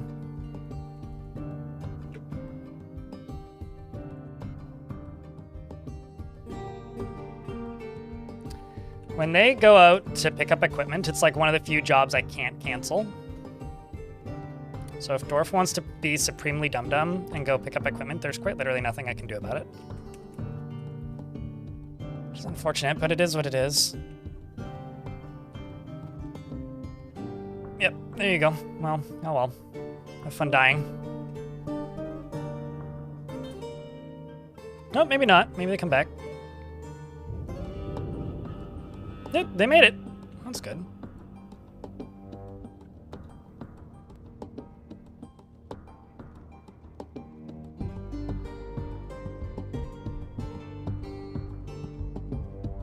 Yeah, it's not going to be able to do too much. I need to increase the pressure on that.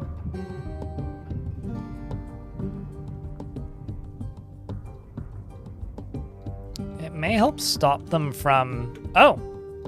I don't remember making these. But apparently I put some bolt throwers up here. When did I do that?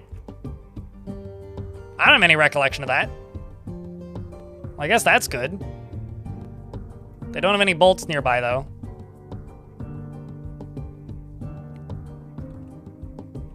I have no memory of building those.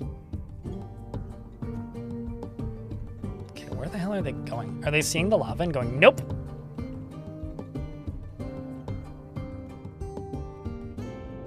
Weird. Did somebody break literally all of my levers? Somebody broke all of my levers.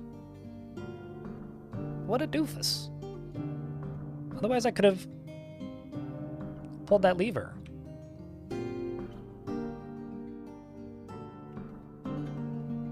Please, Mr. Zombies, let the zombies swim. Please, Mr. Monster, let them zombies swim. All right, well, I will turn off the lava because they seem scared of it. Rightfully so, but...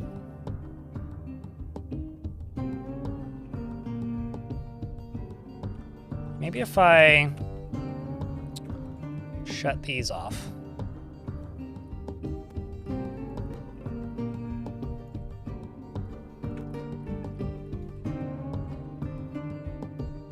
I know a lot of them have died, so it's not too unlikely that they'll just be like not all that interested in actually sieging me properly. They might just hang around outside. Which, if that's the case, we may have to just lock them out. At least for the minute. Because there's no other way for them to get into the fort. But if they go far enough south, maybe I could... well, that's kind of a far cry, but...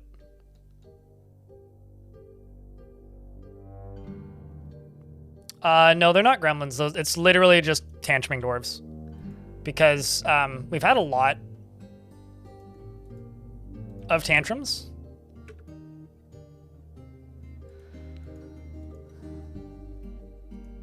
In this fort. Also, gremlins just pulled them. They don't actually...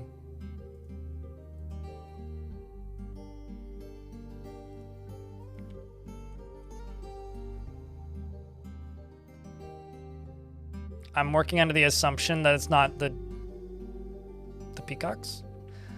Anyway, yeah, no, gremlins don't destroy levers, they just pull them. So if they were open, that would be a gremlin. I don't know why you guys seem to think that gremlins destroy levers. No, gremlins love levers. Gremlins' best friends are levers. Gremlins would never hurt a lever. Gremlin would rather... Dwarf, you appear to be missing a nose.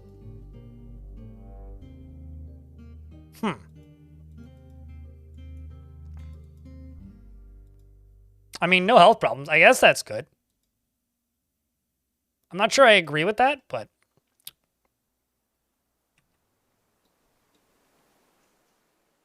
But yeah, no, gremlins love levers, and they just wanna touch them. They don't wanna hurt them.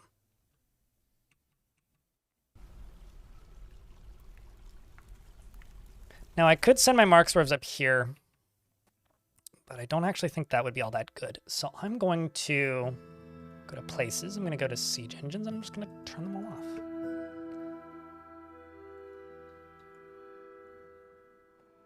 Oh. I just didn't unpause the game. I was like, why are they not moving?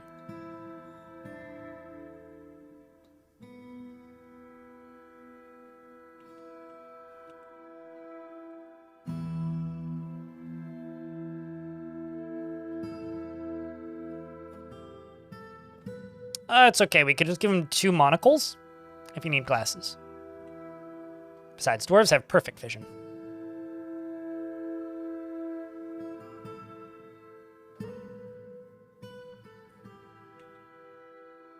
Unthinkable, I would think. Diamond.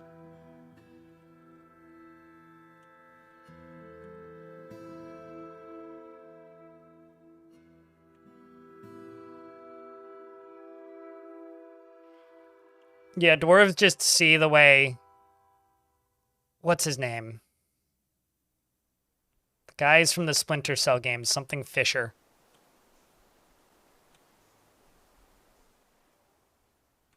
The way that guy sees. Are they just leaving? What the fuck are they doing?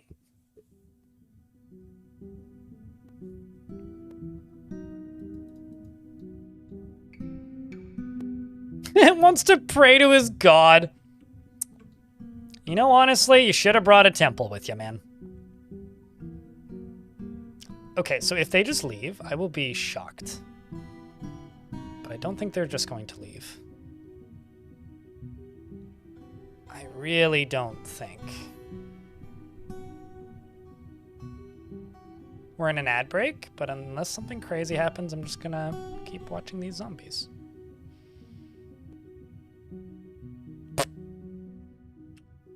Was it Sam Fisher? I know it was something Fisher.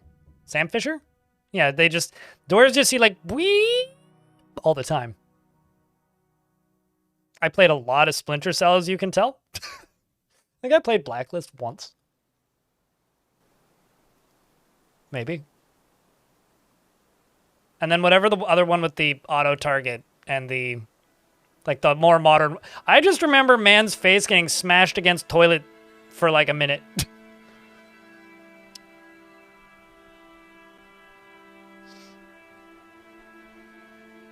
Speaking of, they paused their stock sales. Did they ever unpause that? Are they owned by Tencent now or something? No, not I've never played Manhunt, actually. I've seen videos of Manhunt. Subscribers do not see ads, but I do pause them anyways. Yeah, YouTube also got it, Sam Fisher, correct.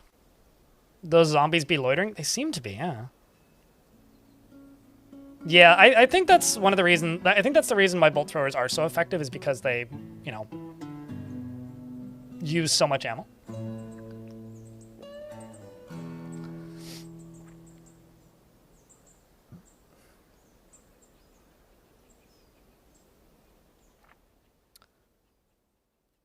After any non-dwarf furniture and animal, a statue. Chat, what kind of animal is a spotted tango? What do you think? both chats. What kind of animal is a spotted tango?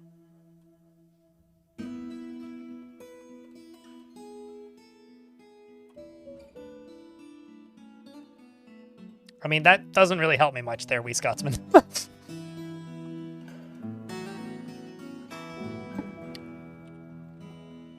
I do realize that's kind of like saying what kind of animal is a Harlem Shake, but...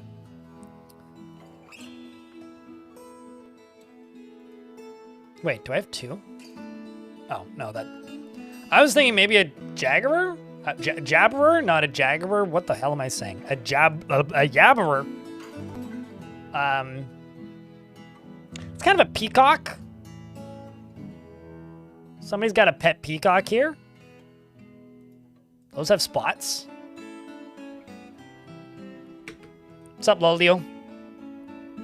Hyena dingo hybrid. Well, okay, that I don't have.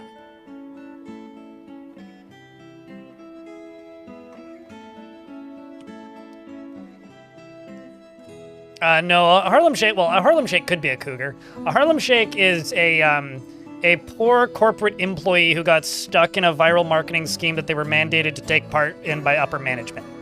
That's a Harlem Shake, at least in the current year.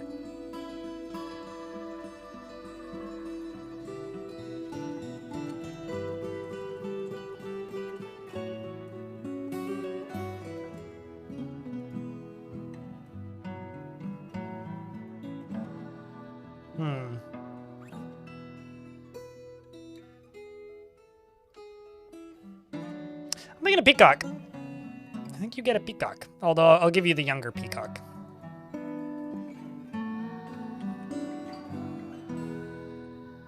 Spotted Tango doesn't mind wearing something special now and again, likes a little excitement now and then, likes to keep things practical without delving too deeply into the abstract, lives a fast-paced life, and is pleased by his own appearance and talents, and is somewhat quarrelsome. I did once get attacked by a peacock, so I agree with this. He is somewhat, they had them at the zoo, and they were not friendly to everybody. That, or I was just a small child. Regardless, I just remember getting knocked over by a peacock tail. Anyway, it has a tendency to go it alone without considering the advice of others and likes to brawl, and is stubborn and quite comfortable with others that have a different appearance or culture. Well, hopefully you're in a crowded room of animals. I'm going to move the peacocks over here. Also, I think the Dwarves is having a party, so it's time to party, chat. Find a party emote and post it. And if you're on the YouTube side, click the party hat.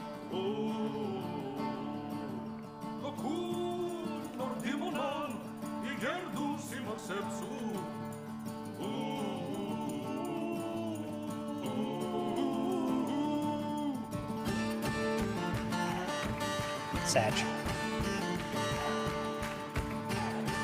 I wonder what they're... It's always the lilac of pantomimes, which is, of course, a participation dance originating in the Lance of Men. The form guides dancers during improvised performances.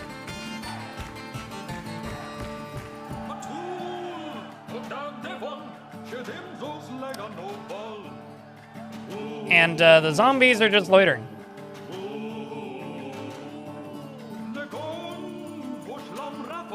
I wonder what made them turn around.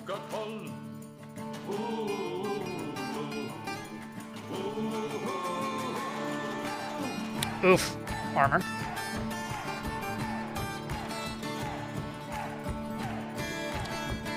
I'm gonna try the side door. And also, see if I can build this.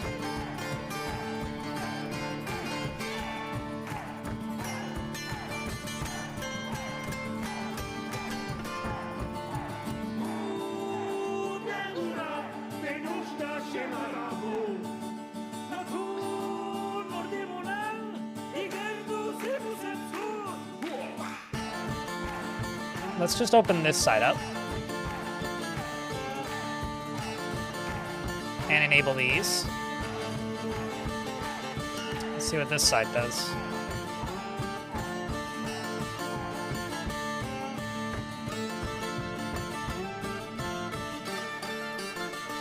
Side is not particularly defended. But it is what I got.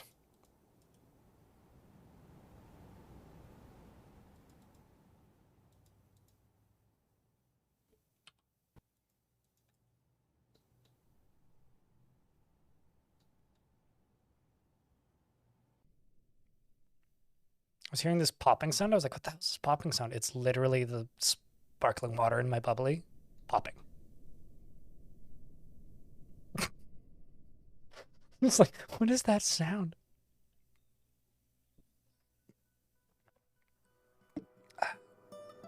Do modern websites even have a homepage?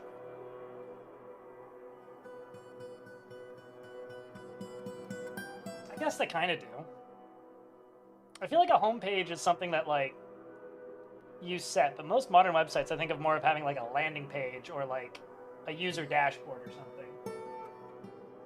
something. Anyways, how are you doing today, Armor? How is things?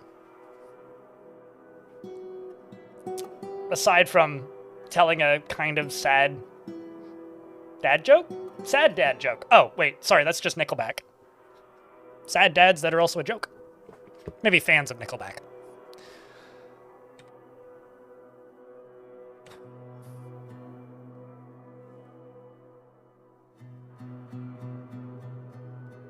I am not thrilled with these zombies. These zombies are kind of starting to upset me a little bit.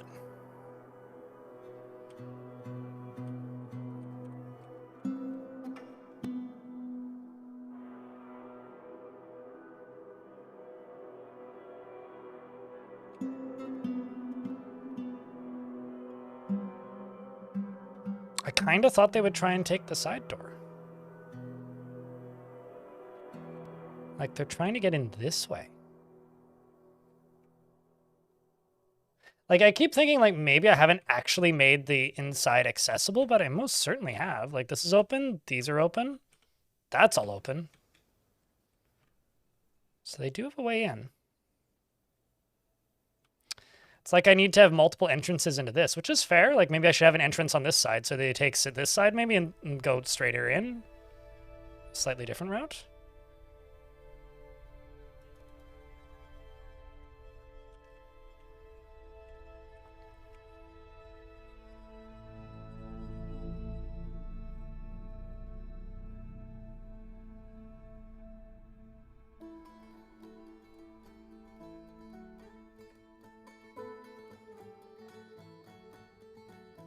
Maybe it was the lava.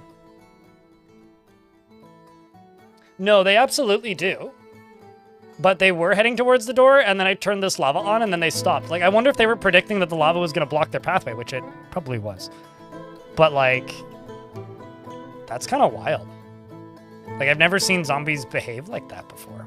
But, you know, that's kind of what the Soul Update's about, right? It's stuff happening that, like, people like me don't expect. Which is cool. I'm here for it.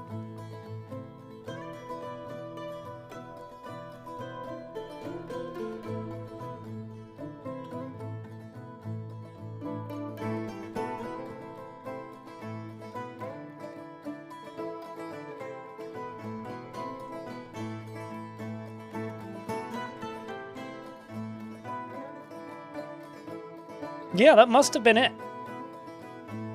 Well, the thing is, the zombies don't. What's kind of funny is they have these guys that lead them, and when they have these guys, they walk around in a ball like this, just following this dude, like their chief, whoever that is. But if the chief dies, then they just scatter and run around randomly and attack like single file, which is kind of interesting.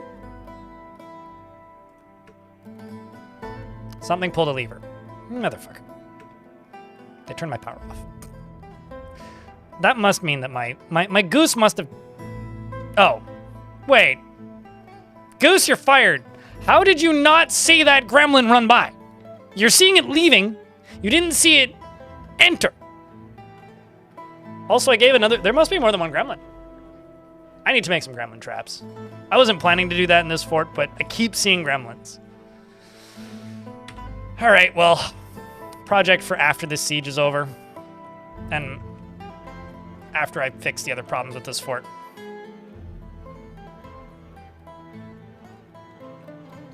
Goose accepted the bribe. Off with its beak!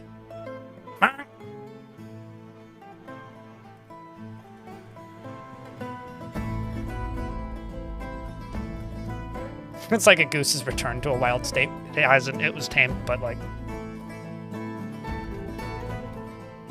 There's been multiple gremlin sightings in this fort.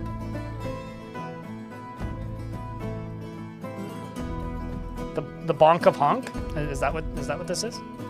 I mean, I unironically could convict the goose of a crime. But like, come on. Come on.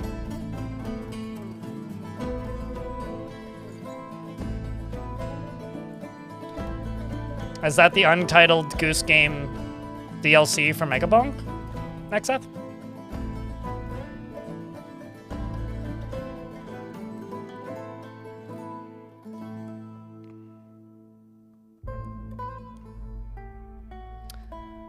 Make bolts, don't make arrows, make quivers, and make crossbows. And then hunters should work. Hunters are very tricky to make work if you have a lot going on in your fort. And there's a lot of finicky little settings that can make them not work if you don't know what to look for. So they do work. But go to labor, standing orders, other, set hunter ammunition, and make sure that they have ammunition assigned. Otherwise, they won't work. I don't usually use them because I find them to be a bit too dangerous. As in, I find if I want meat, breeding animals and butchering them is a better source of meat. But sometimes very early game I'll use them. But even then, it's pretty rare. Imagine losing because of a... I mean, I would probably just, like, expel the dwarves. Like, it's pretty hard. Like, this fort could have fallen to tantrums earlier, but, like, I just removed the problem dwarves and killed the other problem dwarves, and life moved on. Because this fort was having some pretty consistent brawls due to upset dwarves starting fights. But we made it through. So yeah, I wonder, chat might be right here. I think that they might just be getting cagey about whether or not they're gonna fight because they've lost so many dwarves previously. Like, that's gotta be what it is. Or not dwarves, but like soldiers previously. That's gotta be what it is. Because they were super cagey about coming through here until they finally decided to. And because they're zombies, they're kind of slow, so.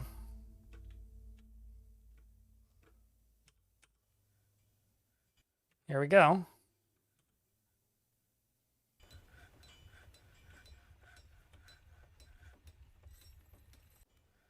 Here we go. The bolts begin flying. These are all just like wooden and bone bolts too. So they're not going to be the most effective, but it's enough that a lot of them will drop their weapons and soften them up quite a bit. Like, you know, injured, they're losing what little armor they do have. Losing noses, amongst other things, various limbs. And then I'm going to hope that they've taken enough damage that when I send my soldiers out,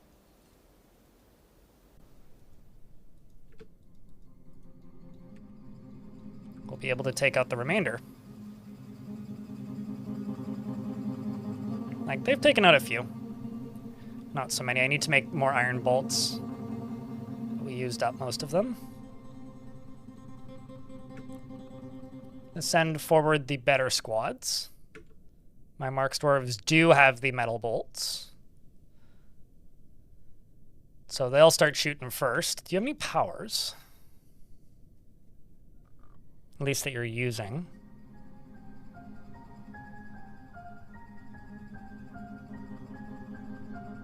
I haven't seen any. It's mostly just bone bolts hitting you.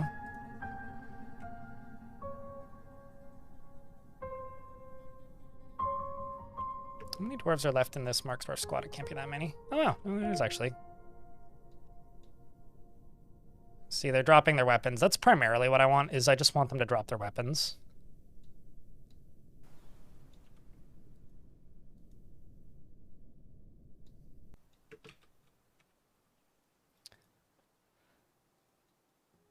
And let's send the squads forwards. Wait. Okay, never mind. I misunderstood something. What are you doing then? If you're stationed, why are you just He's terrified. I guess he really is that terrified. All right, wish my dwarves luck, chat. This is either where they all die or we go to space. I need a round of beers for good luck. Tibbe, thank you very much for checking out a gift, which rounds out that leaderboard there. It only costs 1 bit, though, to get number 1 on the bits leaderboard. Dwarves come around the corner. Immediate martial trance. Seems that lead has fallen down already.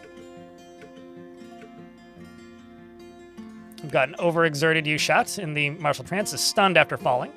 They're all chasing the commander, who's running away in a yakety sax position and formation. It seems that most of my dwarves have fallen, with the exception of several who are now on the upper levels, continuing to fight. They're still chasing down that leader.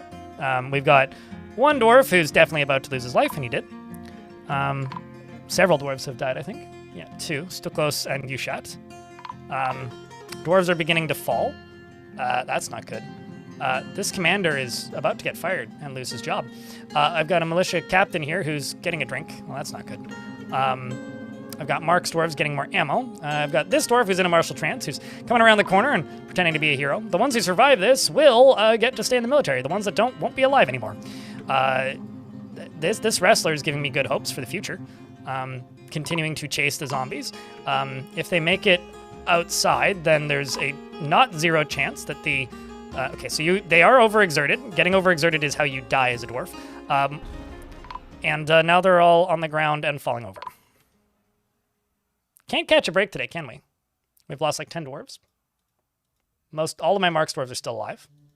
The melee dwarves are mostly dead.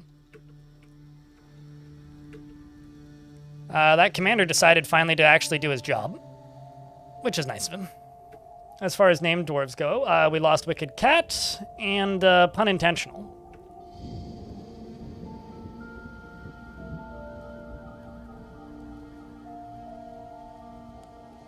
It's fighting with a few zombies on the upper floors.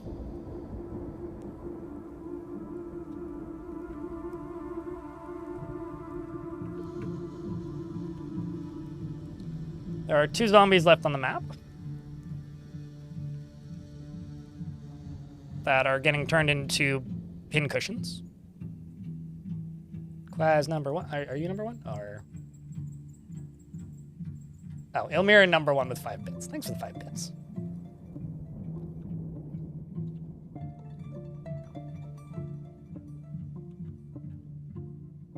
I'm wondering... because I think they're just leaving now.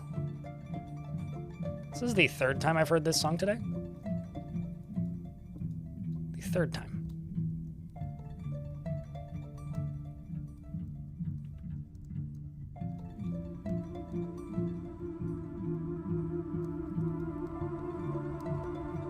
Come on. Dang it. I was thinking maybe we could get that pulled in time.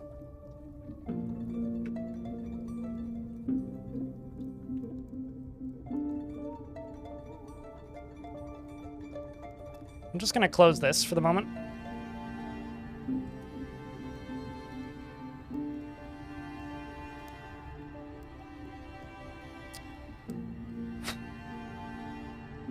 That is brutal.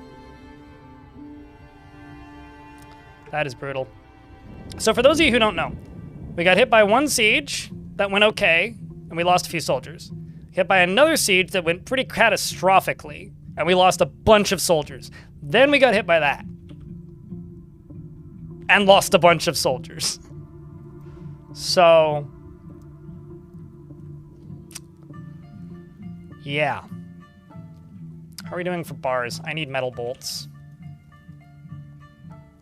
12 sets of copper metal bolts.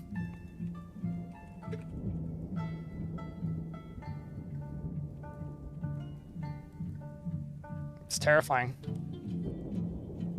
Just another Tuesday? I don't know, man. It's a bit more than a Tuesday. A bit worse than your average Tuesday, that's for sure.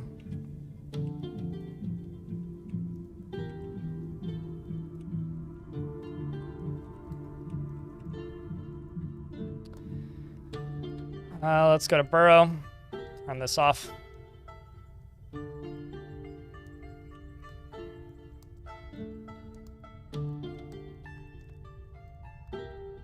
Chat room, can I get a big round of beers for the handful of pennies chucked in the chat? Won't pay the bills, but it's a start.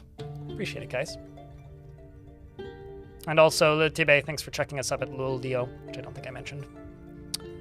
That was a busy 5 minutes, let me tell you. Looked away and you missed it? Well, why are you looking away then? I found your problem. That is what the VOD is for as well. Missing for a week, found dead. Uh-huh, at least we found him.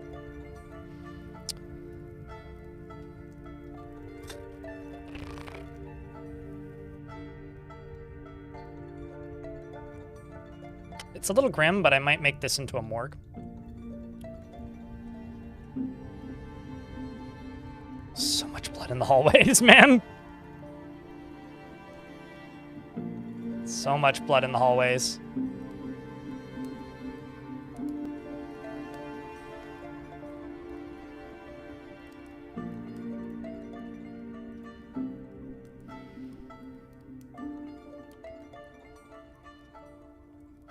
Just let them put stuff away for a minute.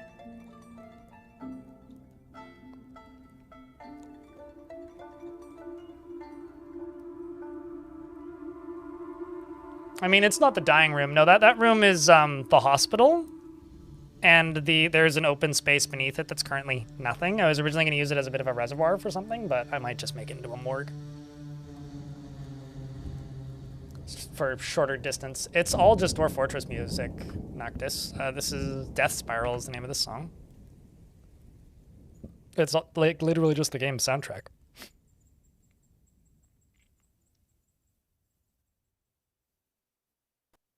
That's what I thought. Well, I mean, so Common YouTube chat says it seems like you were so well set up. So what happened was I was really well set up. We had 2 squads that were entirely kitted out in iron gear with steel weapons, and I was fighting against these zombies, and it was almost entirely the zombies, and I was getting a little tired of it. I didn't want to just fight zombies. So I was like, well, I'll invade the Necromancer Tower and destroy it. And then I will, get attacked by things that aren't zombies. Well, they all got captured, which was a bit bewildering to me because I was attacking locations with 2,000 dudes and coming back. So, I don't know. They do have zombies there, but, nothing crazy. And I've absolutely sieged and destroyed towers with less zombies than that location had. So, I guess I just got caught a bit off guard by the strength of the zombies and the Necromancer Tower. And I'm not entirely sure if that's related to the Siege update. It might be. It also might not be. It might just be a strong tower. So, I lost 2 full squads, and I was like, well, I have 2 left, so I'll probably be okay. I had a Markswar squad that was very talented and a melee squad.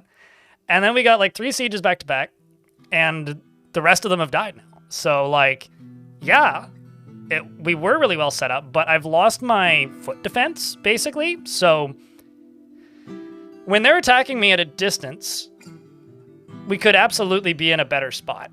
They are avoiding my lava traps pretty effectively.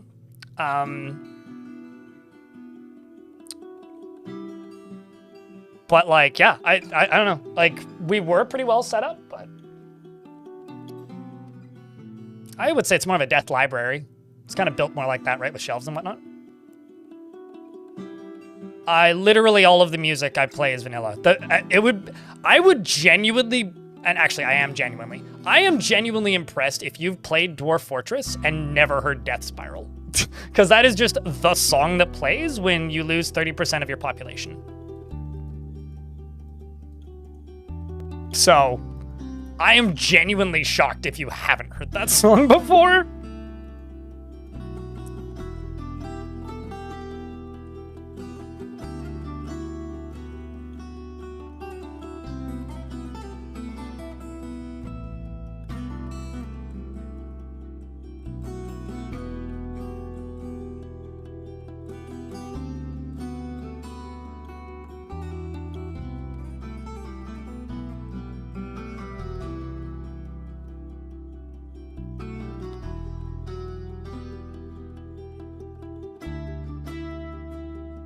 Here we go again.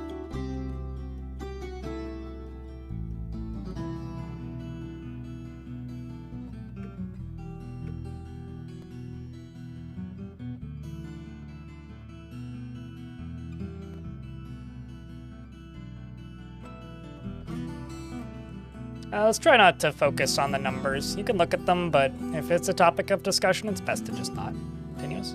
Like, I can see them. I know what they are, but they were higher last week. So, they're not bad by any stretch, but it's all a matter of perspective.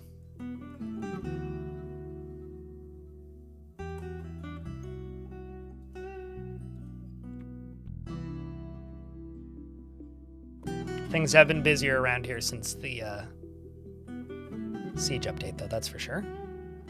But they could always be busier. Yes. It's certainly okay, so it's still very new, right? Norcia, like, this is, what, my third fortress, and the first two ended pretty quickly. So, yes and no. Like, does it force you to constantly adapt? Certainly more than before. It's one of those things where, like, it's actually quite difficult to pin exactly how inevitable fate is now, because we don't know exactly how much, like, we don't know exactly what to expect from the sieges. So, like, at this point, the biggest threat to my fort's safety is me not realizing that something is a bigger threat than it is. Once I learn what the threats are, it'll be easier for me to overcome them. But I'm, like, the reason I haven't made, like, a top strategies or anything is, like, I don't know. Like, the thing that really caught me off guard in this fort was just how quickly all of my soldiers got captured. Like, that I was not expecting. Like, if they were, like, novice or, like, adequate soldiers, totally. But, like, they're not. They were legendary in basically everything. So that was kind of shocking to me. But, like, it's hard to say because it's still too early.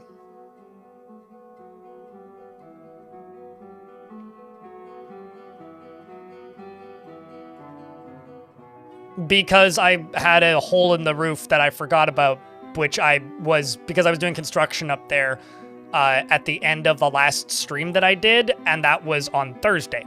So I forgot there was a hole up there. That's why they just, like, waltzed straight into the fort and up and around the back, because I forgot that I'd put that hole there. That was on me.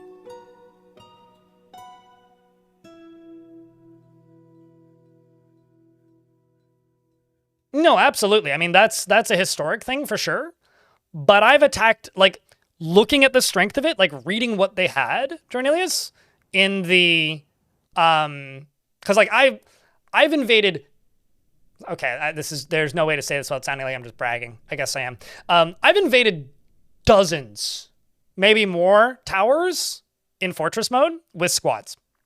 And I've had ones where, like, they decimate my squads, and I've had ones where I decimate them. But I can usually tell why it's happening based on what's living in the tower. And all that they were fighting was 200 zombies. And some normal intelligent undead. Like, it wasn't anything out of the ordinary that we were fighting with. So, yeah, no, you were completely correct. And this could just be an abnormally strong one. But, like, that was surprising to me. I will say this for the trillionth time. Please stop asking, Darius. Like, I'm not going to do that. Because I know that they're all dead already. We would have rescued them successfully if they weren't dead already. So it's a waste of time.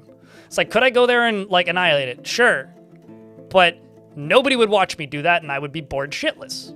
Because just training up one legendary soldier and then spending 6 hours beheading people is bad Twitch viewing. I've tried it before. Nobody likes to watch it, and everybody leaves after 30 minutes because it is boring. I'm sorry, it is. So no, I'm not going to do that. I got a question. Started your report on you're a new player, but it's year 59 and you don't trade with your own civilization for some reason. They are 2 days away though. Did you trade with them the first 2 years? You won't get any nobles until you have a mayor. You don't get a mayor until you have a population of 50. The dwarves elect a mayor at a population of 50. Did you get the first 2? You bought almost everything they got. Did you buy it or seize it? Pop is 109.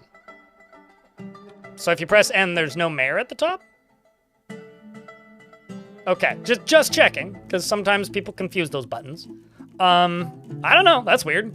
You should be able to trade. Like, if they're 2 days away and they're accessible, you should be able to trade. The problem with trying to help people learn this game is, like, on one hand, yeah, absolutely. Everything that you've said, they should be able to trade. But not necessarily. Like, I've had forts where, like, traders just don't show up for 5 years, and I never really figure out why. Like, it certainly happens sometimes. Are you still getting migrants? The not having a mayor part is weird, though.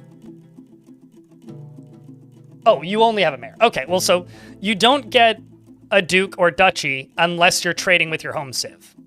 So if they're coming by every year and you're trading with them, eventually, when you have high enough value and you've exported enough value, I don't actually know what the number is off the top of my head, but once you've exported enough value, they offer it to you, and then you have to accept it. They don't just show up unless somebody dies and inherits the role. But that's not you becoming a barony, that's somebody in your fortress inheriting barony, which usually means that somebody got killed.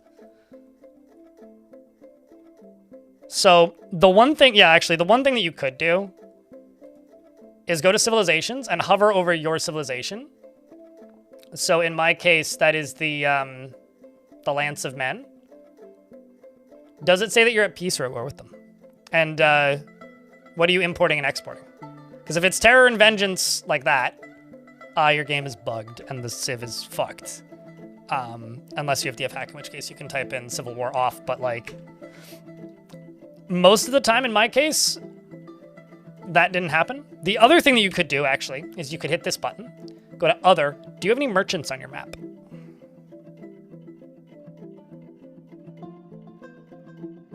It's peace, but terror and vengeance? Okay, do you have DF hack? Because then you could type in Civil War, fix Civil War, and that'll fix it. It is a bug. It is one of the bugs that I fix when it happens. Although I will say, it can be fun, because now you can invade your own faction, but you are doomed because you will stop getting migrants. But, can you install it even now? Yeah, so what I would do, turn the game off, install DF hack, launch the game, launch your save, type in that command, uninstall DF hack, if you're still learning the game. That would be my advice. It's just on Steam. You can just go download it. Cannot raid. Yeah, they have to attack you first. But once they attack you, it's all systems bananas. I don't know. Like, I'm always torn whenever it happens to me, because it doesn't happen often, but when it does, I'm always torn. Because on one hand, it's like kind of super fun to roleplay being in a civil war, like the doomed civilization with no chance to survive. But on the flip side, it kind of sucks if you're learning. Why should you uninstall it, though? Because I recommend you learn the game. Like, if you're still learning the game, I would recommend you learn it without DF hack, because DF hack automates a lot of things that make it easy to... How do I word this tactfully? It makes it easy to mislearn certain mechanics and not understand what the game's asking of you, which will make things harder for you in the long run. Like, I feel like maybe 20% of the advice I give a lot of players these days is like how to unlearn things that DF hack has gotten them into the habit of expecting to be done for them, or like something weird happening that makes absolutely no logical sense, and it's like DF hack half automating something. So I would say uninstall it, but that's just me. It's up to you. It's kind of like playing RimWorld with God mode on, but if it like also played half the game for you. Maybe not half the game, like 10% of the game. But like that's enough to like fuck things up. All right, I mean, then leave DF hack installed, but DF hack has a little button up at the top here where you can like enable and disable certain features. So just like go through the list and pick the ones that you want, that you think would be useful. I know a lot of people like it. I personally try to not use it because I like to know when the game is breaking. so that I can fix it instead of like DF hack is breaking. It like adds another layer of things that can go wrong, which I'm not a huge fan of. And I also find some of the automations make the game too easy. Although I'm getting my ass kicked, so like maybe I shouldn't feel that way. I'm over here just being a big dummy going like, game's too easy, I'm fine. Just gets wrecked in the siege. Game's too easy. What are you on about? I do like realize the irony in that.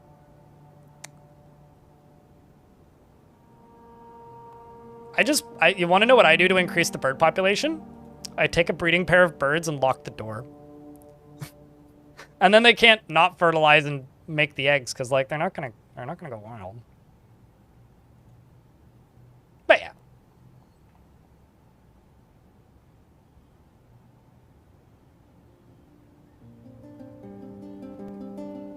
If these dwarves turn out to absolutely hate being in the military or they die immediately, then they'll be removed from the military. Otherwise, I'm leaving them in the military. I just need a military. I can't afford to be super picky.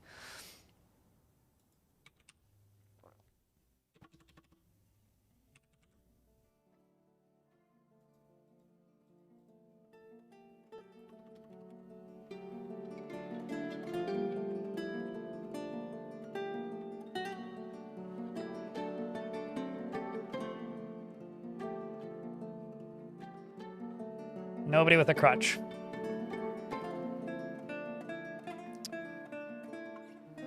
You almost died, Ashrock. I had to fire you from the military, actually. Because, your teeth are gone, your finger was broken, you have trouble breathing, so you get exhausted quickly. You would die really quickly in the military at the moment. Just kind of a massive shame. Like, as an example, I use DF hack, but the commands I use the most are quick save and burial-c, which just automatically assigns all coffins to civilians, and that is like very helpful. But that's basically all I use, really. Sometimes I'll use the like extinguish all to put out something that is burning that shouldn't be, which happens sometimes and can be dangerous. I have also used level temp in the last year.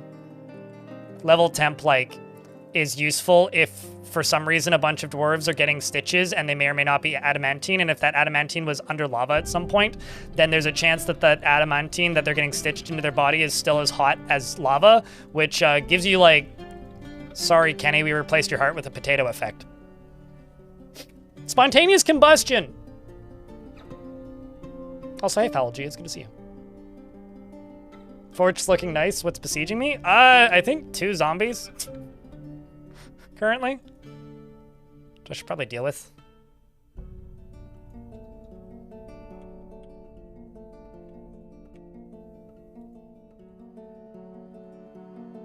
But I literally need to rebuild my military enough so that I can deal with it.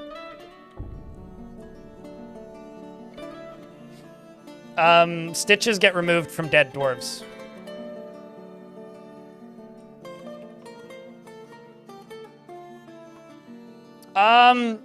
The only custom labor I'm using in this fort is this. This is in Dire Need, which I should turn off again. Dire Need is all of the doctoring tasks. Actually, I've got enough dwarves that I could assign them to it.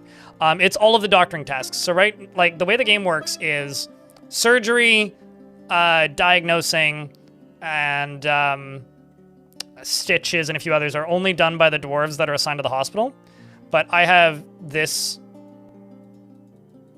Well, first off, I have a doctoring guild. Then I have this, which is if half the fort is injured, because we had problems with brawling earlier and people kept getting hurt.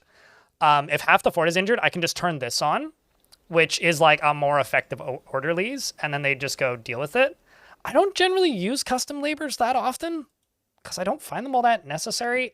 Sometimes I'll use them to specialize a particular dwarf if I have one legendary dwarf that I want doing a bunch of tasks, but I don't find that happens all that often. I know a lot of people use them, but Maybe I'm just like a bad person to ask because like I don't feel the need to use them super frequently. Like I definitely use them, just not very often. Sometimes I'll make ones that are a joke and call it like gatekeeping and be like, nobody does this and stuff like that. I don't know. Will you not have any hospitaling done? Nope, because there is also orderlies. Orderlies still exists. Although apparently there's only one dwarf set to do it. Sorry. I do actually want everybody doing normal orderlies.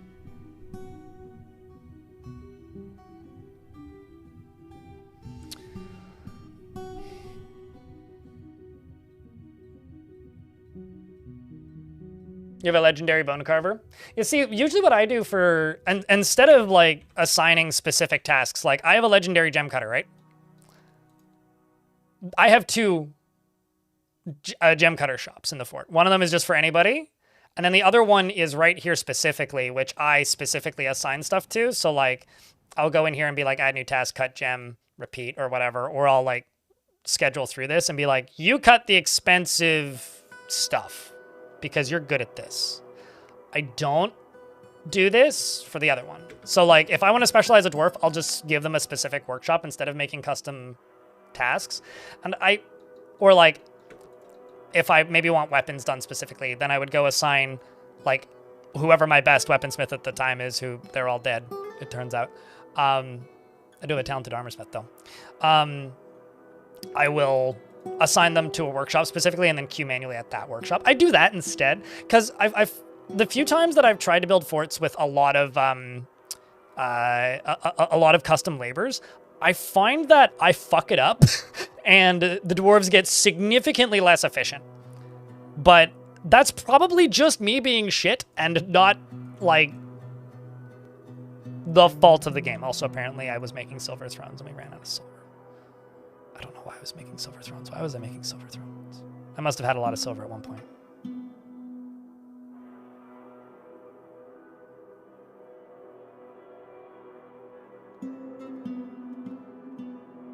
Where the fuck is that jump? Oh, there it is.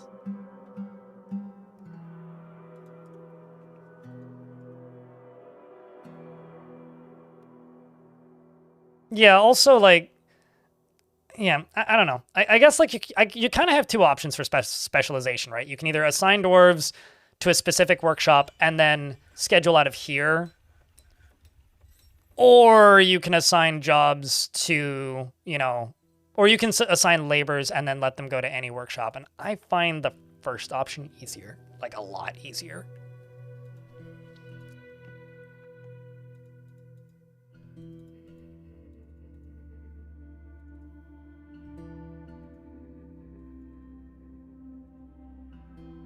A lot of forbidden bolts in here that I'm just gonna...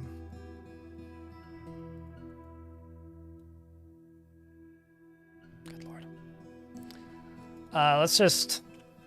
I kind of wish that bolt throwers could also shoot arrows.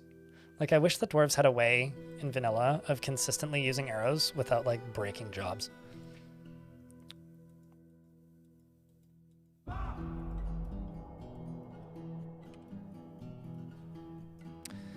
Also, let's go back up to here. To make them statues yet? One of them.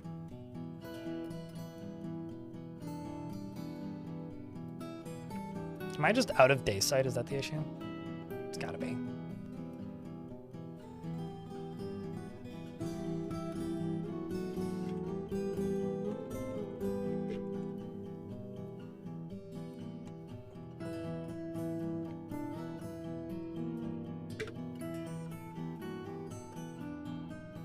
Yeah, true. So, like, specialize your planters. Yeah, honestly, I think, like, this is just me. If I'm using custom work details, it's either to make more general work details, an emergency only do one specific thing order. Like, sometimes I'll set only hauling as a work detail, like nothing else, because the hauling job also encompasses, like, construction and a few other things. Like, I'll have a very specific, let's turn everything off and just do this kind of thing. Or I have none of them. Like, I feel like it's either making other general work details for me, or it's Or I use specific workshops to specialize, if I'm going to specialize. I'd only do that like if I have one dwarf who's particularly good at something, and this fort has had too high of a fucking triage to like even feel like that's worth it.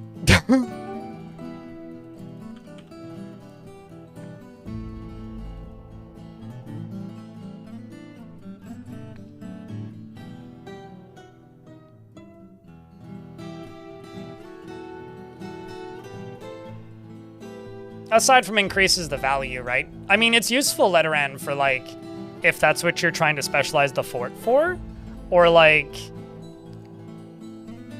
actually something that I like to do for specialization is like, maybe I have a noble that I don't want to get upset for one reason or another. Something that I'll often do is I'll put a workshop in their room, like specifically in their home. And I'm gonna pull this. I will put a workshop specifically in their home and assign them to just that. And then what I will do is I will, what's the word I'm looking for here? Then what I will do once they have that workshop assigned is I will schedule like 3 crafts per season or something and make them make their own demands. And it also satisfies their crafting needs, which I do that kind of not infrequently.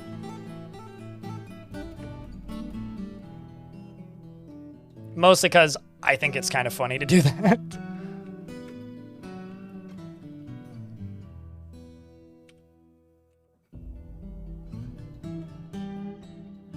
It was nice for having really high-end crafts. Oh no, certainly, yeah. I mean, that's what I'm doing with gem encrusting right now. Like, I have a legendary gem encruster. Here come the zomb, doo-doo-doo-doo. Here come the zomb, and I say, stab him in the face. That's one.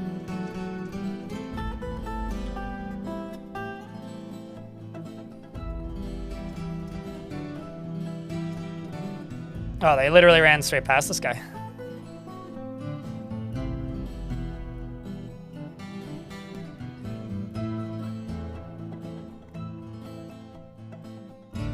Oh, also I need to name a military dwarf 3 kobolds in a trench coat. Okay, well, you want 3 kobolds in a trench coat to die? That's up to you, I suppose.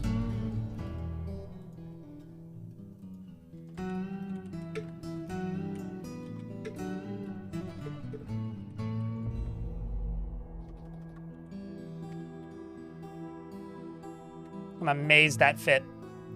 3 kobolds in a trench coat is always tense and jittery and would never focus and would never pass up the chance for a good fist fight, is stingy with resources when working on projects, refuses to expend any extra effort, and has an active sense of humor. She does not go out of her way to help others with difficult decisions, and she often acts with compassion. She is conflicted by this since she values these tendencies, or since she sees these tendencies as an impotent on the quest for power. She's not particularly interested in what others think of her, and she is somewhat fearful in the face of imminent danger.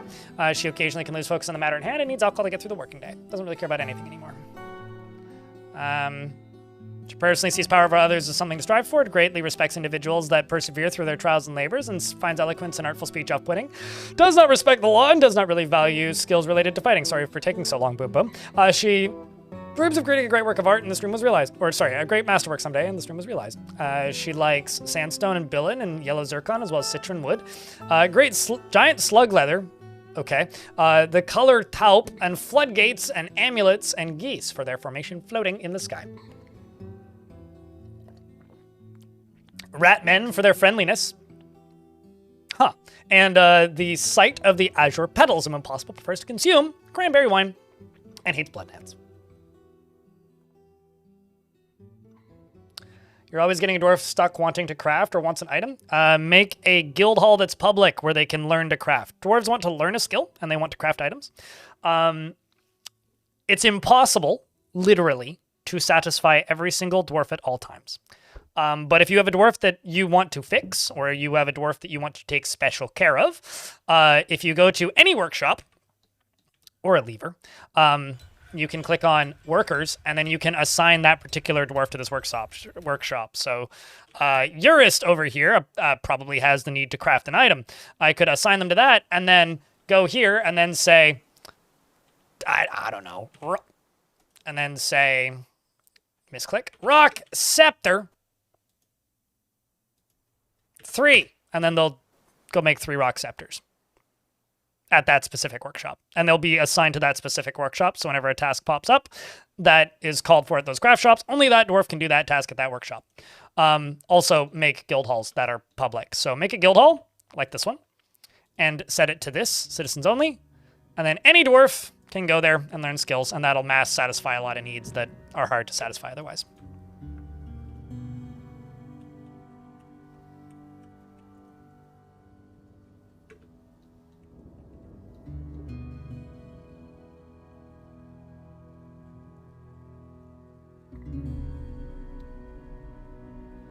Those friendly ratmen, seems like. Used to specify all the stonework job detail or all farming into the detail, and I would often use that to make dwarves who are the best stick to their jobs. Yeah, that can be good, but can also lead to work variety deficits, but I find that, like, the value that you get out of heavily specializing jobs isn't always, not always, but isn't always worth the work of redoing their work details when dwarves die.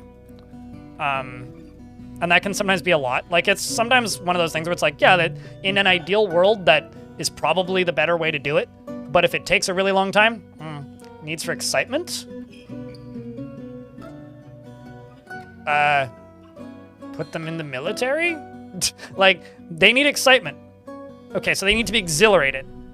They can get exhilaration from doing a lot of things. The only real easy way to manufacture that is putting them in the military. But putting them in the military isn't necessarily exciting, because training is boring. I've seen dwarves get exhilarated from getting into an argument, and there is literally no way to encourage that. I've seen dwarves get exhilarated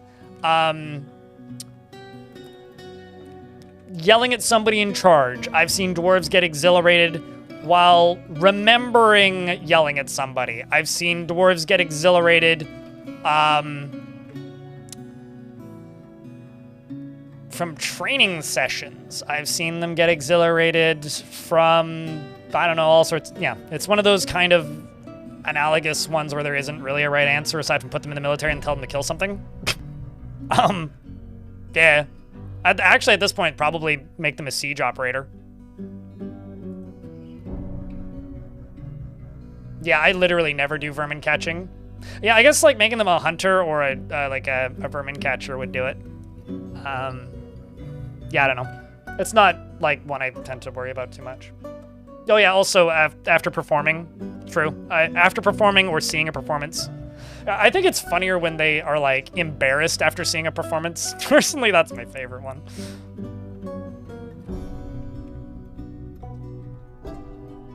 That is honestly my favorite one. Yeah, well, it's not, I mean, not randomly, but, like, I would say, like, the best way to solve a lot of dwarven mood needs is literally just let them hang out in the tavern for a season once a year. And I know that sounds like way too simple and boring, but, like, trust me, having a fortress-wide celebration. Oh, fuck. Y'all seeing what I'm seeing, chat? I'm out of rocks. Hold on. Wait a second.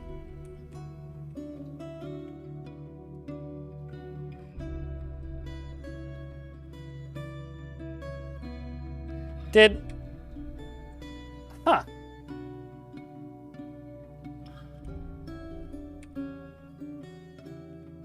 Did a gremlin pull the lever and, like, pop the floodgate and flood this?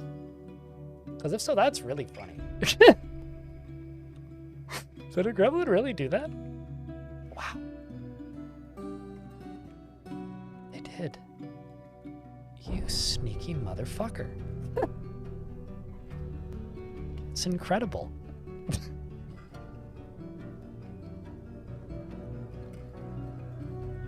I got gremlin. Wow.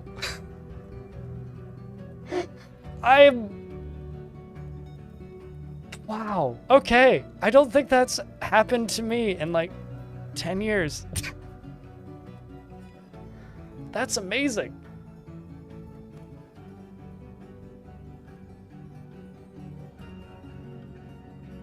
Oh my god. I got gremlin.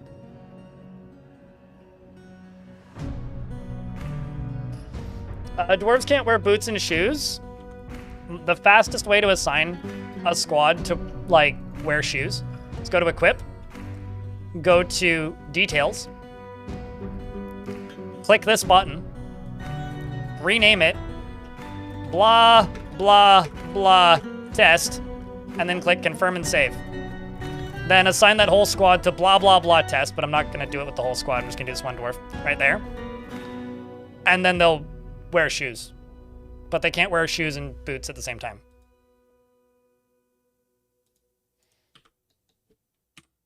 But it's unwise to do that unless you have full sets of armor. So a pants, a shirt, and a shoes, and gloves, and etc. Otherwise, they get upset about being uncovered. So what happened? So this is a water flow that I have that has two drawbridges, one at the front, one at the back. Oh, that also explains where that body went. Somebody drowned in there. One over here, and one over here. And I guess during the fighting, I remember the camera jumping down here, but not thinking about it too much.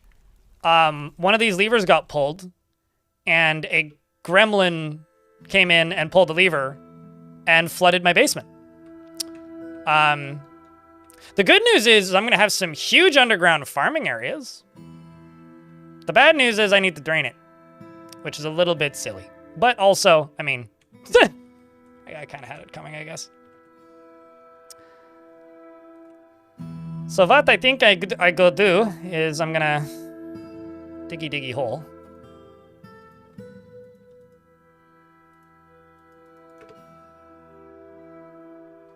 Yeah, and that also explains why I ran out of boulders, because most of the boulders are down there.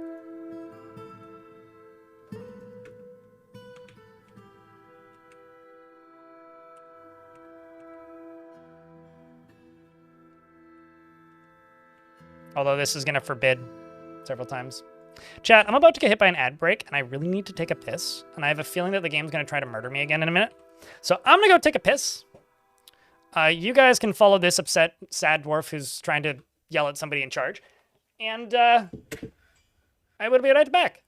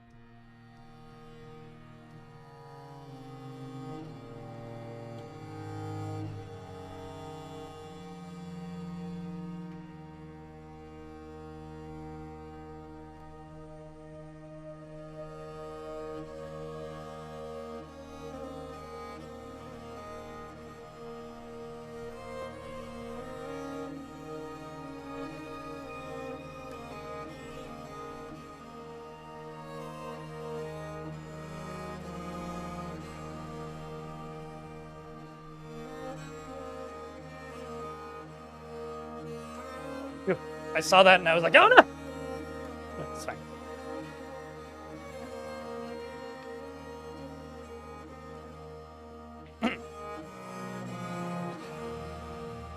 Yeah, no kidding. Gremlins can unlock locked doors and pull levers if they're forbidden. They don't care. Gremlins don't care about those rules. Forbidding stuff only forbids it from your dwarves. Also, we got a discovery? Okay, that's interesting. I will wait until the ads are done, though. Yeah, I need to look freeways. Alan has discovered the He saw 2 raccoons fucking. Damn! Response. Oh boy. That's funny.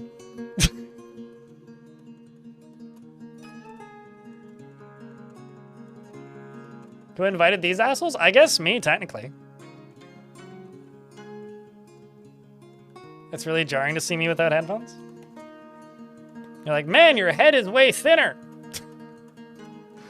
I mean, this is probably the most jarring. What amazes me is how few people actually realize that I have long hair. Because every now and again, like, I'll let my hair down and people will just be like, holy shit, I didn't realize you had long hair. Like, people who don't watch for very long periods of time.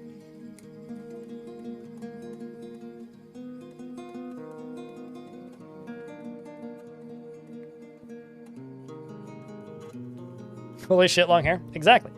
Jinx. So yeah, we've discovered the reproductive behavior of creatures. He's enthusiastic after pondering diseases. And satisfied after making a breakthrough concerning the reproductive behavior of creatures.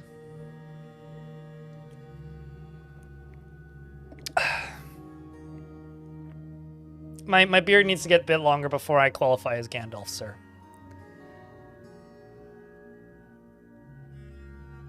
I mean, creatures in general, yeah. Or budding biologist. Which actually, I guess, means I need to give him writing materials. I don't actually know how much sheet I have in the fort. 1. Okay. Should buy some sheet. Or I should make some sheet. I will make a choir.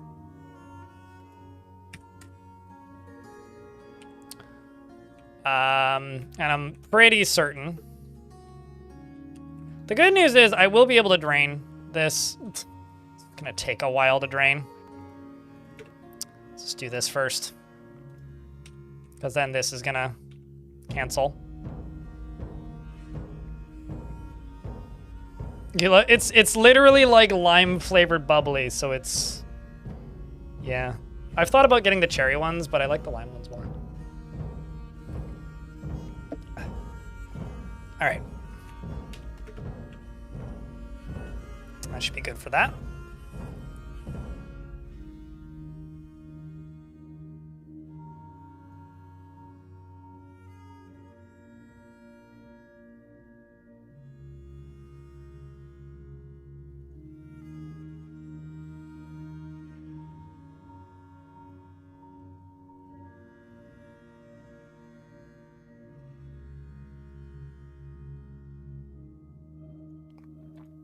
Informed by my merch company just now. I got paid, so that's cool.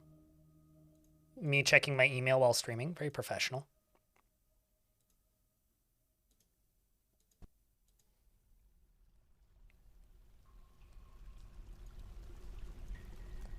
Also, hold on a second. Cooler sent me this.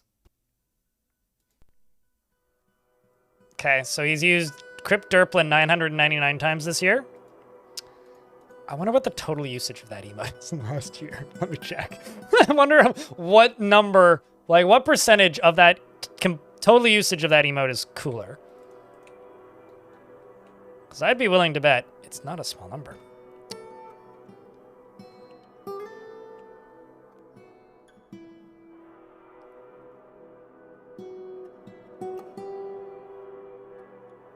Question is, where does Twitch hide that statistic?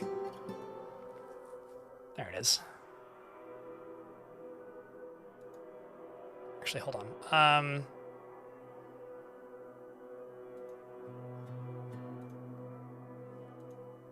So from November, the last 365 days.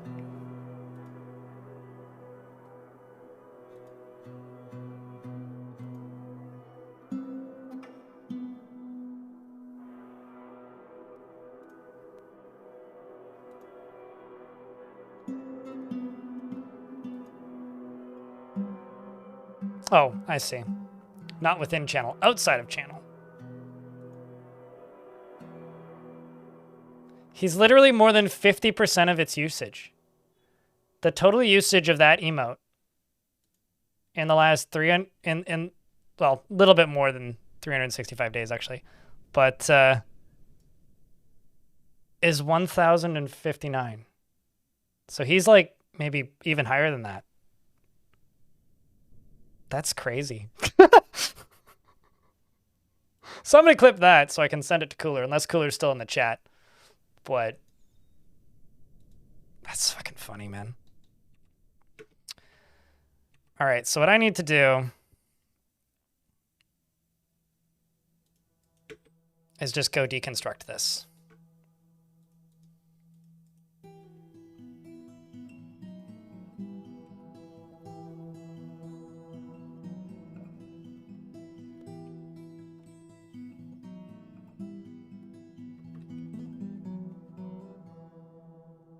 Get down here, says here.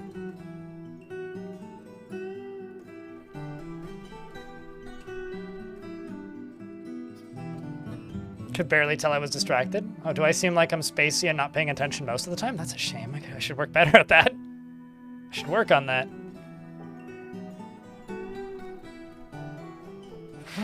That's a lot of water, man.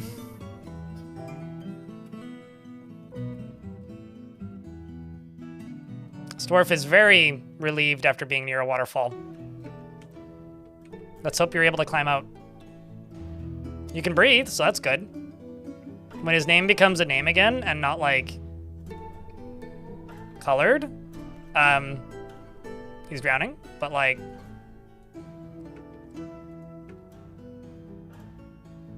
hey, you're gonna get real good at swimming, I think. He's novice. He's already up to novice. Still swimming. I mean, it will drain. It was mostly all of this draining out instantly.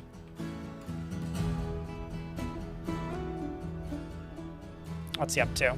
Still novice. Do you have a family? No, but you do have some friends, so it would be a shame if you died. No health problems. I mean, come on, dwarf. You got this. Just keep practicing. Channel your inner Dory. Something, keep swimming.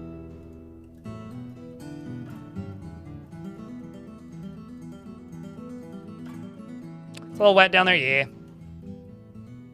Happens to the yourest of us. If he ends up right there, he's dead. But ironically, I could probably save him relatively safely. Which end are you connected to? You're connected to nothing at the moment. This one. If I can pull this one right here. Because this is also connected to the one at the other end. If somebody can come here and pull this lever successfully,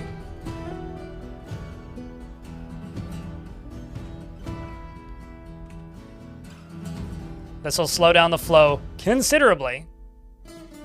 And he climbs out. Man, the music timed perfectly with that. Still just a novice swimmer, though. Well done, though, Sazir. Well done.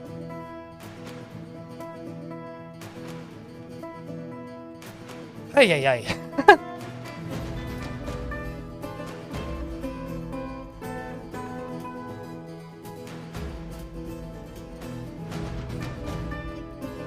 Thank you, enemy. Thank you.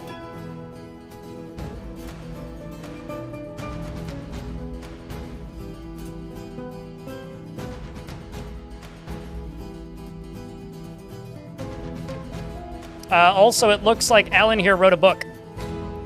He's satisfied after writing the reproduction book.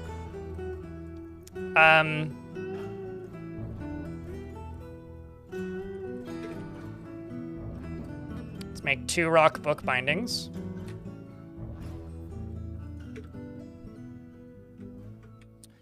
And let's also dig out some dirt. Or not dirt, some rock.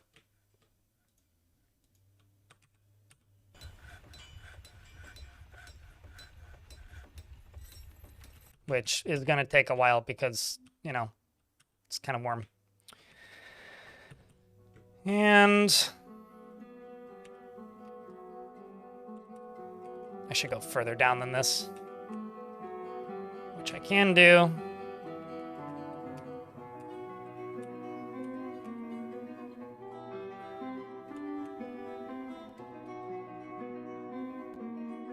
Right there. Let's do this at priority number 3, though.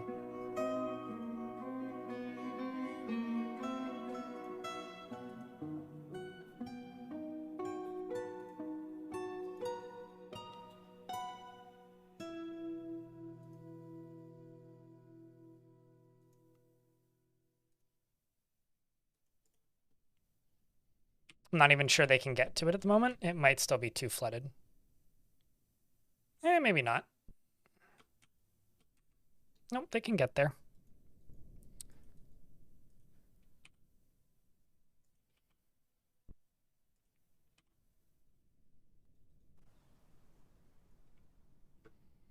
But right now they're all up here. I'm just gonna get rid of this.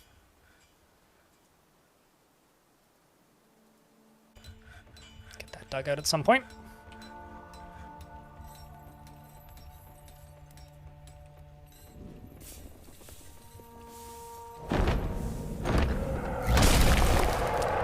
Forgotten beast named Cogsmer Inrus has come, an enormous kestrel. It has 2 long spiral horns, and it undulates rhythmically. Its aquamarine feathers are patchy. Beware its deadly spit. Where is it?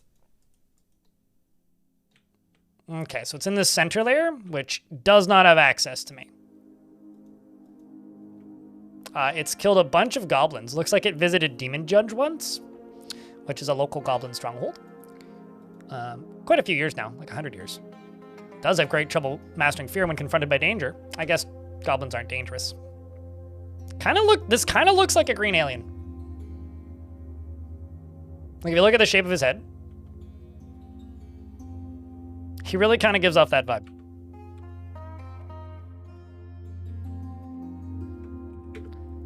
I got some cabinets I gotta place.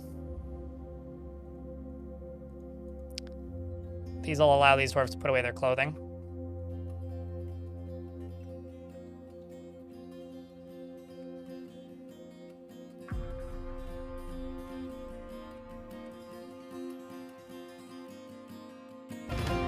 Also need to check, how are we doing on bedrooms?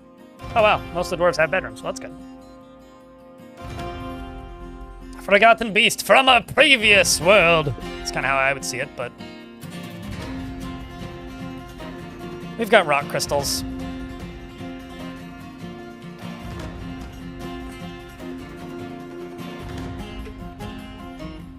Okay, somebody remind me, what is the order to make crystal glass? It's ash, potash, pearl ash, sand, crystal glass? Right? I'll show you in a second, Dr. Van Gogh. No, most certainly. I mean, the population going from 150 to 112 absolutely helped. I know it's got rock crystals, but it's the ash pearl ash part. Like, is that right? Ash, potash, pearl ash? Because I always get this wrong the first time. Y'all are not helpful in the slightest. I'll just open the wiki.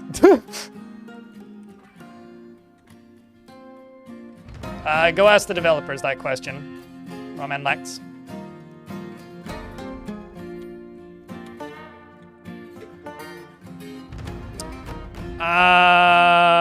Crystal glass is...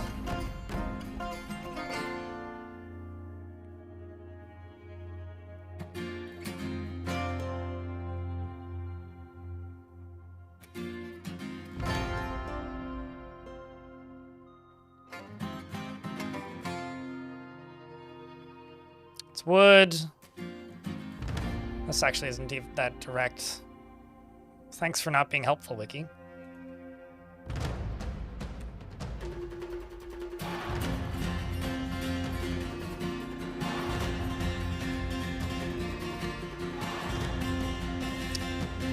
It's magma kiln. The furnace operator enabled. Doing so requires 1 unit of potash. So it is ash, potash, pearl ash. Okay, got it. Make ash, potash, pearl ash.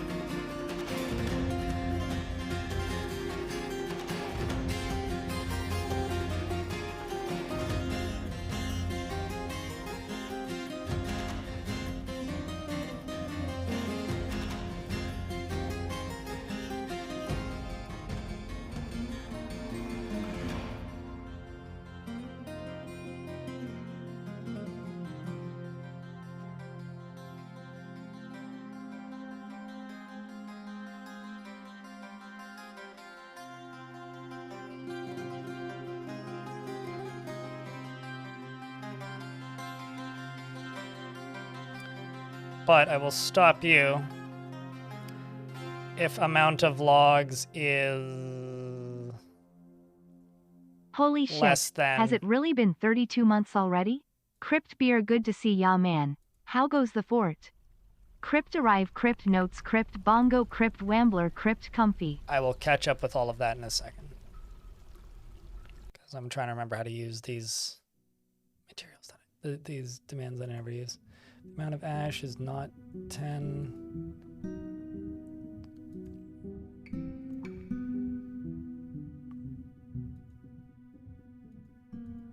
Is greater than 100.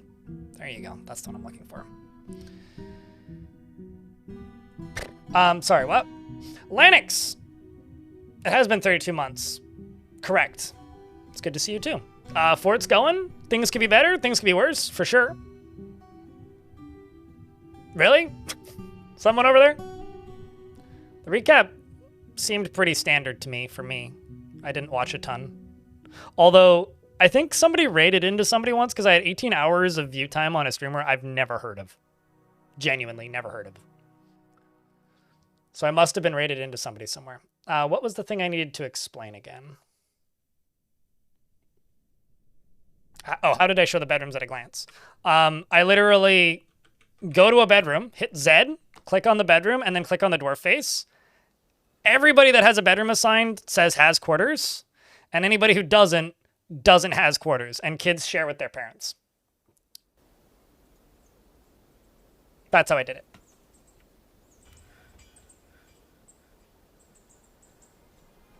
That's one of those things that's like super quick once you know how to look for it, I guess. This is all up and running now. We should have statues.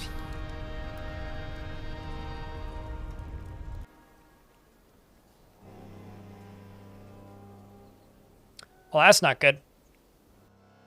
A vile farce of darkness has arrived. The army is commanded by the skink demon Illa Skirted Bore the Impure Hell. Okay.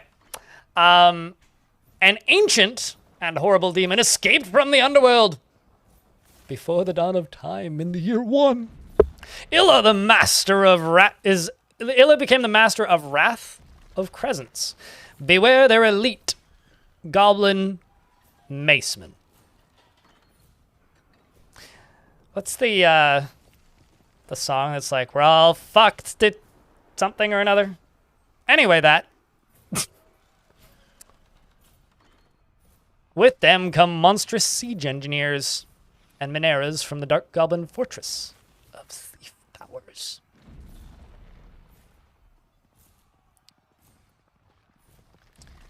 Well, that's not good.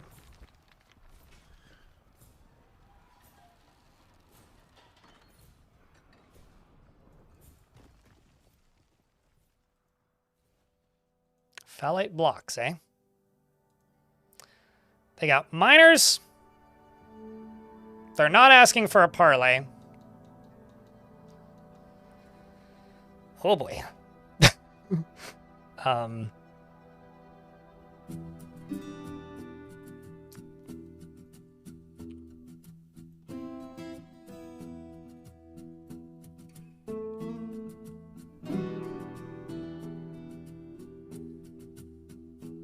they do indeed look badass.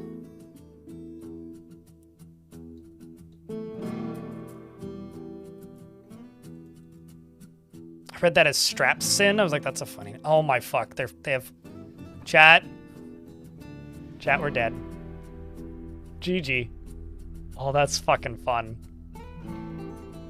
That is really cool. I gotta give them that. They're riding, they have flying mounts, yeah. So they can just like, walls have no meaning.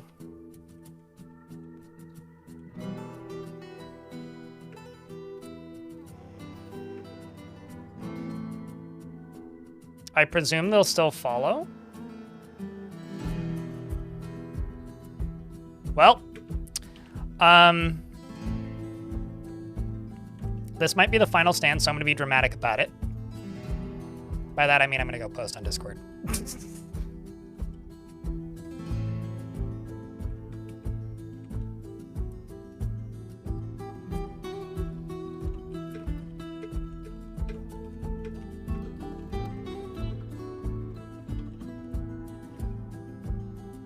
Considering we almost fell to two very much weaker sieges, and my soldiers aren't particularly trained, I'm not super hopeful,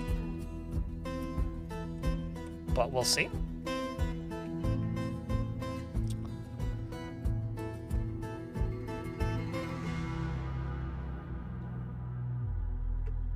Neezer, thank you very much for the 5-pack of gift subs.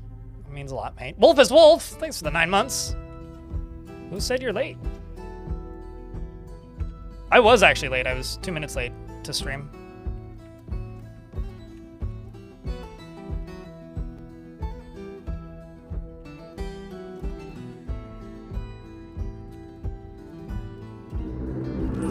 Oh.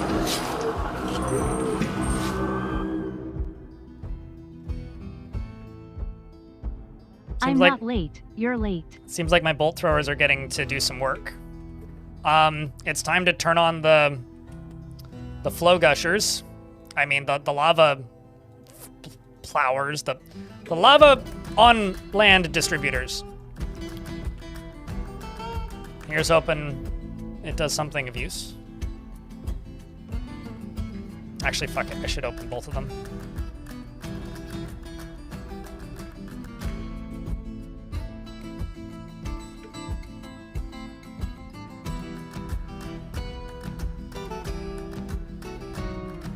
It's time to redistribute the wealth, and by wealth, I definitely don't mean wealth, I mean lava. Okay, the first bolt throwers are not doing too much. They're mostly dodging.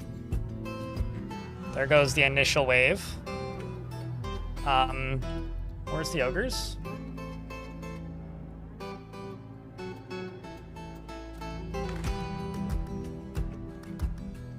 Not doing much in the way of building just yet.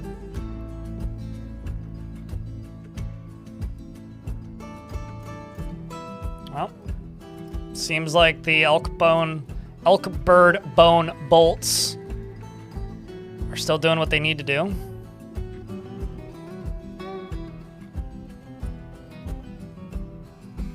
Disarming most of them, if nothing else.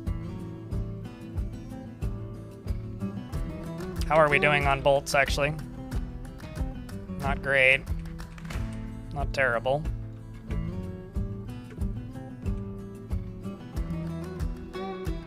They're probably working their way over. So much for trading with the humans, eh?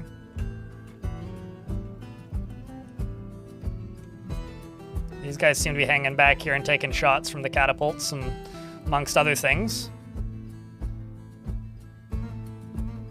Is anybody gonna go pull a lever?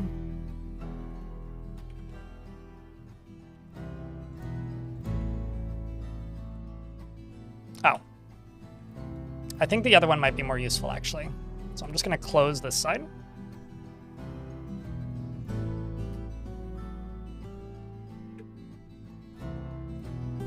which actually I might need to do twice.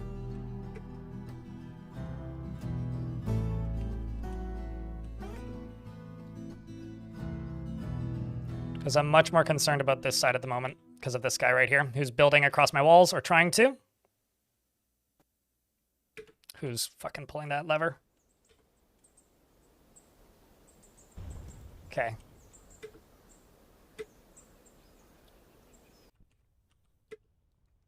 That's not going to close it. It's just going to reset it. Let's pull that.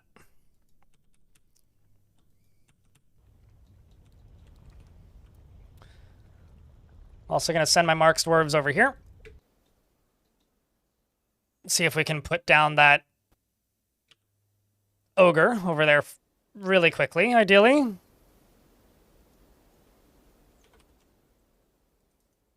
Okay, there we go. It's working. It's not going to have as much flow because it can't go as high on this side, but it's something. Guy is injured, but still building. Just building slowly. The front door is still getting fought. Armies are still good on this side. There is a very large ogre that tried to run through that the bolt throwers are currently dealing with. This overflowed a good amount, which isn't burning much because there ain't much to burn, but it did put a bunch of lava everywhere. Where's the Overlord? I'm gonna snooze this ad break, chat. You're welcome. Actually, that's more for me than you, so I can stay focused. Okay, so where the... Oh. I'm not gonna lie. I wasn't expecting that. I guess they are fireproof, but like... Huh. Looks like we were able to cause Stradono to fall into the lava. So that's good.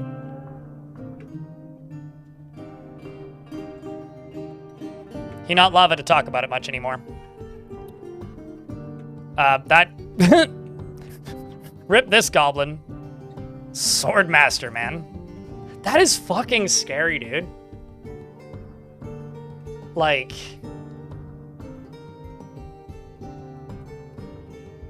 in my opinion, this is why I lost so many soldiers when I attacked them, like the necromancers, because previously the best they would ever have is adequate and novice. Now they can have straight up like swordmasters, so the game's accounting for that in their defendable locations. Taking over the world is like significantly harder now, if that's actually the case, and I think that's the case.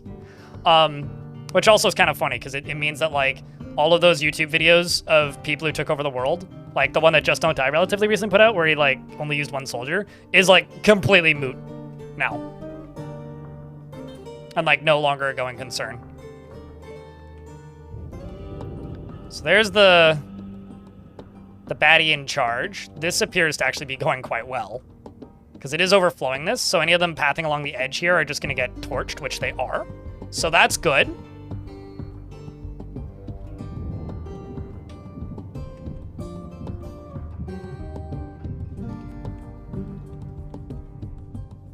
All right, where'd Mr. Underworld, Bobby Demonic go? There he is. How many kills do you have? 14 notable kills. Okay. Plus 44 kills. What's funny about this is all of his kills are like team kills in his own home. That's actually really funny.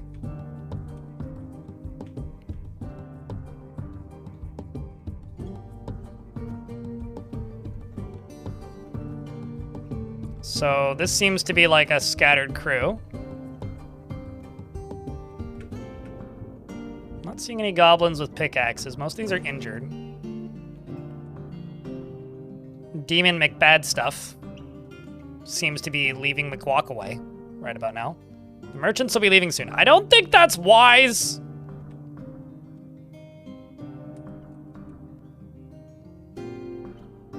I'm just saying, I don't think that's wise. I did also have some dwarves go into a martial trance, which was probably my Marks dwarves, if I had to guess. There's a gnat on my screen. Got it.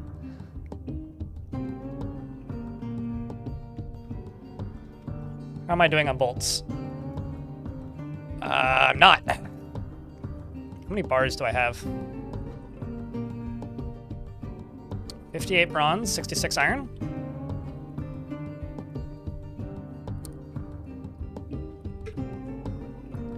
I will catch up on chat after this siege.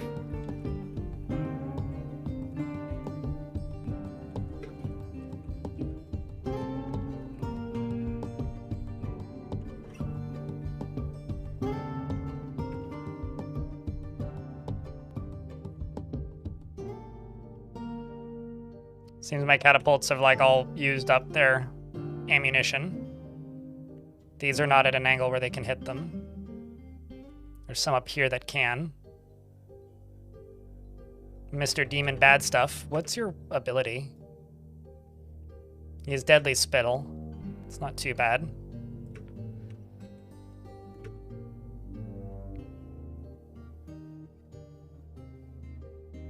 Absolutely, if you have dwarves to spare. I don't. Narcia. Like, 100%, it would be worth it. Like, it's like same rules as, like, squads. But only if you have, like, the time and population to permit that, right? Which I 100% do not have to snooze the ads again. I only get 3 snoozes. Once again, you're welcome, chat. Remember, if you happen to have a Prime subscription, do think about me.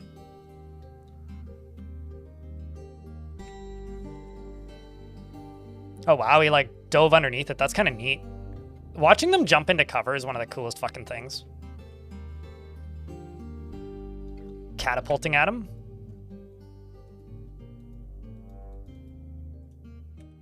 Okay, so this is still dumping lava, but what I can do... Well, actually, I can just leave that on, but I'm just gonna pull this. Because that's mostly gone its course. And I'm going to seal this. And I'm going to seal this. And we're going to see if we can fight this thing. Because he's coming in. They could still try and climb over. Some boyar withdraws from society. Oh no, he's leaving! How dare! Well, okay. Sucks to be that goblin, I guess. I will reopen the doors. See if I can catch Mr. Demon McOverlord. Oh, please don't. Where the fuck are you going?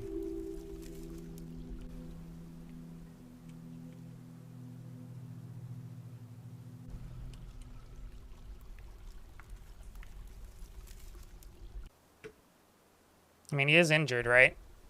He's got some broken toes. He's also covered in rings. I love that. Wait.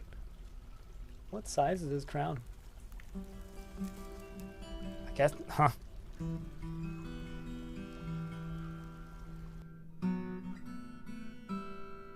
Wait, hold up. Are you calling me a coward or him a coward? Because I'll have you know, it's well earned. I'm allowed to be cowardly.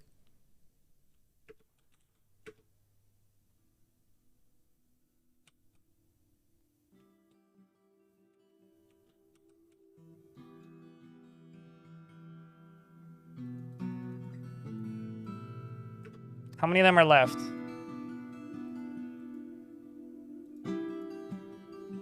Okay. We're getting there.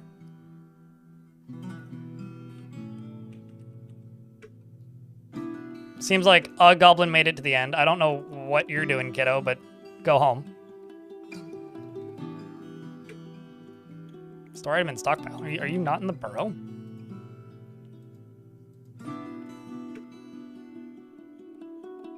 I don't know what you're doing, but maybe you're just a glutton for fear. Oh my god. So this is an elite crossbow gob.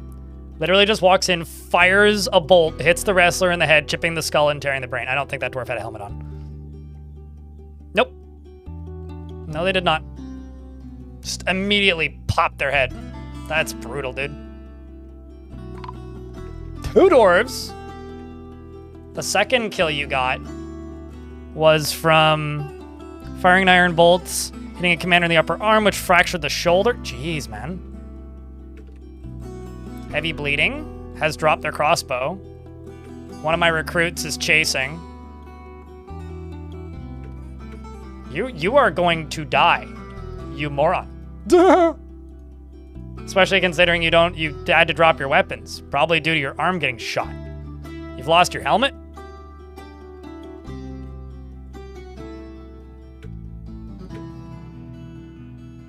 Got several injured dwarves out front. It's a long walk.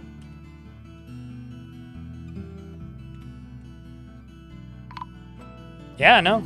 Fucking died, man. That is intense. I'm just gonna throw this into the burrow briefly so that my dwarves can come rescue.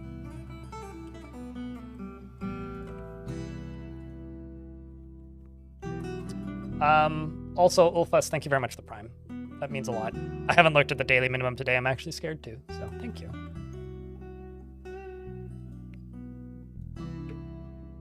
Okay. Let's see where Monster McGee goes.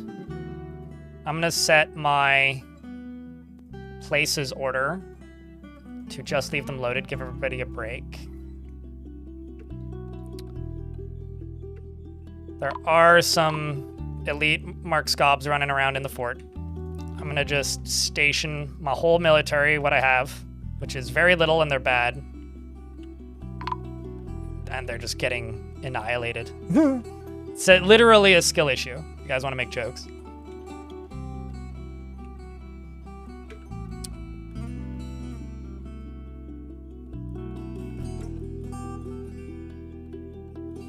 In case they want to retreat, I'm gonna put this back.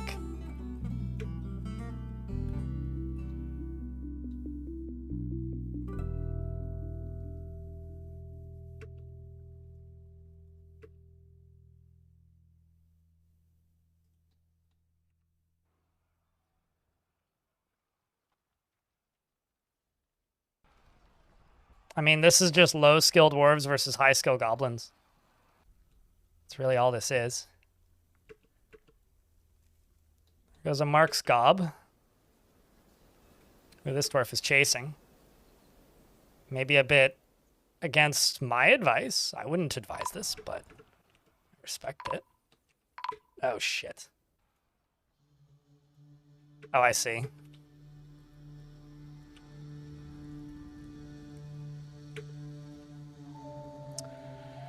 That's what I get for having ambitions. Where the fuck are they going? I'm sorry, what?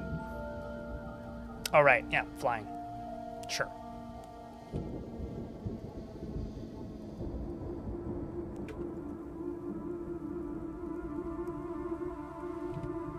I'm gonna go to places, I'm gonna go to siege engines, and I'm just gonna say keep all of the bolt throwers loaded.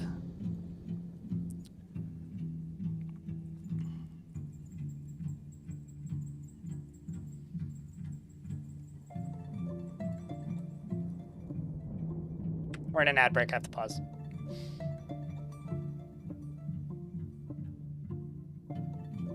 I mean, yeah, I'm telling my dwarves the same thing, three ways. About a year. And I've had 2 months at most. I would also need to select dwarves that are good at it, which I haven't been doing, because every time I've done that, I've been decimated. But, like, you know, that's the point, right? To grind you into a pulp. That's what they're trying to do. This is the 3rd or 4th time we've heard this today. I might actually retire this fort, actually. But we'll see. The issue isn't so much, like, train the army up. The issue is I'm getting sieged often enough, and each time we're getting sieged, I'm losing easily a dozen dwarves, is that we don't physically have the capacity. Because if I were to just lock the doors right now, they would break in, right? I could actually, now I could probably lock the doors. It's probably what I'm going to try and do. See if I can just get everybody inside and seal the doors until they leave, if they leave. But if they're still on the map, I won't get migrants, so I need them to leave. But, like, in order to be strong enough to actually fight these, we would need, like, a year or a bunch of weak sieges. And I had that. But then when I tried to take over the enemy locations, we just got annihilated. Oh, no, totally. I mean, we have bolt throw... Well, wait, hold on. Are you saying, like, they attacked you with Marks Dwarves, or you had bolt throwers? Because bolt throwers are great, but, like, I don't have the ammunition to take out whole sieges anymore. I used to. I did earlier on, but this fort just doesn't have enough iron, so I'm trying to, like, break down what I get from the goblins, but that takes time.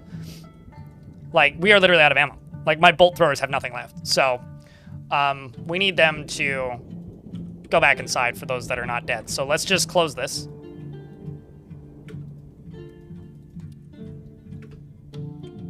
And hope that there isn't any goblins in here right at the moment. Like, this guy's trying to get in. I mean, there's one. There's this human who's trying to fight, who's pretty adept. That's one of the traders. That's one of the... Well, they were able to take out one.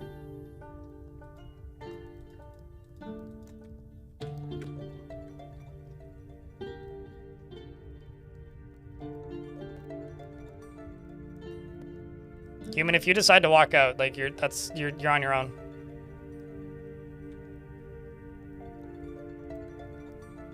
Activate the fucking hide protocol.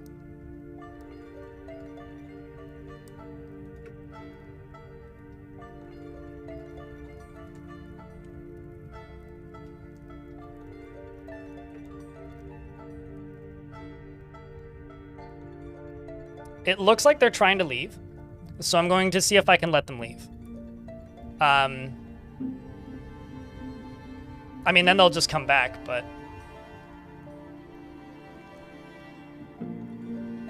It'll give me an idea if this is possible. He actually could get into the fort. This character could. They could get into the fort by going to the top of the volcano and swimming in. There's a few ways in from the top of the volcano, I think. He's in the wall? Oh, yeah. No, he's been swimming in the wall on and off for a while now.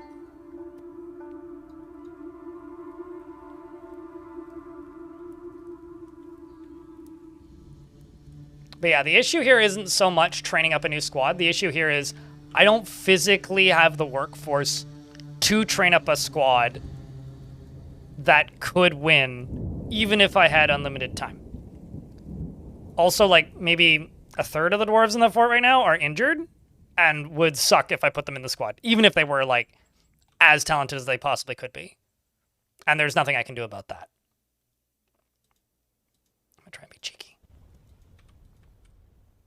Come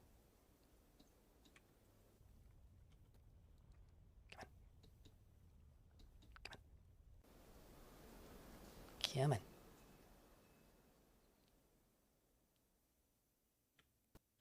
Oh my god. They're still trying. Well, I did get one of them in there. That's good.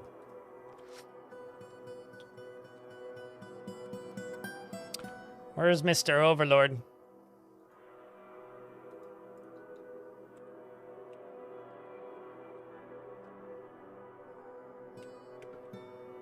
Mrs. Overlord, maybe? That Overlord. For Pony TV, thank you very much for the Prime. Appreciate you. Check. Can I get a round of beers? For the brand new Prime subscription. Uh-oh. That's not a good sound. Oh. Trench coat. 3 kobolds in a trench coat has been missing for a week.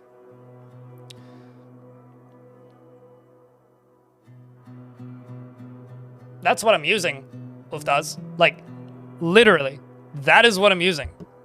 I've given several orders for, like, 300 bolts quarterly, and I keep running out. Like, when this siege started, I had 5,000 bolts in the chamber. So, like, you go through them quick. Kinda situation irrelevant here.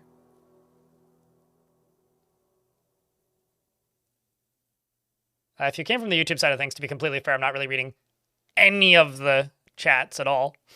5,000 bolts as rookie numbers? I had 12,000 yesterday. Well, last Thursday.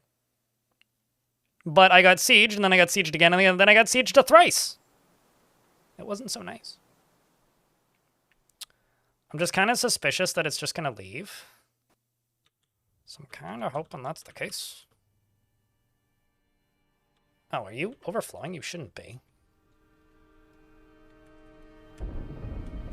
No, you're not. It looks like they're leaving. Oh my god. For a second I was like, did they find a way into the fort?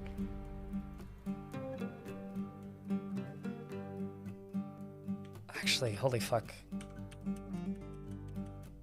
Where does that even take you? Okay, but that doesn't help you.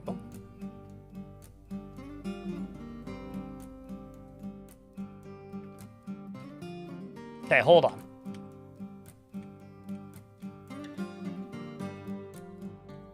Yeah, I was gonna say. That's better. There, guys, there's a demon in my walls and I don't like it.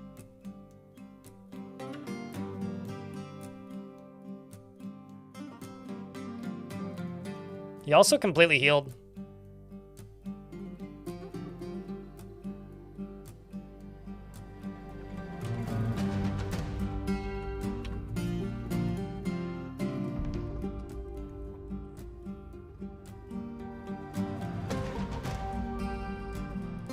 Well, we're reloaded. I'm gonna let them in. Let's go.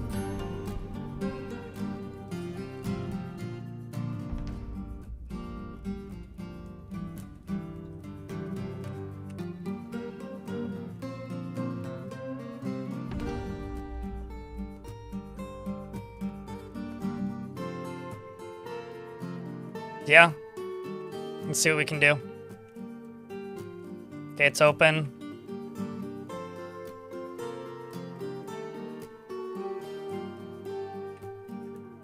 Man, it really sucks to be this poor human.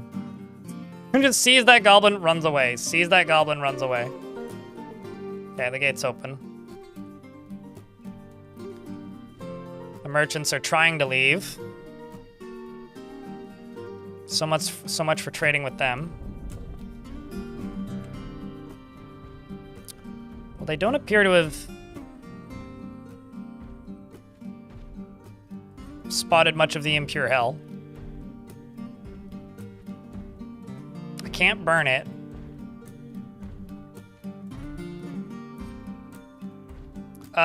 Where exactly do you propose I acquire war elephants? Like, that isn't just like a snap your finger, have that available. Also, war animals kind of suck. I would need to purchase elephants from somewhere. War animals are not very good. Those are the first two things that you need to know. So I would need to trade with somebody who has them. None of the traders have brought them. I think the humans have access to them, but I can't make requests because I don't have a baron, because my baron died. The dwarves don't have them.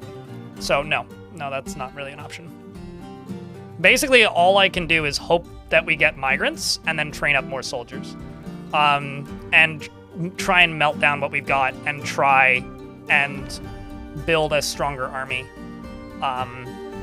But if I'm not able to do that, we're actually just kind of boned. Like, there really isn't anything I can do. Like, as much as I would like to be tough and just be like, yeah, nope, we can just go fight. Like, literally, like, if I try to fight this head on, the fort falls. That's what happens. So, speaking of trying to fight this head on.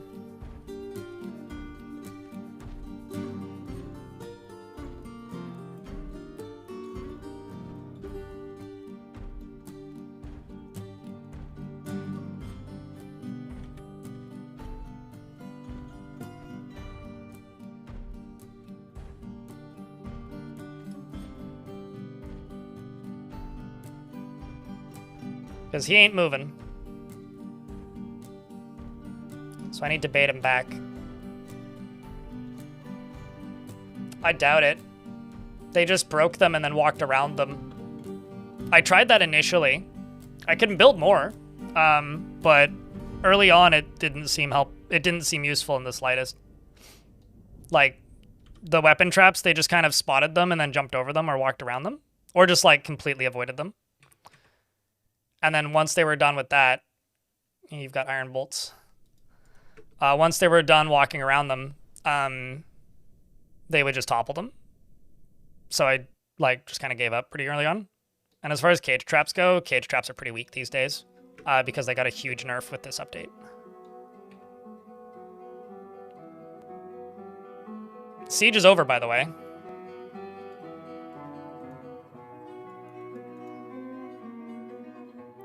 So he's pretty good at dodging, turns out. Well, I guess it's training time for my Marks Dwarves.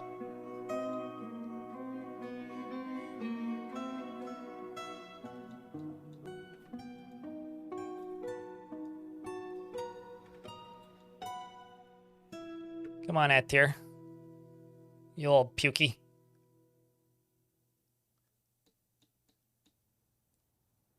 Maybe you'll have some more luck.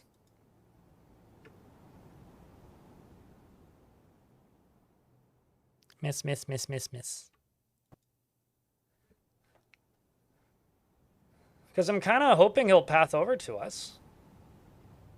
We have broken the siege, though, so that's good.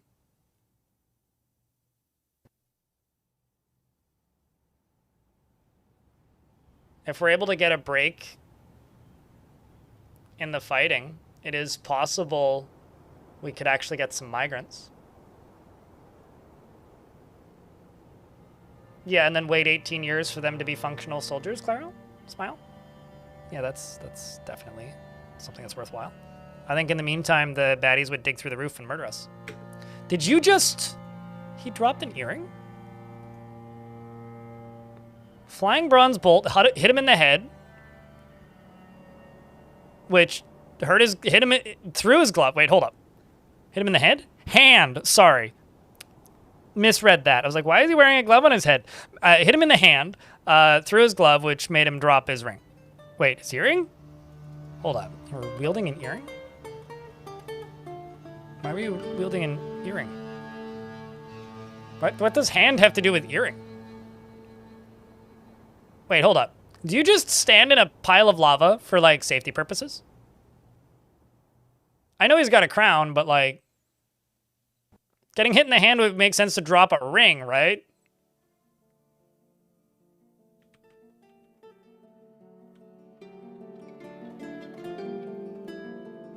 Okay, I'm gonna be ballsy here.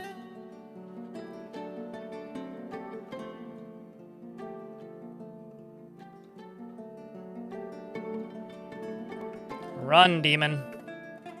Okay, so there's something wrong with his pathing. Could somebody clip this? Because this is really bizarre. He, like, runs, and then he stands in lava, and then he just stops. Like, is this like a hot, hot, cold thing, or like a red light, green light, where you feel safe when you're in the lava? Because I'm kind of confused by this. I'm not going to lie. We'll hit him in the lung. Scrambles away from the bronze bolts.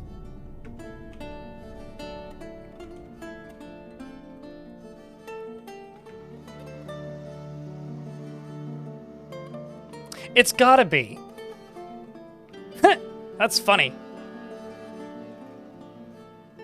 Okay.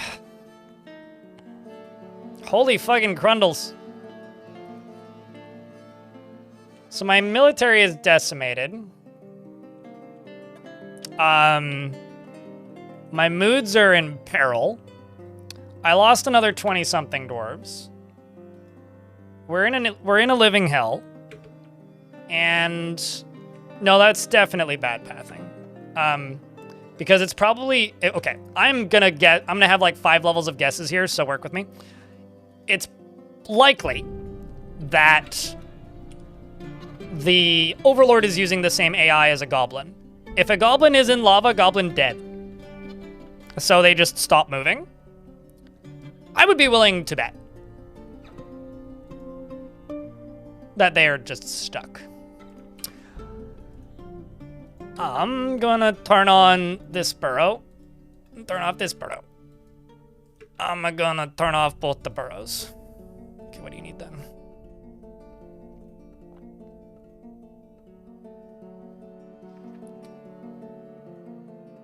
Yes, but that was before the retreat began.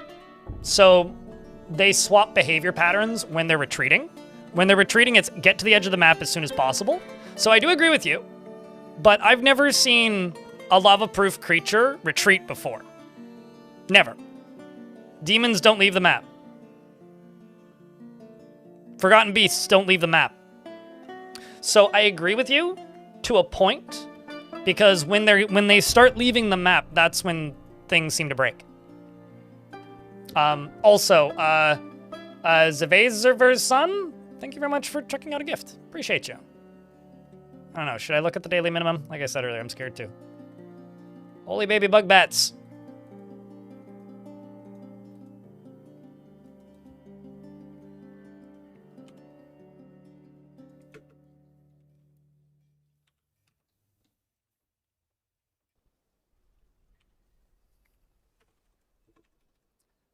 I'm under the assumption I don't have any open coffins, but let's go look. Most likely the ones that are open, we just couldn't find the bodies.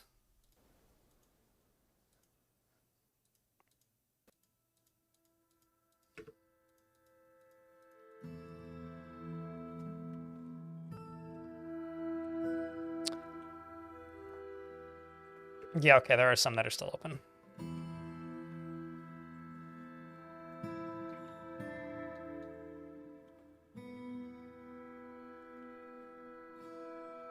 It's grim, man. Chat, can I get a round of beers? Zaverson, did you change your name? Or am I just, like, not remembering your username? You're either, like, a heavy lurker, or you changed your name. It's one of the two, probably. The only reason I ask is because otherwise I feel like I would recognize somebody with a 21-month sub, but appreciate the lurks in that case. Cheers, mate. Crypt beer. I'm going to set this as a pond, because I can probably access the pond yet now. Queuing Green Tea, thanks for the 34th month. The bright side? There's a bright side? I don't know. We didn't kill the baddie. He escaped, so he'll come attack us again with a similar army. I lost 30% of my dwarves, and most of my military. Again, I don't think there is a bright side. But if you think there's a bright side, that's lovely. Actually, no, the bright side is look at the lava. That's the side which is bright. I play adventure mode when I have the desire to play it, which is usually when there's an update. Generally, the way adventure mode is streamed on this stream is in between forts. I will do maybe 90 minutes of adventure mode if I want to use adventure mode to start the next fort. I don't generally just play adventure mode for a period of time because chat gets bored shitless and tunes out and stops watching. That's why. Where are my buckets? Everywhere. Got it. Every time I've tried streaming large chunks of it, chat's just tuned out. And that's not really a positive for business, you know, in this line of work here of streaming.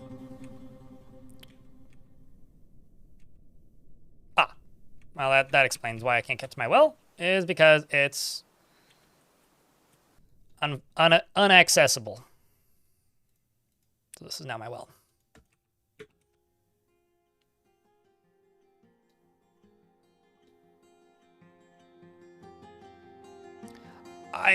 I'll just be blunt, Claro, because you keep making suggestions. I think in order to enact most of your suggestions, even though I think they're legit, is I would need to build a new fort at this point. Because I'm not going to be able to completely convert this fort if we keep getting attacked by digging and flying enemies. I have to fight them. Otherwise, they will just get into the fort somewhere where I have no chance. So I don't actually agree necessarily. Like, well, I don't disagree, but like, I don't think that it's going to be necessarily achievable in this fortress given the circumstances.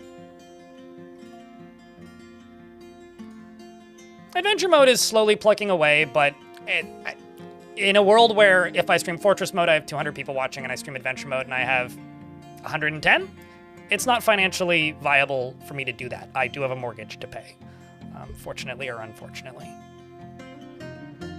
So, like, I do better when I play games that aren't Dwarf Fortress than Adventure Mode, which I'm sorry I have to restate this constantly, but that's the case. I will stream a bunch of Adventure Mode when Cabin Building is reinstated. But till then, I tried. That's not a struggle. It's just got to keep ahead of it, right?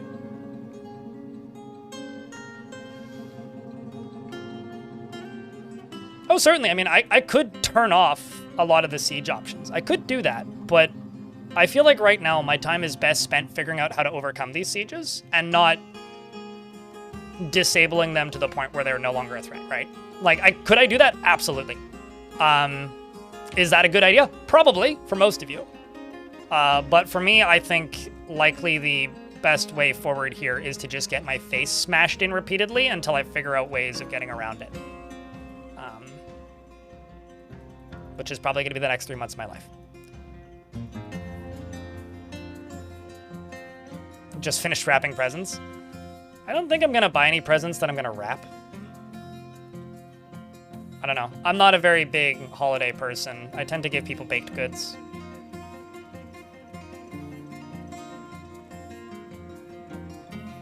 Kind of want to give my older sister a cactus, because she had a cactus once that she's talked about missing because it died due to getting abandoned where she worked at the time during pandemic.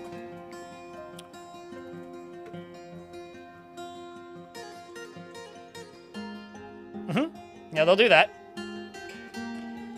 In regards to Hunt.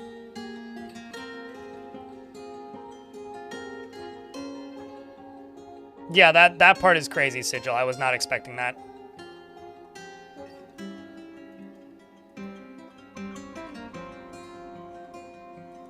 No. Probably not. I don't know. I'm guessing. Unicorn is still alive, Gunmetal.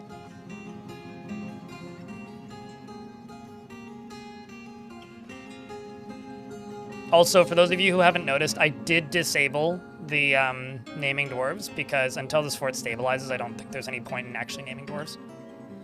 I don't like naming dwarves like minutes before they die. It just sucks. Feels bad.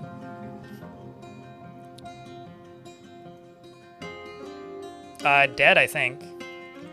Yeah, dead long time ago. At least 2 streams ago. Freeways.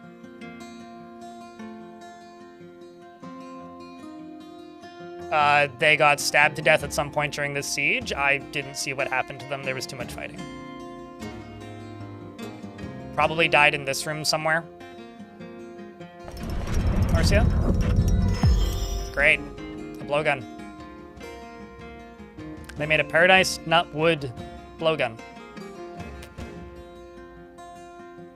Another goblin siege? No, I mean, have you been watching for the last 10 minutes? Because if you haven't, then chat, you filled them in. I'm sure you're capable of it. Dwarves have arrived to trade. Let's try and trade with them.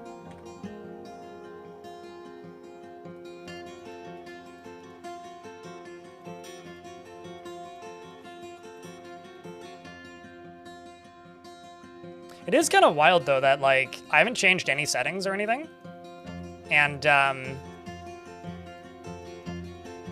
we went multiple years with no major combatants. That part's kind of crazy to me.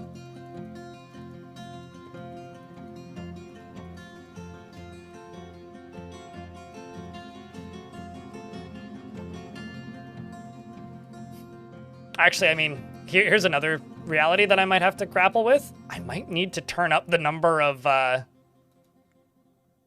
or the amount of ore to compete with this. That's something else that I was kind of thinking about last night. Is that there's like a non-zero chance that maybe I should just start playing with more copious amounts of stuff to use as ammunition. Like that's definitely like, because like I don't know what settings they had on to balance this, and maybe that's the play.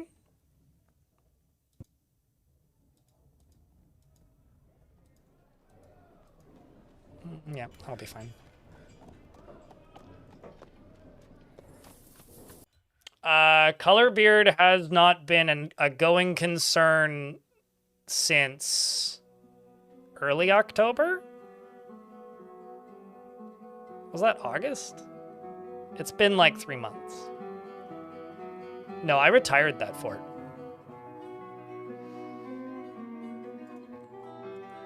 And then we did Brain Rot in the same world, which was a one-tile Necromancer fort, and then the Siege update was announced. And then we generated a new world, and then we did one fort, and then I generated a new world, and I've done 2 since. Ah, yeah, no.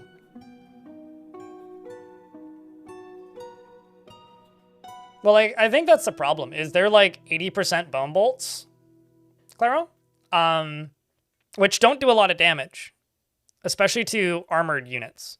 And if they're attacking me with like swords masters, they'll disarm them, but they won't kill them. And an unarmed sword master can kill like a amateur dwarven soldier, right? Like I played most of my life spent playing this game was against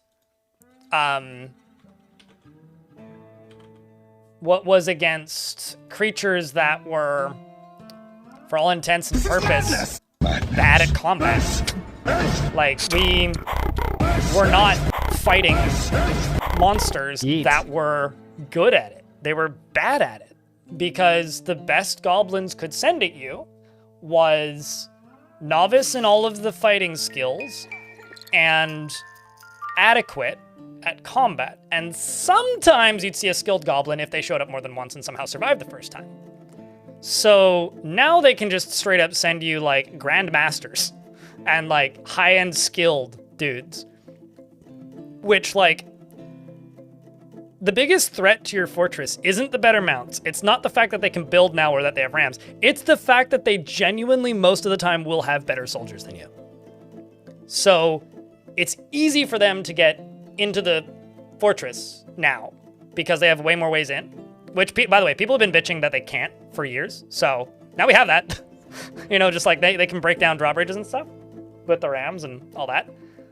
But the actual threat isn't the new tactics they have. The actual threat, as far as I'm concerned, is the fact that their soldiers can beat most dwarves in a 1v1 now. In fact, they can beat them in a 3v1. Unless you've literally trained them for multiple years. No, it's cool. It's just like Norcia, like, I'm not saying this is a bad thing for clarity here. This is a good thing for, like, the skill cap of the game. But, like, that's the scary thing for me. I'm just gonna wait a minute and 30 seconds because we're in an ad break. Hello, Stoned Hobo. How are you? Hello. Also, by the way, we're about $60 off of the daily minimum. Is what it is. Maybe we'll make it, maybe we won't.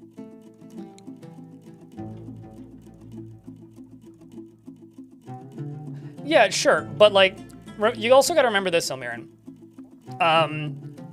A dwarf's biggest threat to their own safety is that they get tired, right? The reason dwarves are so strong is because they can go into a martial trance. But I don't know what the cooldown on martial trances is, but it's pretty long. Martial trances stop them from getting exhausted and they give them an accuracy and a dodge bonus. Vampires are so strong because they can't get tired. Later on, thanks for $10. Appreciate you. Letterin cheered. X1000. Cheers, mate. So, like that is why dwarves have been strong? She wouldn't be able to do that now? She maybe could, right? Because if you are kitted out in the best possible gear, this fort has never had enough access to iron for me to reasonably be able to make steel. And like, I tried for a bit, but I couldn't get a steel surplus going.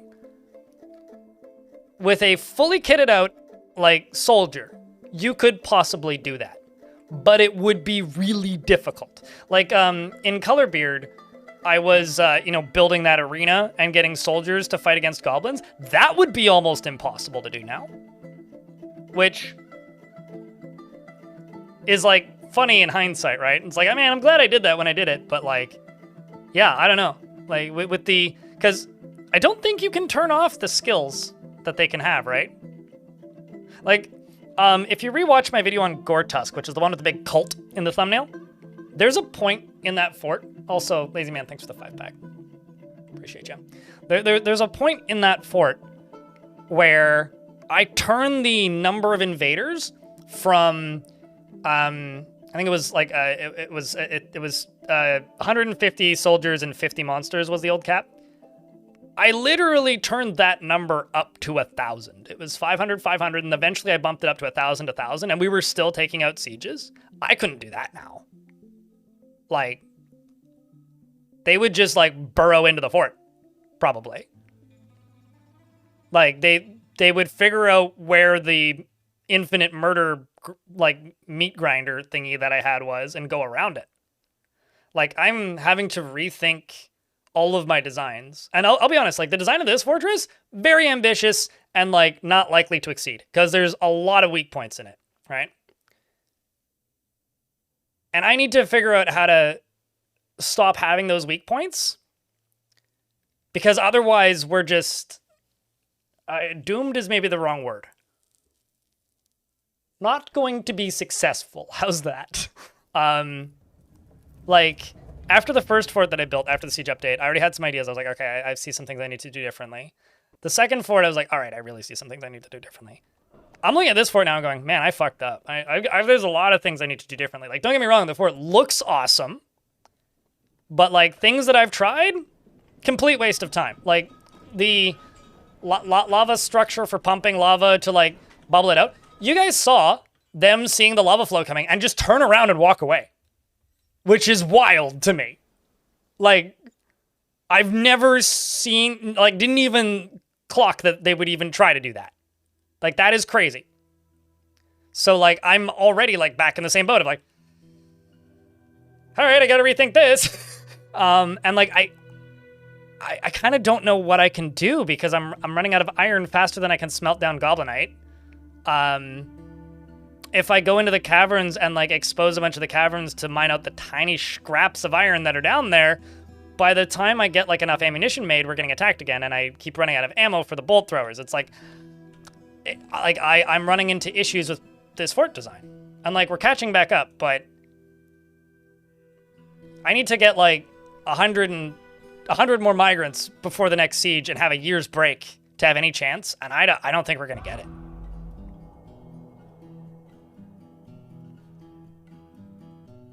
What would that do? Vakrock. Exactly what in the hell would... Oh, sorry, not Vakrock. Ilmirin, what in the hell would, like, putting water somewhere do? Like, I've got lava already. Demons don't care about water or lava. So, what the hell would that do?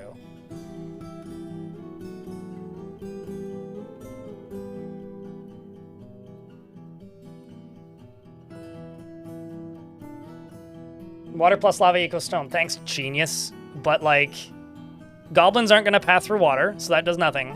No, like, this fortress, I don't see a way I could do that. Water supply sucks. Like, I do not see any feasible way of how I could do that. Or how I would use that in this fort's design. Like, if we were underground completely, possibly, yeah, sure. I could build, like, a reservoir above it and, like, dump stuff straight down. But we're all outside here. I have 100 dwarves. 25 plus of them are maimed and virtually, not useless, but, like, severely injured.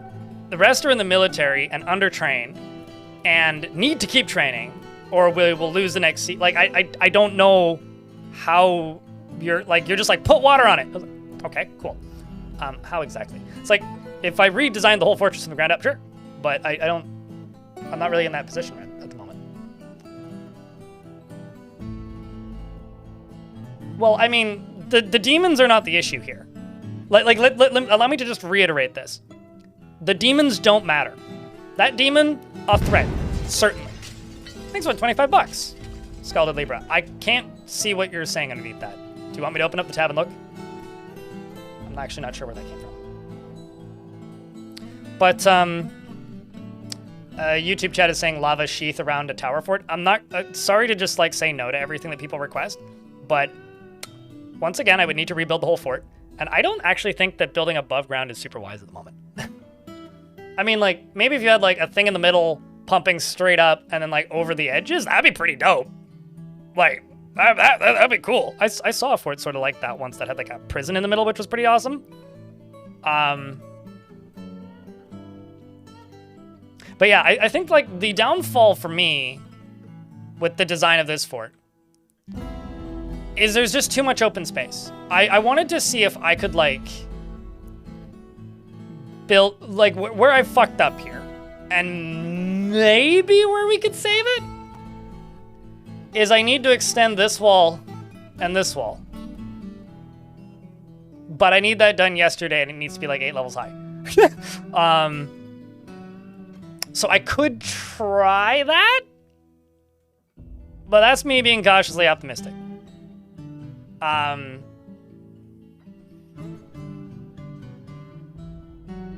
Yeah.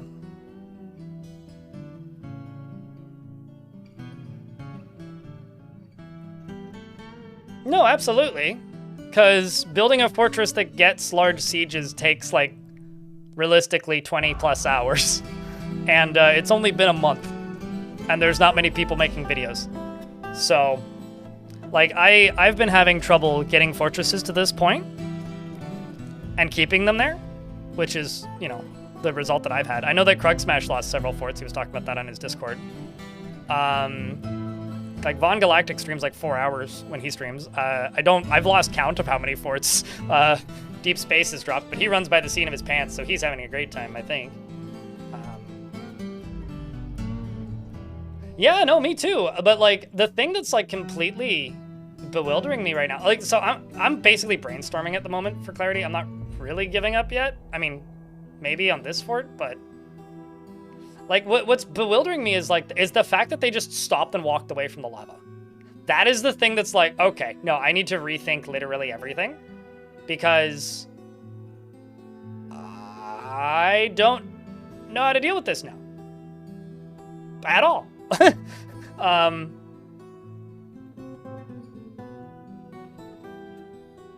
You were really struggling? Happy. I'm glad it was helpful. I feel like I didn't put anywhere near enough information in that thing. But like it was all that I could kind of come up with, I guess. That I thought would be useful, that I knew that I could do accurately. I had like 2 different iterations of that I threw out. But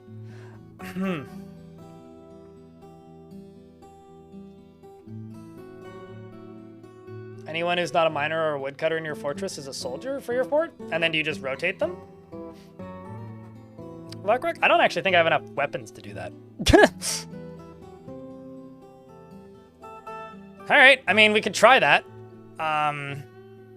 Wait, hold on. Are you counting siege operators as soldiers? Because if that's the case, then yeah, that makes sense, but...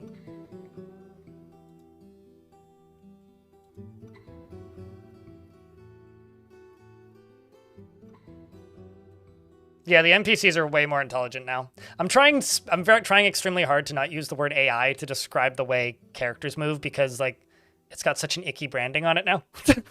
But blame Microsoft, it's fine.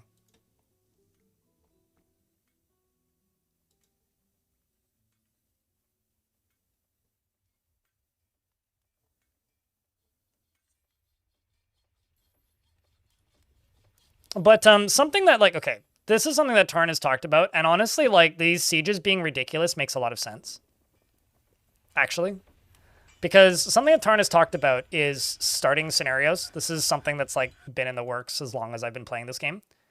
And the whole idea behind starting the scenarios is that when you start a fortress, in theory, the way Tarn has pitched it, is he would want it to be so that when you start a fortress, you select...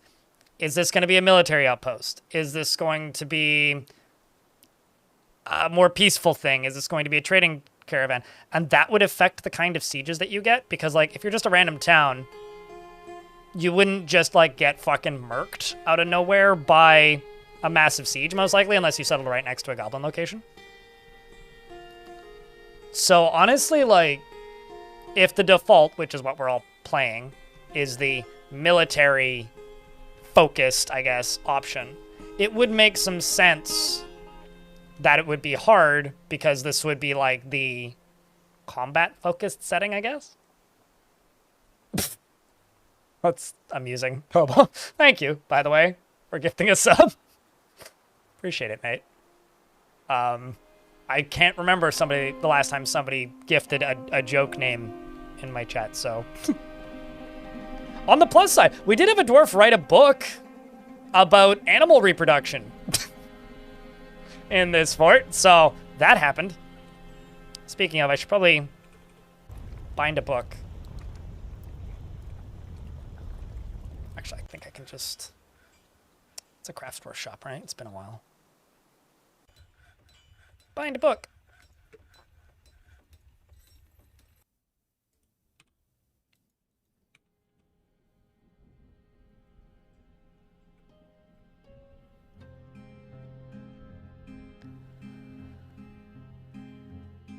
I believe it. I believe it. I hate to be that guy, but my little sister switched to Linux. Like recently, she had a laptop that she was using as a word processor, and it was taking almost 5 minutes to turn on, and it was brand new. And my brother-in-law installed Mint on it, and she's just like, yeah, it starts up in like 3 seconds now. It's like less than 10 seconds from like pushing button to finish booting.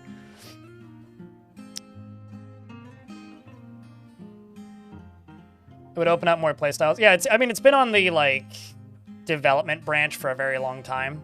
Sanitz?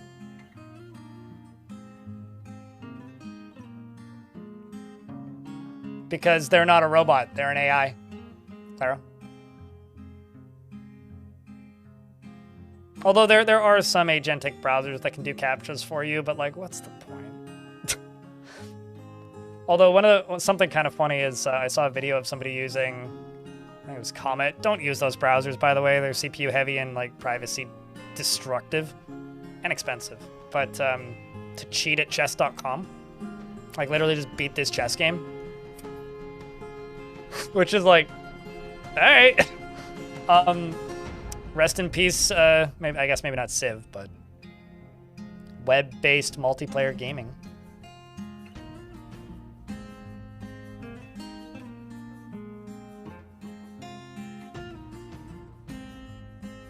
Does the auto repair loop at start? I don't even know what that is.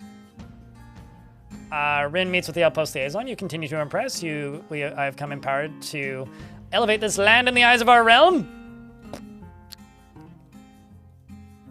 I'm glad you feel that way. I don't. They want footwear and... Oh, they also wanted Warhammers, didn't they? Oh, well, I should trade. I got tons of stuff in here. It's also heavy, so...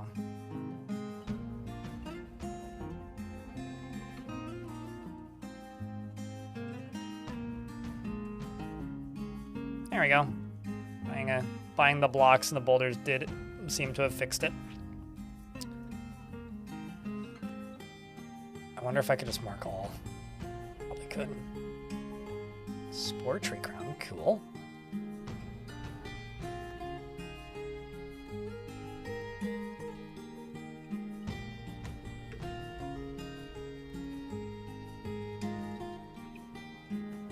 So yeah, I think like we'll play this out, but like if we get another 2 sieges like that today that end about as horribly as that, I think we're gonna retire this fort and try again.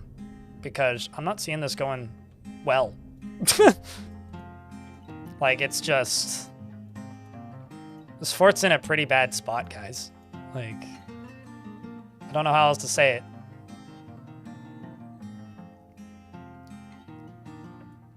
We started today at 170 dwarves, for clarity. We are, I think it was 170, it was either 170 or 160. But, yeah, we've lost like a third of the fort. It's been a steady like 15 to 20 dwarves per siege that we've been losing, with no real solid sign of slowing.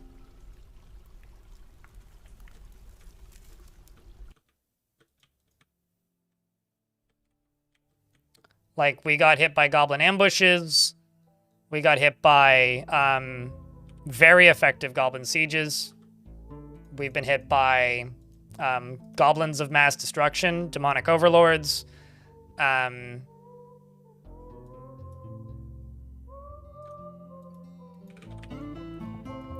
Let's do iron. Well, actually, hold up.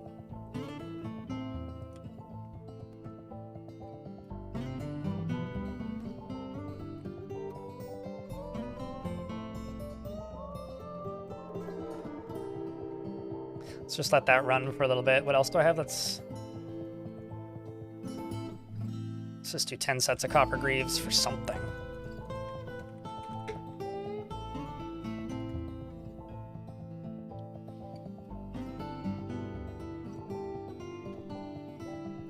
I don't know why I said Goblins of Mass Destruction, by the way. That doesn't really mean much, but here's where my brain went. Like, look at how much stuff we were able to take out here. Just stacks of them.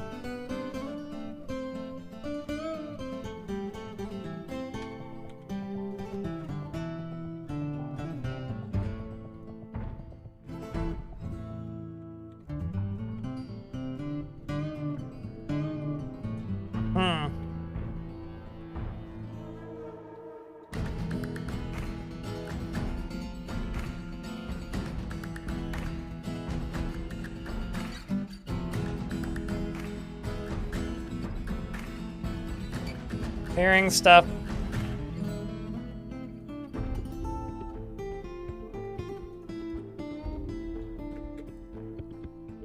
The smooth overlords? I don't know. That was a scaly skink. Although skinks are pretty smooth. I don't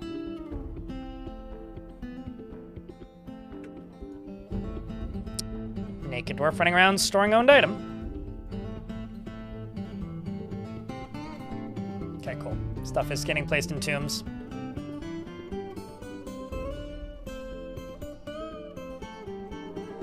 Excuse me, why are you putting stuff in?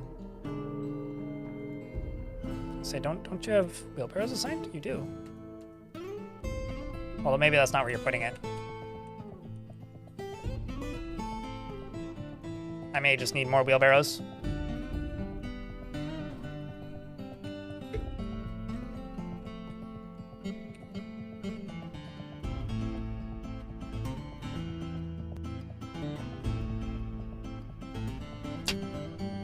Goblins of Mass Destruction. It would be like a Tumblr core hardcore band. You know what I mean? That, or no, maybe that would be like Gerbils of Mass. Well, maybe not Gerbils. Gremlins of Mass Destruction would be that.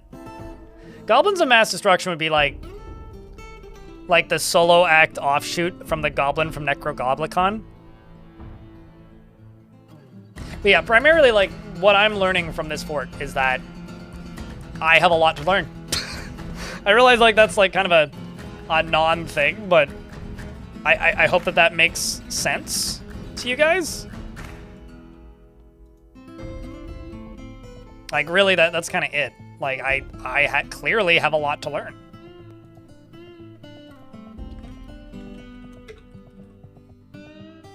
And that's kind of exciting.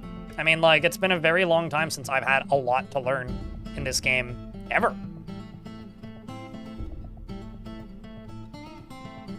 You should doodle it. Doodle it. Do it. You got this.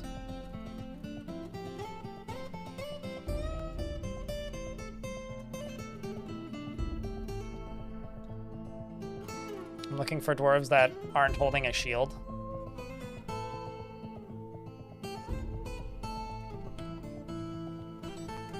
Okay, so my miners aren't currently digging. Let's just go down. Let's see if I can go get more iron.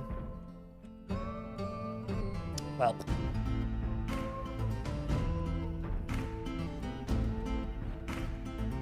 Also can't get into this at the moment. A little bit awkward. Let's just pause until I can see some iron. There's some.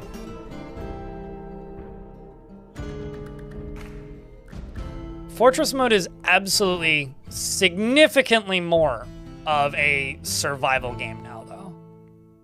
Like, for better or for worse. If you were a person who wanted Dwarf Fortress to be more of a survival game, it's that now. You got your dream. And I think that there's good parts of that, and I think that there's bad parts of that. I think that the good part of that is it's a much more appealing game to a different audience, and I don't know if there's a bad part, really, because I think you can just turn everything off to the point where, like, it's kind of a moot point as well.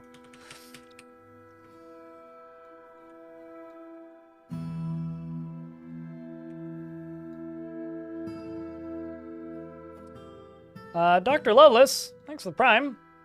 Appreciate you. What's up, Zavi?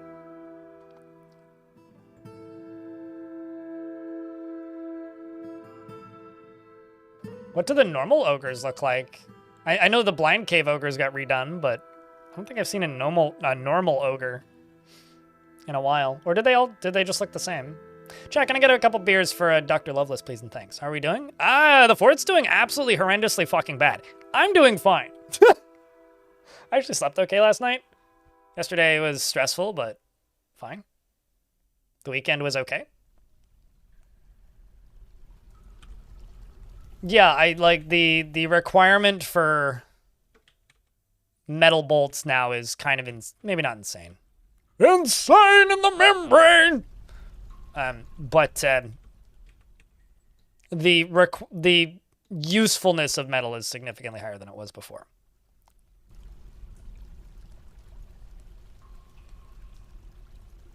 I'm gonna try and drain this. Actually, why am I fucking walking all the way around? The hell?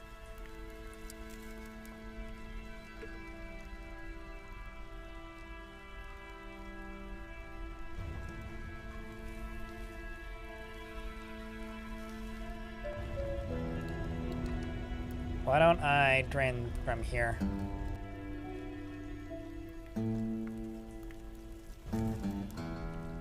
Smooth these.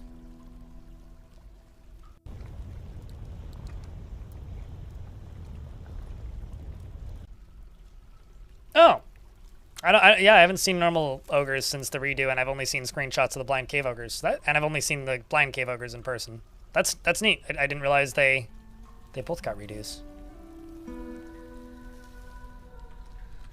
I guess that makes sense, though.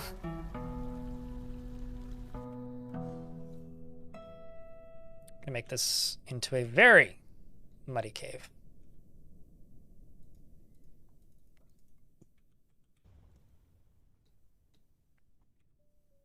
There we go, the first one.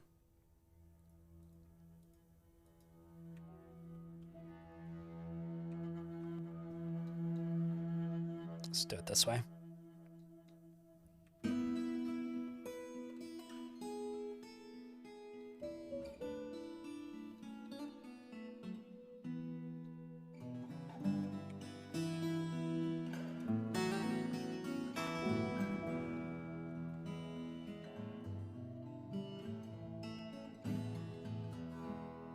Let's also dig up that.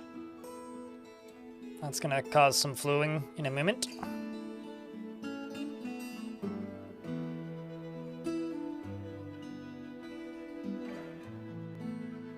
You fucked up your shoulder? Oh no! Construction has the habit of doing... Yay! Sorry, it's just a natural response at this point. Hi, do you want to stab things in the head with a sword? No? Good, that's fine. You will. Also, why is this squad all naked? Oh, it's because they're assigned to a squad and there isn't enough gear around. Go put clothing back on, please. Thank you. Oh, I should get rid of the test one.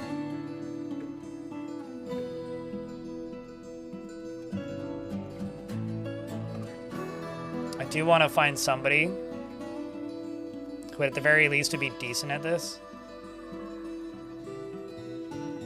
If things calm down for a bit, I'll turn the naming of dwarves back on. I just want to focus for a wee bit.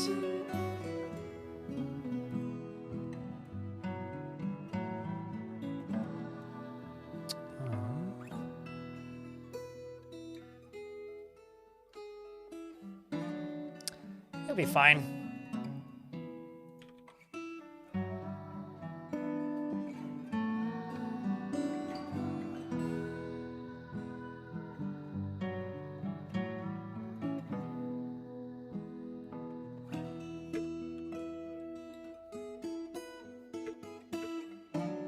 You're a gem cutter.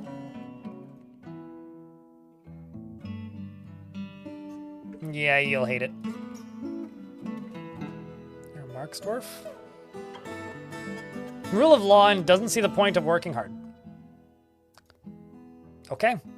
Well, the law is grab a pokey stick.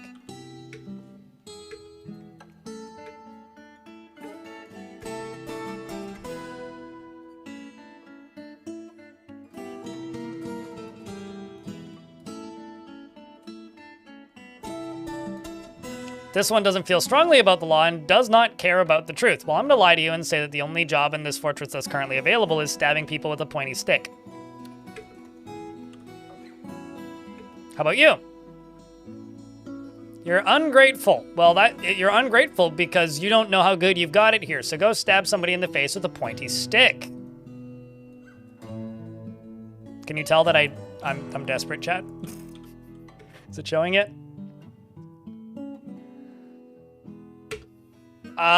It's because I keep burning it. That's why it's sand.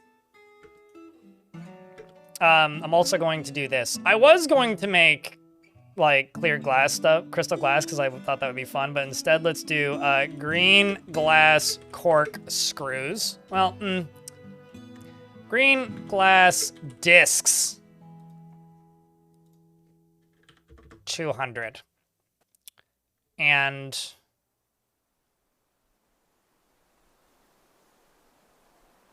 get rid of these tubes and corkscrews.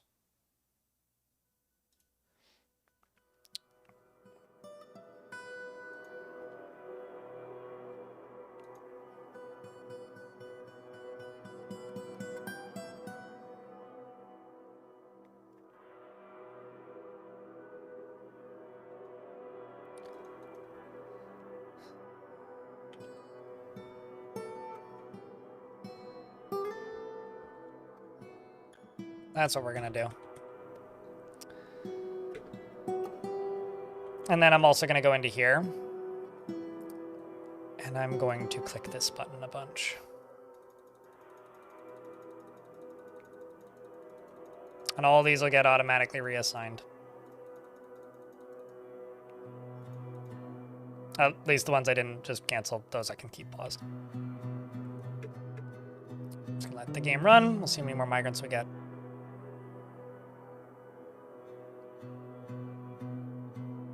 I do, but usually underground. Wait, what did you not know was a mechanic? Oh, you didn't realize that sand was burnt by lava? Well, I mean, any fire will do it. But that's why there's ashes everywhere.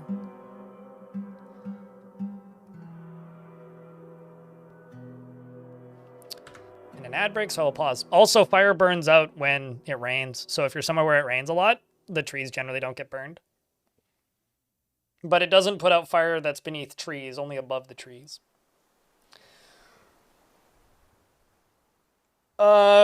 Slightly less common than sparse. But this is like sparse even for what I'm used to. Like this, I feel like this is maybe the least iron I've had on a map with iron on it in my time playing with these settings. Or like definitely on the low end. Well, like most of my metals are coming from Goblinite.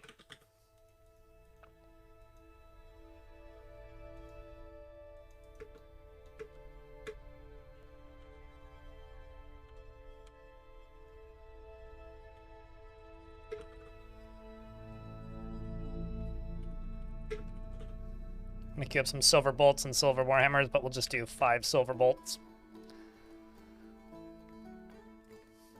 I'm also going to tell all these squads to refresh equipment once the ads are done. Did I hit any silver? Yeah, but it's like as far down as you can possibly go, so it takes forever to get it up. I need to go see if I can get some more though. But that's not the most useful. I mean, it's usable for bolts, right? But I think like the mistake that I made with this fortress was just being too ambitious with the scale of it. But we'll see. I would like this fortress to fall because it falls, and like, I mean convincingly. Yeah, we've got a long way to go on gear.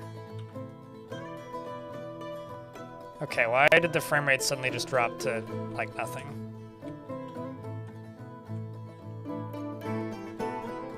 I just went down to 30 FPS. And that's worrisome for me. Because I was at 60. And now I'm at 30.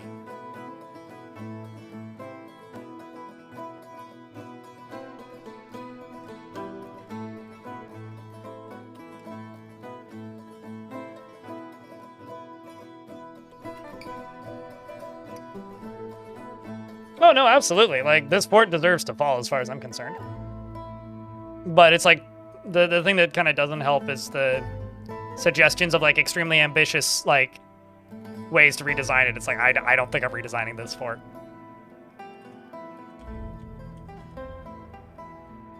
Like, with all due respect, I don't think this fort's gonna live too much longer. But, like, you know, that's fine. That just means we get to start a new fort. Everybody loves that, I think.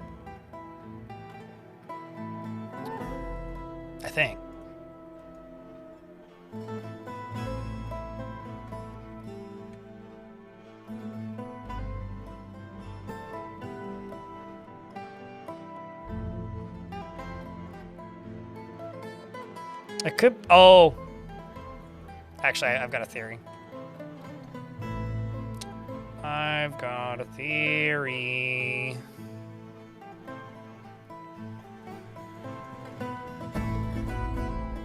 Is there a dwarf stuck here?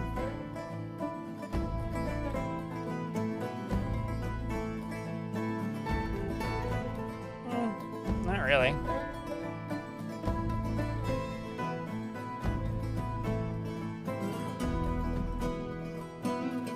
There could be a dwarf down in the caverns that can't get back inside. That's a long line of blood.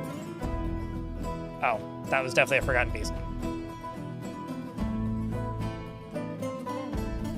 I'm not seeing any.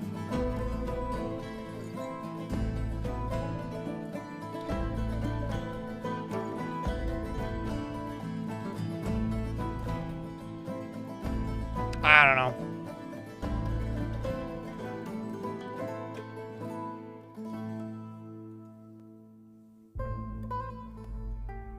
Let's just cancel you.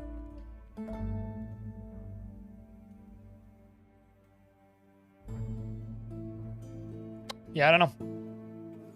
It's a lot of Bloodthorns. Yep, that's why I got a bunch of Bloodthorn crossbows. At least the number of bolts is going up.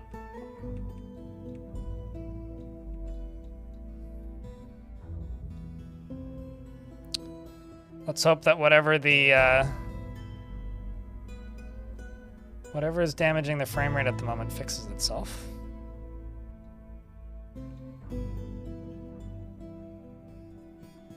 Oops.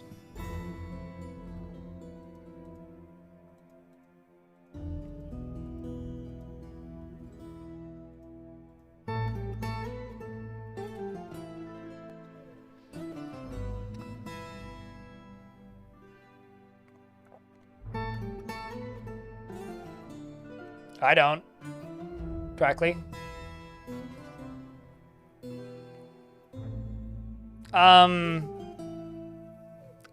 If anybody uses leather armor on archers, it's not me. That's the first thing. I mean, you want your archers to have like higher agility if they're in field combat, but that's not how I play Mark's dwarves generally. I don't think there's any logical reason to use leather armor. Kind of for the same reason I don't think that there's any logical reason to use non-dwarven weapons like bows. For the same reason that I don't think that there's any real logical reason to, how do I put this?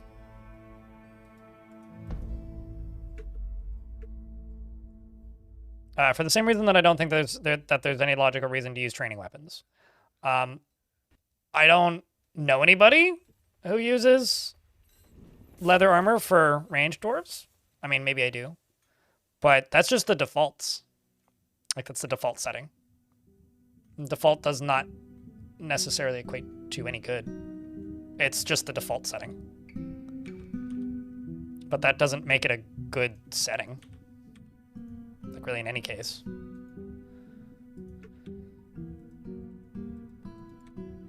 Or situation. So I don't know. I don't do that.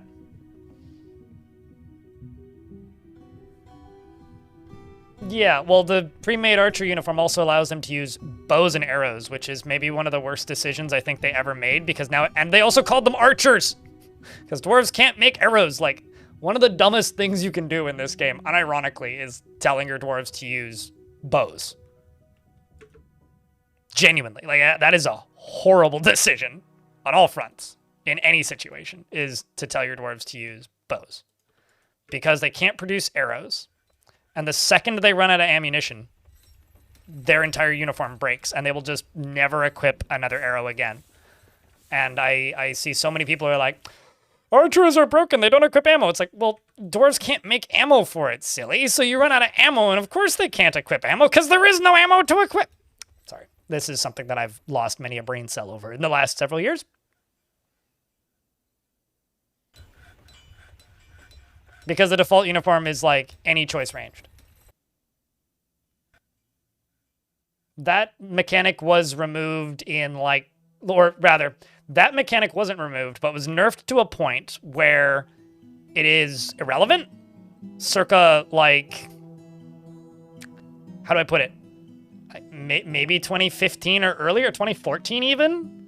Like, you have not had to worry about dwarves getting attached to weapons. What would happen before is, oh, actually, two things. Number one, if a dwarf would get attached to the weapon in the past, they would equip it and never put it down. This includes training weapons, okay? But pre-2014, if you had squads training and they were using normal weapons, they would sometimes kill each other because training fighting was not non-lethal. Was not non? I think you know what I'm trying to say. Training combat wasn't non-lethal combat, so they could accidentally kill each other while training. But that was removed in replacement for sparring almost as long ago as I can remember, because otherwise dwarves would get attached to their weapons and refuse to put them down. But that mechanic has also been nerfed as of, I don't know, around version 44 probably? Maybe before that? I can't really remember, to be honest. So no, don't use training weapons. Please, don't use training weapons. Because they'll name their training weapons and get upset if they get destroyed.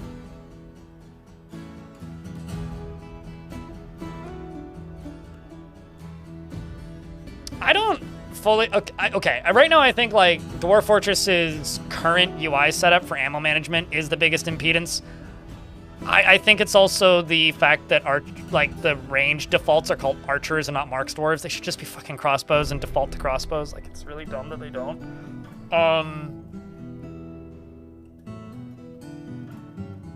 And then the rest of it is just, like, people presuming things are going to work when Dwarf Fortress doesn't work like that. You have to manually set most things up yourself.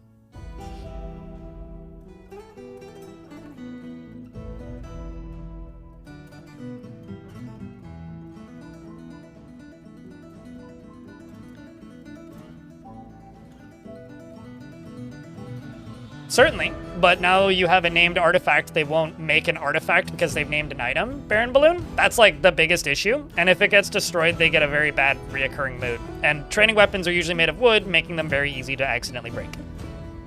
Mostly because they take damage while it's being used, and also fall apart easily. They will also prioritize that weapon over any other weapon, so like, you basically have to forbid it and put it on a pedestal. It's also now a risk of being stolen. There is no reason to use training weapons.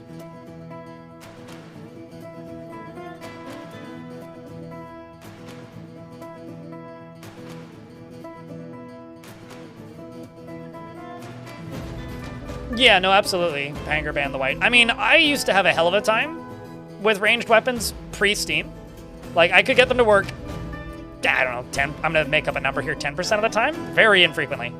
But once in a while, I would, like, get a combination of things and they would work, and I would feel like a fucking genius. Then Steam released, and now I'm much more, ever since the Steam release, I've been much more consistent about being able to make them work. But they still required a lot of, like, weird fiddling. And then post-behavior rework, it's like, oh yeah, no, they're easy. And, like, I don't want to say arguments, because I had many heated disagreements with chat about whether or not Mark's Dwarves worked after the ammo thingy was added. Because, like, I personally don't miss the way that they used to work. It was janky. I think they've worked fine since the ammo rework, which was, like, October 2023. Like, they've been totally fine. But now they're just way stronger, so I ain't complaining. But there was definitely a lot of like... Also, by the way, this dwarf's still alive. So this dwarf lost a hand.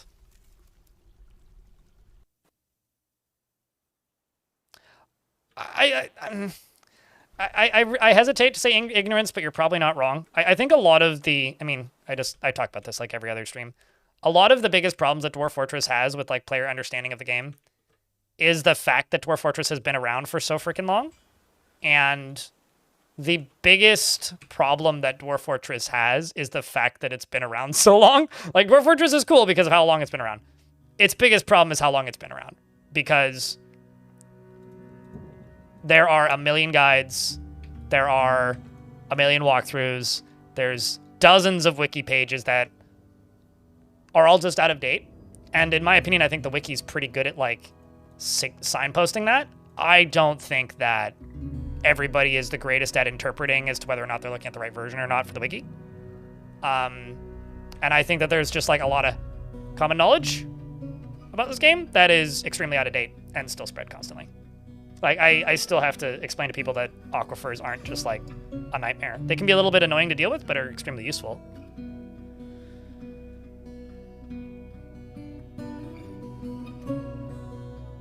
Used to bring training axes before they nerfed them? Why would you bring them? You could just make them out of your wagon. Also, I didn't actually know that they made them so they can't chop down the trees anymore. When did they do that? I just don't generally play that way where I would need them. Let's get some glass in here. For the heck of it. Yeah, it's gotta be the water down below. Because the frame rate is slowly crinkling back up. I mean, people still talk about tantrum spirals all the time, and I'll be honest, I've given up. Like, they're not tantrum spirals anymore. They have, oops, rather, those are supposed to be stairs. They haven't been tantrum spirals since the Steam version. You can have brawls, but they stop, right? Like, you'll have fights, like this fort had a bunch of them earlier on, and people kept calling them tantrum spirals, and I think I've just, like, resigned myself to calling them tantrum spirals. But a tantrum spiral wouldn't stop. Like, that was, it would start, and once it started, you were done, because it would just perpetuate forever, and you couldn't stop it. The fights will start now, like a dwarf will tantrum, and instead of just, like, tantruming indefinitely, they will start a fight with somebody, that'll make like 10 dwarves fight, they'll fight for a bit, some of them will die, and then things will calm down for a little bit. Until the next person fights, you know? And that is a lot more recoverable than what a tantrum spiral was. So to me, they will never be tantrum spirals. Tantrum spirals are dead, and they have been for some time. I'll have you know. He says it's two people tantrum.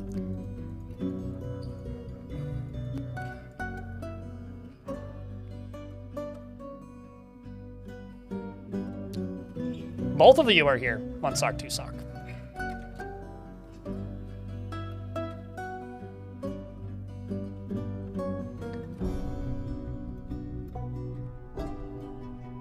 What's a common misconception about rain? Yeah, I remember I built a fort in 47.04, which was when they nerfed rain, like the negative thoughts that people would get from rain, where I only built above ground, and the only tiles that were below ground were individual tiles that dwarves, that were needed to build furniture that dwarves required. So like beds, they needed to be under a roof. So I would either build them under a tree branch or like underneath a single tile of ceiling. And I was able to keep that fort really happy. I did also like disable, or rather not disable, but settle somewhere where I wouldn't get attacked. So like, there was a point where like I literally had to make that and post it on Reddit, and people still didn't believe me.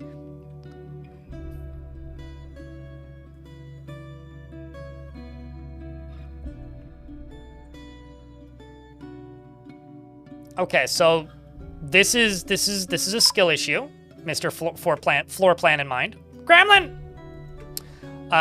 The reason this is a skill issue is if you properly planned your fortress design, you wouldn't have this issue. And what I mean by properly planned is if you started your fortress with the assumption that you didn't know what the map layout was, you wouldn't have this problem. But because you didn't properly scout, you need to learn how to work around that. Like this is a skill issue. It's like saying, well, caverns are bad because sometimes they ruin my fort layout. Mine too. But isn't that like the idea? Like maybe I'm missing something, but what's up, Squirrely? How's things?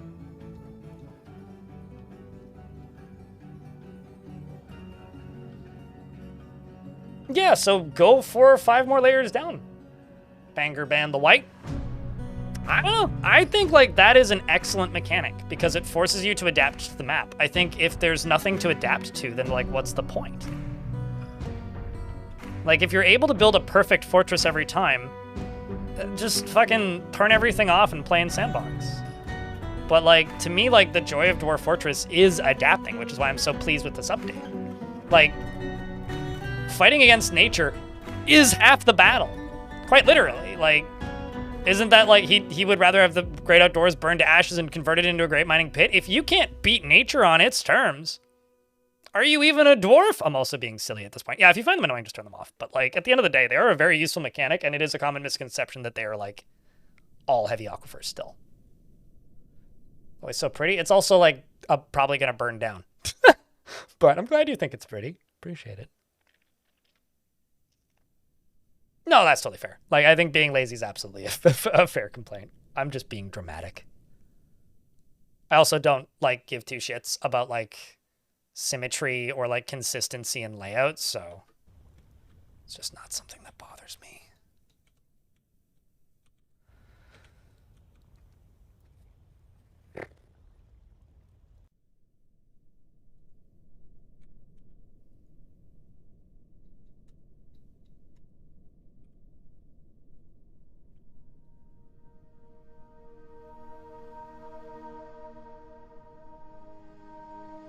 I think, like, one of the biggest problems with getting better at this game, or, like, I don't want to say getting good. That just makes me feel shitty. I think one of the biggest problems people have when it comes to trying to learn this game better is getting out of their comfort zone. Like, Dwarf Fortress is a game where it is very easy to just get into your comfort zone, right? And just do everything the same way every time. But it's like when people ask me, like, when do you normally do this? It's like, I don't, right? And the reason I try to not normally do the same thing at each time is because that's how I play this game for thousands and thousands of hours and not lose my mind. I'm still losing my mind. It's just like I'm still having fun while I'm doing it. Instead of not having fun while I'm doing it.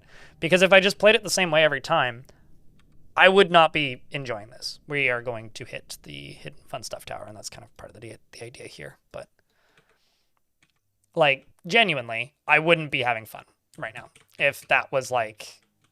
If I played the same way every time, I would not be enjoying this.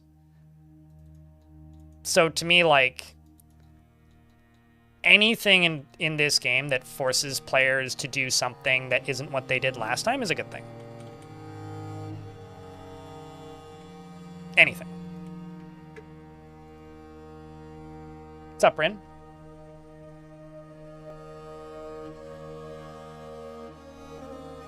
You were attempting to use it for defense. Is it currently just like self-sabotage at this point?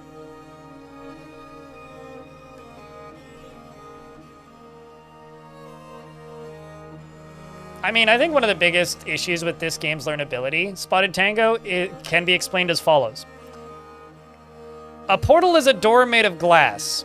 A bin is, or rather, a box is a chest made of glass. A coffer is a chest made of rock, and a chest is a chest made of metal. A tube is a pipe made of glass. The fuck is a pearl ash? You know? A lot of that stuff, like why is a pot a tool? I still don't actually know. I've just accepted it. Mugs and cups. Sure, well, okay. At least with mugs and cups and goblets, like, those are words people think about. I don't think many people think about the difference between a coffer. Like, I learned the word coffer exists playing this game. Maybe I'm putting too much emphasis on coffer. But all I'm saying is, coffers existing implies the existence of sneezers, and I've never seen a sneezer. Certainly not a Julius sneezer. Bless you, chat, for tolerating my jokes.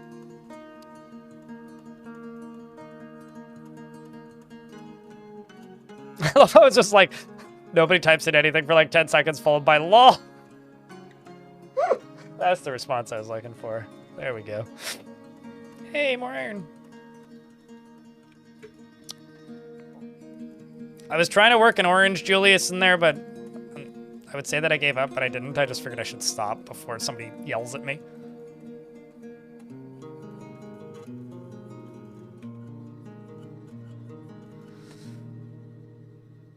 Took you a sec? Oh. Bless you.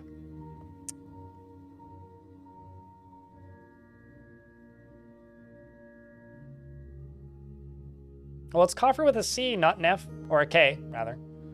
How's the port going? Absolutely terrible, but I'm having a great time.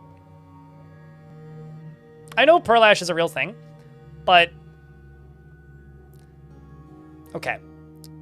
Rewind. The game has no real indication of how you're supposed to build something outside of job cancel. I think a world, like when you go to play adventure mode right now, there is a pop-up over all the skills that says what the skill does, what trains it, and what it's useful for. If I go to skills here, and I go to Flatterer, and I hold my mouse over that, there's zero indication whatsoever what that skill does, what trains it, and if it's useful. Does that make sense?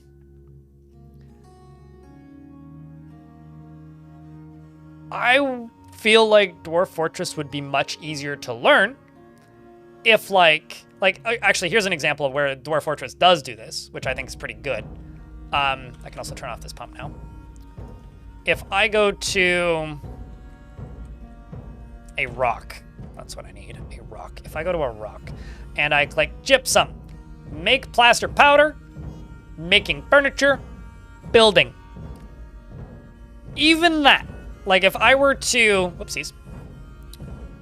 See right now, if I click on this rock pot, it says it's a superior quality rock pot. Why doesn't it say can store food, can store beverage, preserves foods, beverages, meats, etc. Or preserves food, blah, blah, blah, blah, like says what it does. You know? Things like that. You know? So if I click on Pearl, actually, watch me click on Pearl Ash and it'll tell me what the fuck Pearl Ash does. Oh, maybe I just don't actually have, do I have potash?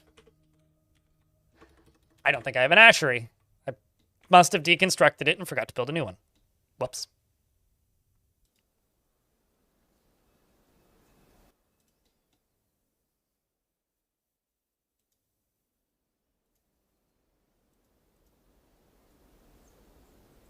Anyway.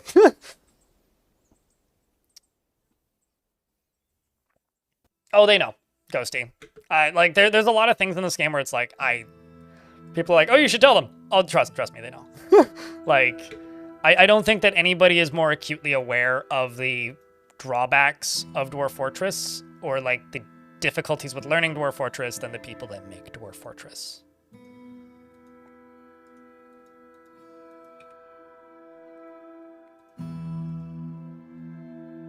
I'm pretty certain of this.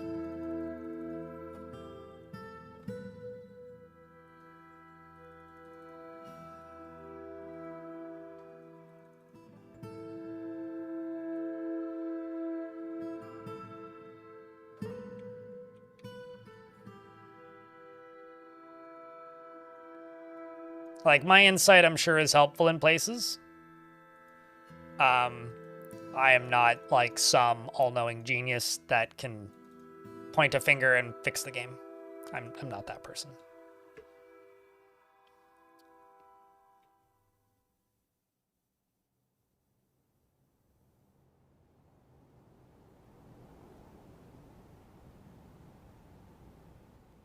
Oh, you did in the past, and now you can screw your dwarves into stick-loving idiots. Oh, sure. Well, I mean, yes.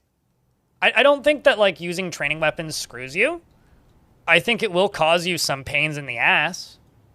but I don't think it's, like, gonna wreck your game. There was an era where it would have. I don't think we're in that era anymore. But, like, you know, there's a lot of, like, not even UI changes, but just, like, wording changes that if I could just, like, snap my fingers and change in this game, I would. But it's not my job. It's not my job.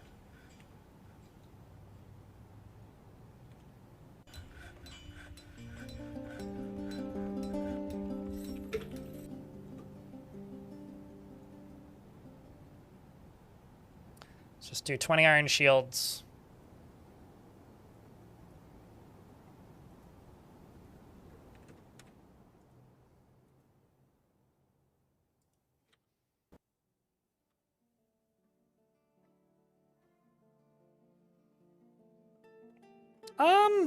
No. Here's the thing.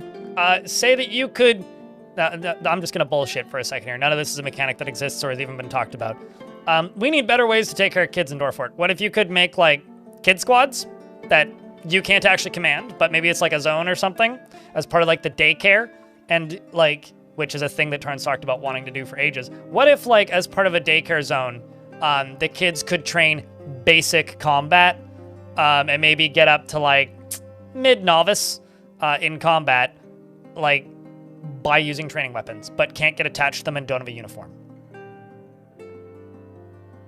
And also can't be commanded, so you couldn't use child soldiers, because that would kind of defeat the whole point. You know? Like, something like that. Like, that suddenly, okay, now this item has a use again. Like, I have a feeling like in the future, we will get a use for those items again. Yeah, martial arts. You know? Sure, why not? I mean, they already make toy hammers. So, like, you're halfway there already. I'm just gonna spread this out a bit. It's a bit dense.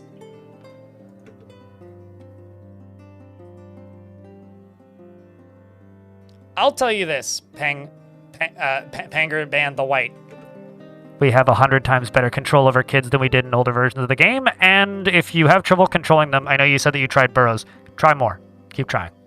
Burrows are a very, very effective method of controlling kids and removing the tasks that they generally run into that have problems with their moods in the chores menu. Like, you can keep all your kids fine. And then give them guild halls that you burrow them into, and put toys in the guild halls, because they will pass to the nearest toy to play with. Actually, I should make toys. They will pass to the nearest toy to play with the toy.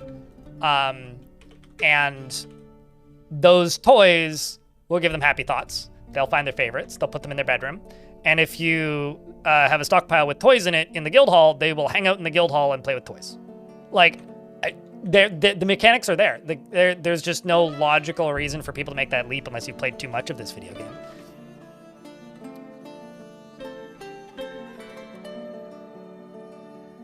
Where are toys anyway?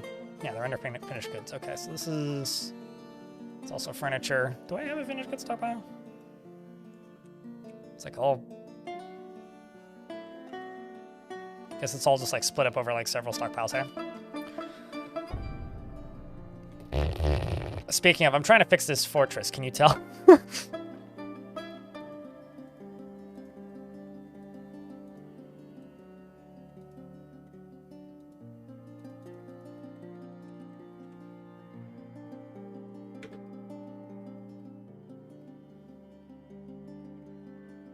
I mean, humans need water.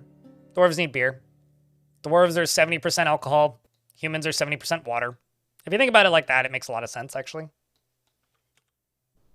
I don't know. This is a very dwarfy trait.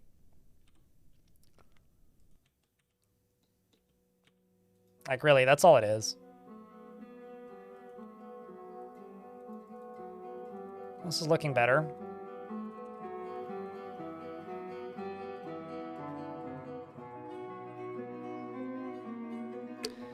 Looks like I am caught up. Wait, I saw a ghost. T-Dog, I beggeth your pardon. I thought that I memorialized you. Twice, actually.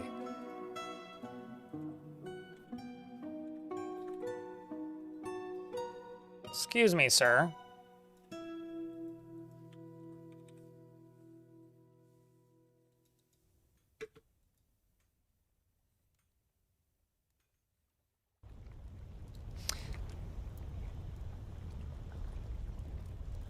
How are you there? But you've been memorialized twice.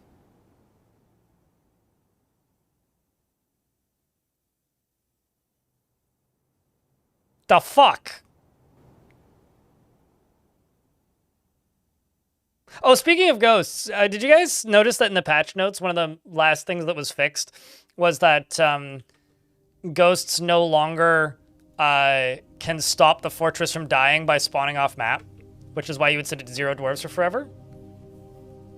Now that's a potent spirit. Clearly, I'm gonna unbuild and rebuild the slab.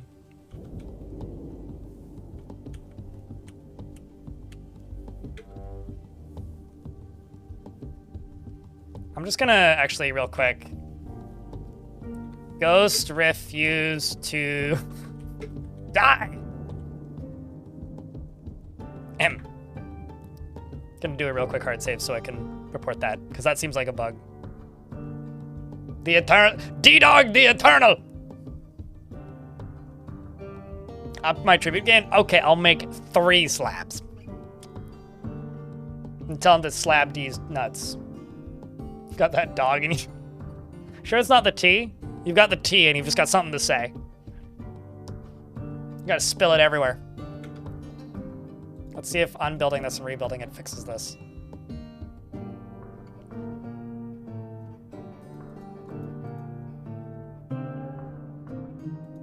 Staying for the drama. All that tea.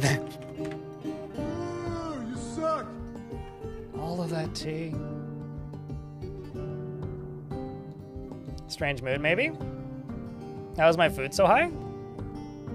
I don't know, it's not that high. I've had it way higher. I've been actually actively trying to keep it down. I have a hard time not having like 1 trillion food in my forts.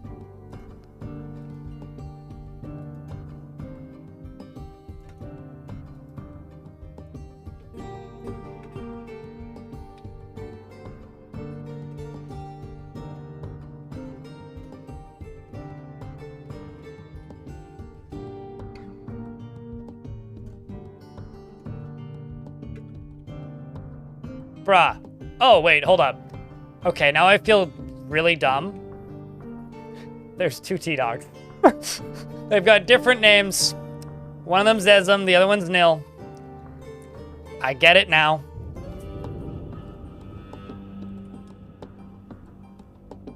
Yeah, okay, that makes sense.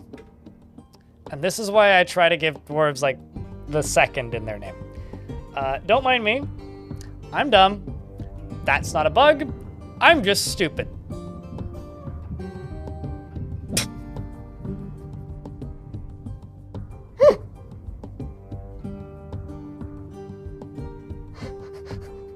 WTF 2T dog? Yeah, exactly. It's my Monday, and I've been live for 7 hours. Go easy on me, friends. Speaking of, knocking on wood, I haven't been sieged in a moment, so that's nice. Maybe we have a chance. And also, thank you very much to everybody who's tuned in today. It's good to have all of you. Eurus McT-Dog? I think it's Nil McT-Dog, but sure.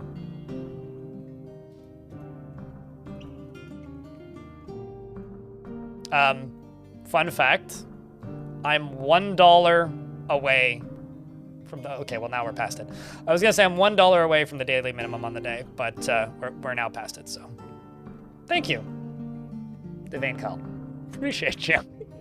How has Sieges been? I on it, like, okay, somehow miraculously you're still alive. Today's been catastrophic for the, like, health of the fortress. Chat, question. What do you think of Sieges?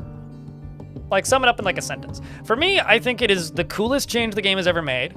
I think the game is extremely difficult now.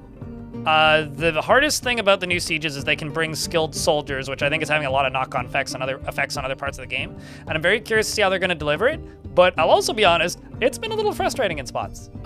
Trying to like figure out what they're going to do. Like something that they did today that blew my fucking mind was I have these spouts to like spew lava onto the surface. I saw them see lava coming towards them, turn around and walk away.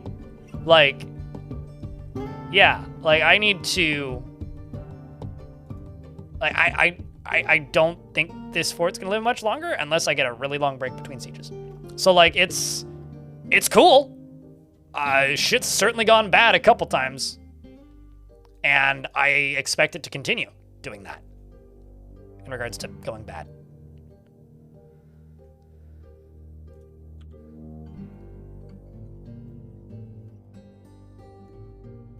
You haven't played much Dwarf Fortress recently? I mean, it still takes a while to get the sieges, right?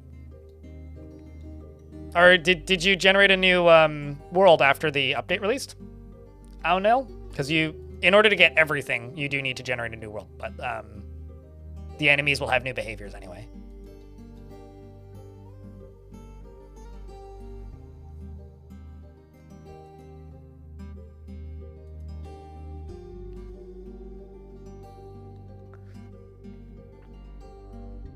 Hey, Claro, if you want me to not seem irritated with you, try and use that smiley as little as possible.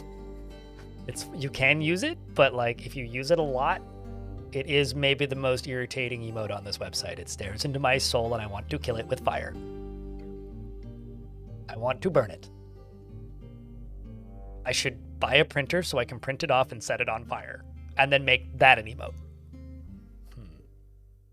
Okay, I shouldn't buy a printer. I should go to Staples and pay 10 cents to print off that smiley, set it on fire, and make that an emote.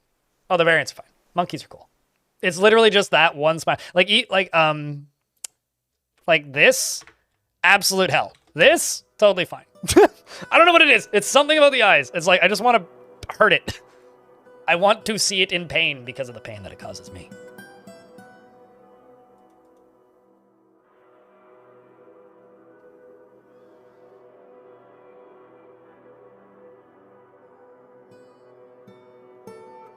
It'd be evil if Tarn-made ghosts require a slab of a favorite material of a certain quality. Oh, that would be unplayable. Well, incomplete, inconceivable, incompletable in places. There, the other T-Dog has now been memorialized. Speaking of memorializing, we are getting a few of these. I'm just going to pen past your animals that need it. And go back down to here. Okay, so that's sealed off over there.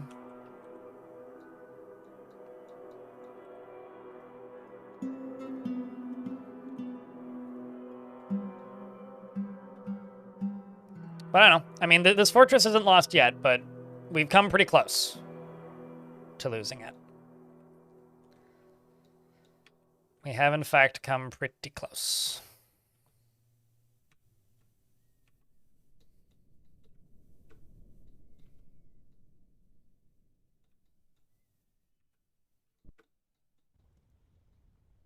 I'm actually not positive how I got down here originally. Oh, I see. The stairs just go down to here. That makes sense. Why don't I go to this? Should start at the bottom and go up, because then it'll work.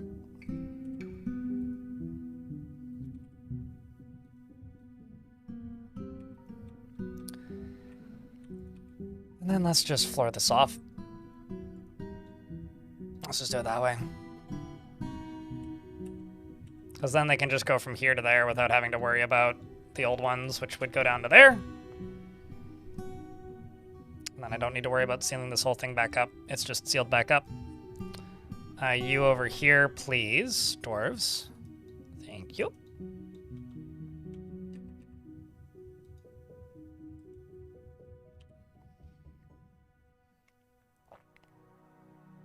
My doctor's in prison. I wonder what crime he committed. Man, I've got some pissed off friggin' military dwarves.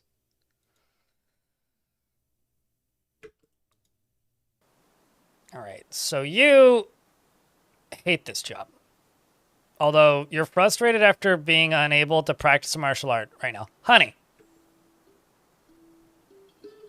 what are you doing at this exact moment in time? If not practicing a martial art. Please. Ma'am.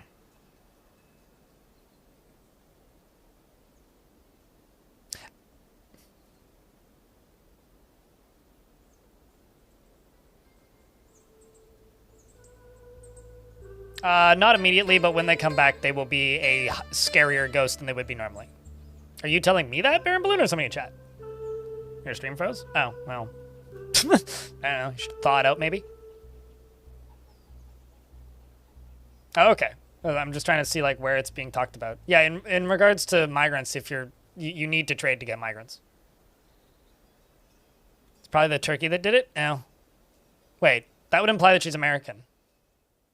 I'm pretty sure that this is a good dwarf from the land of enchantment and the Lance of Men. But maybe it was turkey, I don't know.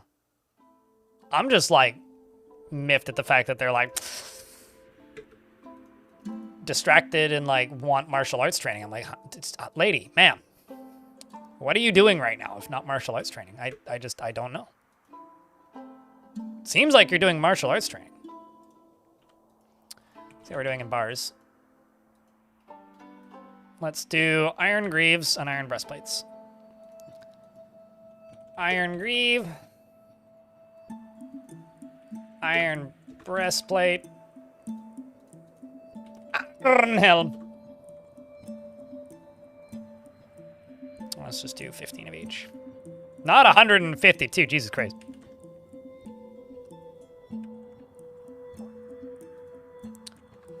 And silver. Bolt. Silver is going to be bolts. When the amount of silver bars is greater than 10. Ashrock is trying to commit crimes.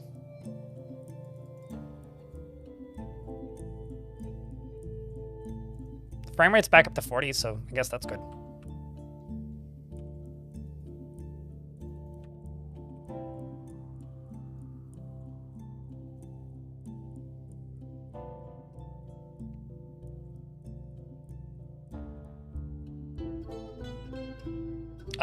I mean, I've told this story 10 trillion times on stream probably, but I once had a dwarf that got murdered. And then I didn't find part of that dwarf's body, so they didn't get fully memorialized. And I think now they don't need to be fully buried to be memorialized. That might not actually be the case, I'm not sure. But anyway, couldn't find all of their bodies, so they didn't get fully memorialized. And they came back, and as a ghost, possessed the dwarf that murdered them and confessed to the crime. Like, literally, like the description in this screen for cases, if you click it, it says confessed. So, I guess that kind of does happen. If you want to see some nonsense with ghosts, I do have that one video on ghosts.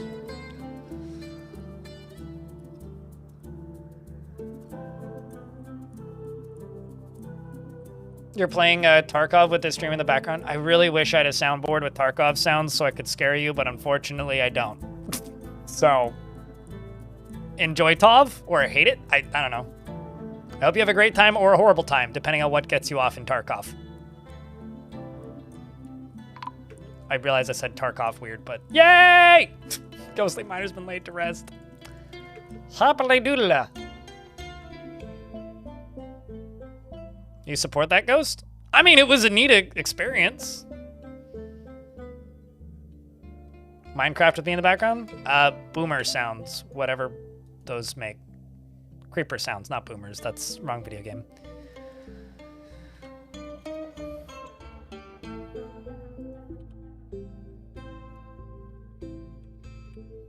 I'm kind of amazed that there isn't a mod that mods in creepers into Dwarf Fort.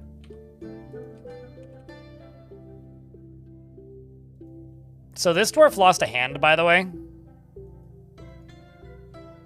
I threw their hand in the volcano. So this dwarf is like walking around with a crutch and is still doing construction. Do you think the crutch is in the missing hand? His right foot is gone and his right hand is gone?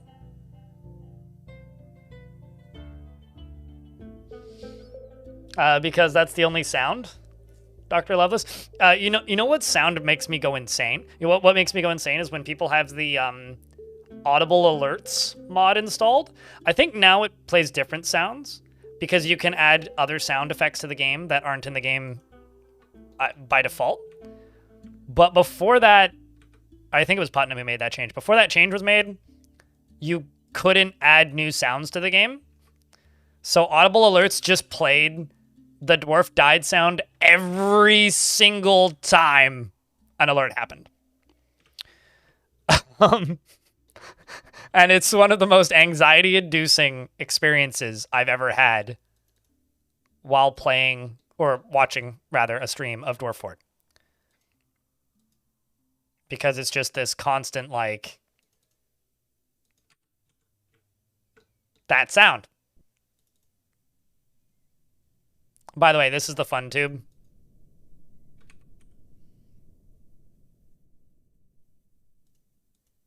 I'm just digging up to the edge of it.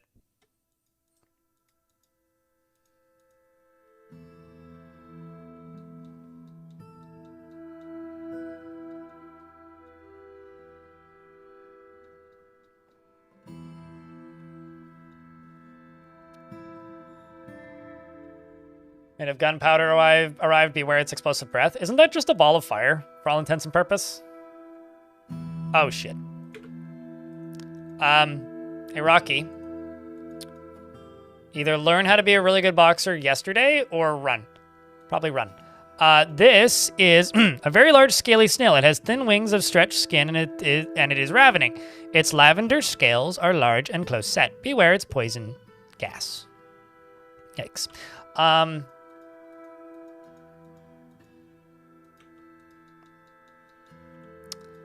Run. Run! Well, he ran.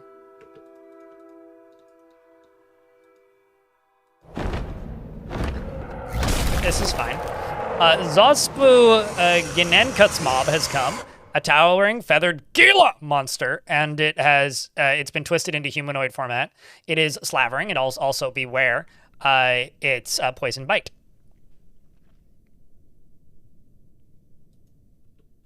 Well, he said fly, but what if you don't have wings? Don't you just fall then? Okay, that's fine. He's all the way up there. Back to the underworld. I will say, this fortress is very fun to play. As much like serious discussions about survivability has been happening, this fort has been a blast. An absolute treat. Kids with wheelbarrows. Oh, this is gonna end well. Run, kiddo! Run, kiddo! Who's that? Oh, it's Udil. Who's your parents? Clockwork and Mistum. Oh no, poor parents are dead. Poor little Link deer. Run, kiddo! Run swiftly! And yes, I'm aware that I could, like... Actually, I probably should just turn on the burrow.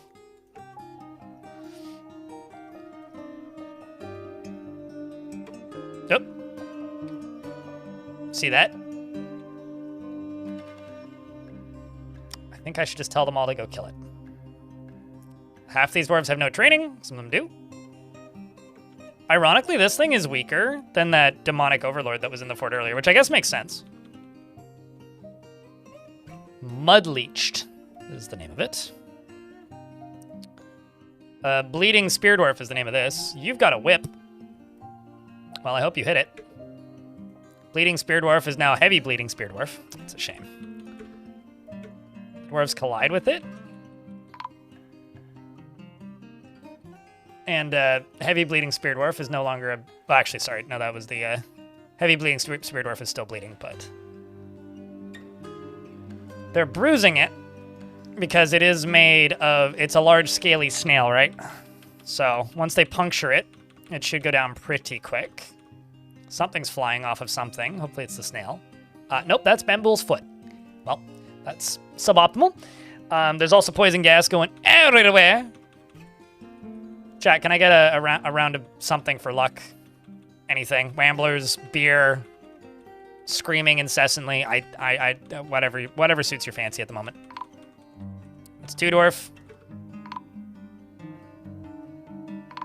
3 dwarf. 4 dwarf? 5? 6? Well, they were able to kill it. Mistim's gonna die.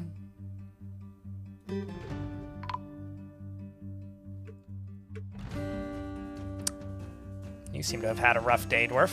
Look at this dwarf's eyes. I would have the same eyes if I was bleeding as much as he was. Now, you just... That's what I was worried about.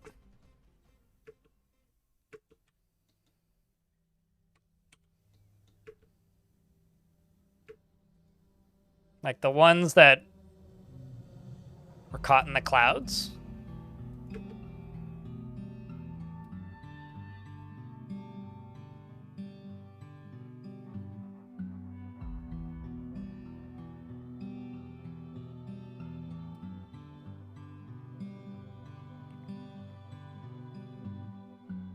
We did get to sell a lot of goods to the merchants. So I'm pretty hopeful we'll get a bigger migrant wave.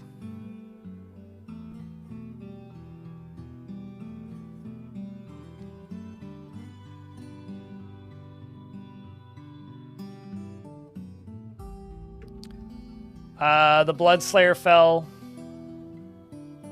in that a lot. It was a lot of our new recruits and also just unrelated dwarves.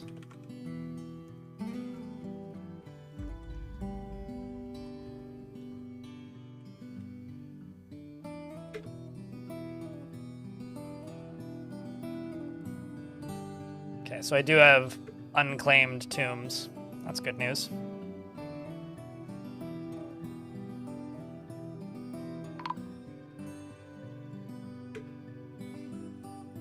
Oh, Jesus. Yeah, a lot of dwarves didn't make it super far. Its shell fell off. Okay, hold on. I'm gonna go down here. I'm gonna make a butcher shop. And I'm going to make a craftsdwarf shop. And I'm going to forbid both this and this.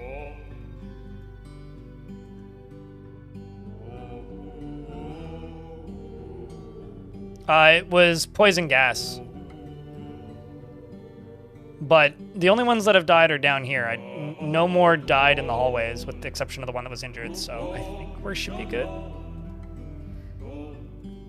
I think. Being tentative here.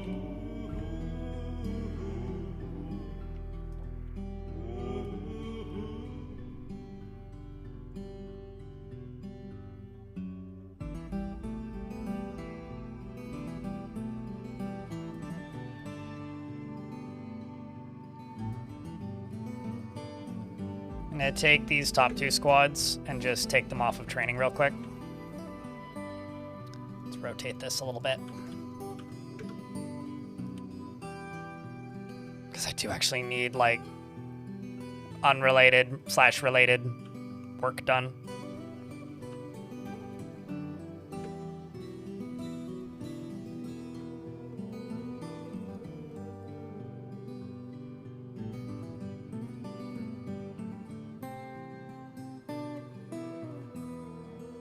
Yeah, I have both soundtracks. I think if you own both of the soundtracks, it just plays them. I'm actually not sure. But I get both soundtracks in Fortress mode, and I think it might be because I've bought them both. I'm not entirely sure. They might just both play. You never play Adventure Mode? Adventure Mode is absolutely worth checking out. I don't know, I get a little bit annoyed when people ask me to play Adventure Mode. Mostly because it's very difficult to stream, but it is really cool as like an in-between Fortresses thing. And that to me is like the coolest way to use it.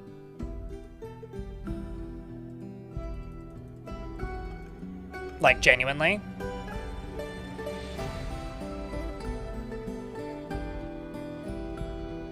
Also, like, if you watch my bigger videos, Ghosty, Pony Rider is like my most used song. Like, let me just go grab it. That was not what I wanted to do, but okay.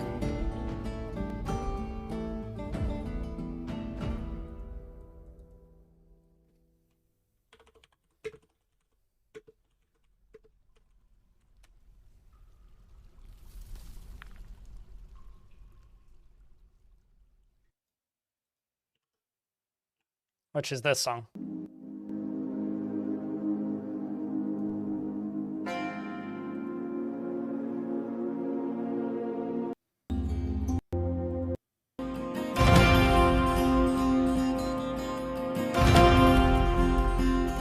It's when you're mounted on an animal that it plays. I think there's probably some other things that can cause it, but...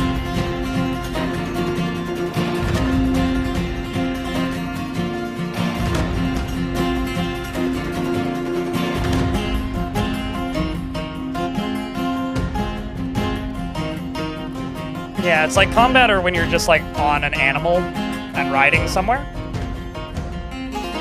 It's certainly going someplace music.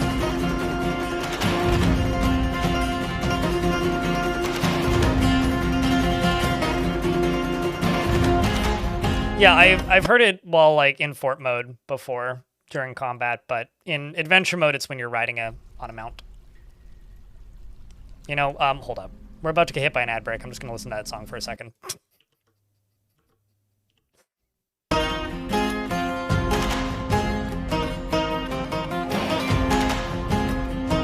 That's very specific, Dr. Loveless.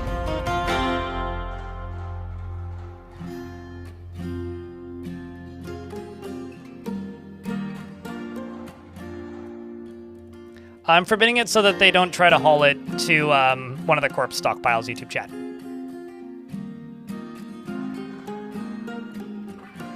It's like this, and then I think like 2 coins are maybe my favorites from the Adventure Mode soundtrack. Sorry, I forgot I didn't tab back over. This is Pony Rider. It's like track 12 or something.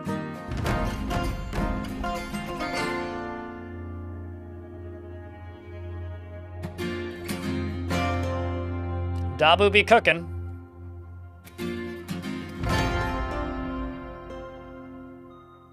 That's also Simon.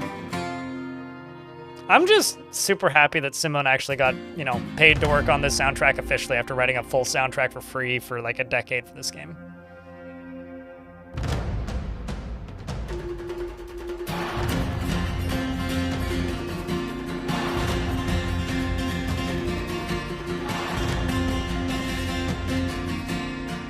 Oh, certainly. Sure. That was just such a specific reference, you know? To me, like, this is a little bit more like I want to charge with an army of Gauls led by Asterix and Obelix to go defeat the Romans. But, I mean, you do you, man. But I think 2 coins is maybe my favorite. Also, hold up. Hey, it's me building coin cannons when I made very different kinds of videos.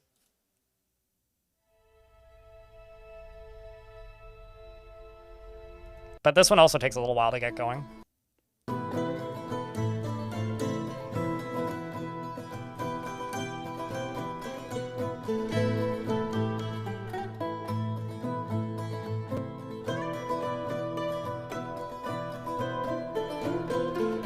What's your favorite minecart defense? Shooting coins at things?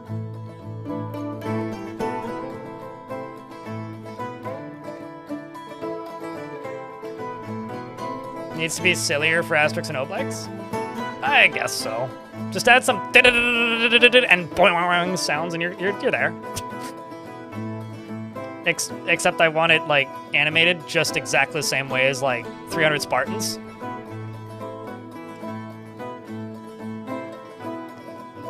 I mean, Jedi Fallen Order is just Star Wars music to me, but it's like, ah, yes, that sounds like a Star Wars homage. Bit lost on me, I guess, but.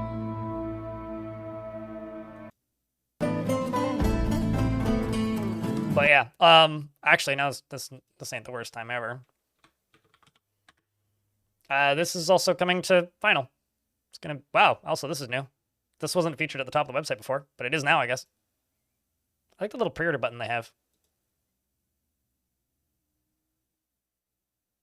And I'm giving away a total of 3. We gave away 1, but a total of 3 pre-orders for this because I helped them out by giving them screenshots, which got used for that. And also the center of the records, which is really cool to me. I had to stare at this for like a hot second to figure out what parts of what forts it is, because it's like 3 different screenshots of the same fort stitched together. But yeah. So because of that, I'm able to give away 3. So we gave away 1. The process is, if you want to enter to win a copy of that, go to my blog and sign up for the newsletter. It just requires an email. And then I'm just taking the full spreadsheet of all the emails and picking one.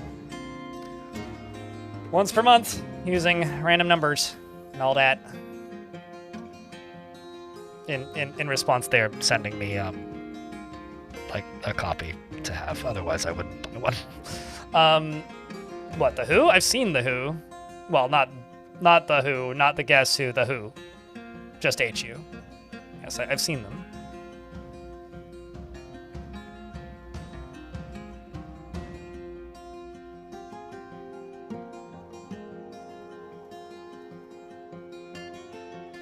Okay, so this is going to make shell gem. Let's see if I can do it.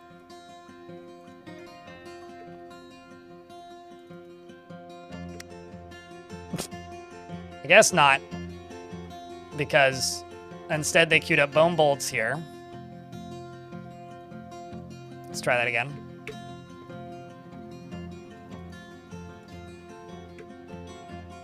Yeah, I guess not. Well, that's a shame. Let's see if I can butcher it then.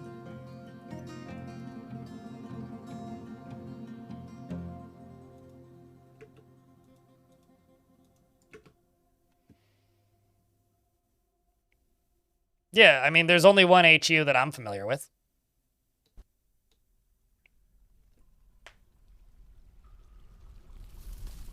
I'm very deep in weird niche music, so...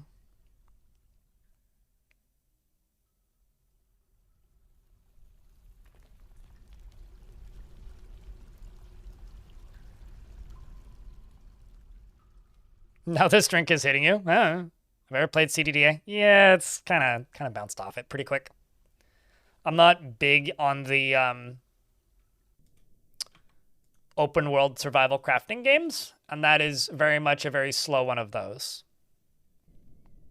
I mean, sure, but okay. Depends on who you're talking to. If you're talking to people who like listen to the top 40 playlists on Spotify, it's a very niche band. If you're talking to people that are into weird music, they're a pretty massive band. It highly depends on like what areas you track in, but yeah, sure. I could, you are not wrong. Let's see. You're a musician? Fair enough. It's like it's like me saying that Psychedelic Porn Crumpets are quietly the best band in the world, and people just look at me and go, "What the fucking words did you say?" Although I've had people like blink and look at me funny when I mention Japanese breakfast, so as far as I'm concerned, like nobody knows any music. Although earlier today I was going on about how I think that like Megadeth is trash, and I was called a gatekeeper, so I guess I should watch myself where I'll get accused of more of that. Also, what do you play? I didn't know that you were a musician.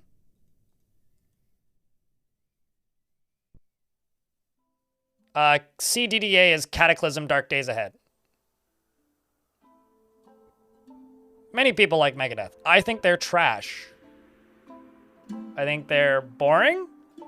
Like, sure, peace sells and who's buying? Whatever. Symphony of Destruction's a song that exists. I think they have 2 songs that are worth listening to. And I think just about everything else about them is absolute hot garbage. That's my take. That is some heavy-ass skin. That is intense, man.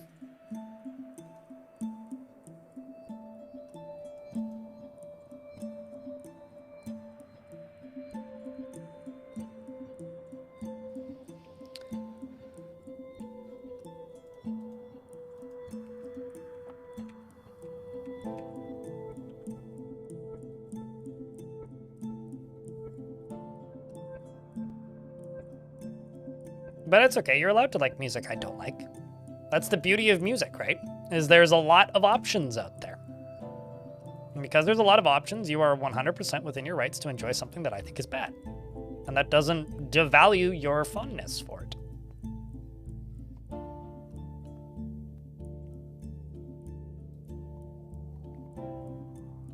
Asterisk, asterisk, asterisk.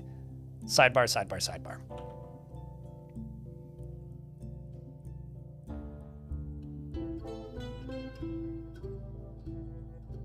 You're a music nerd, but you're a pop culture music nerd, so I guess that would mean that you wouldn't know who, like, any of the metal band. Like, you wouldn't know what a Dope Throne is then.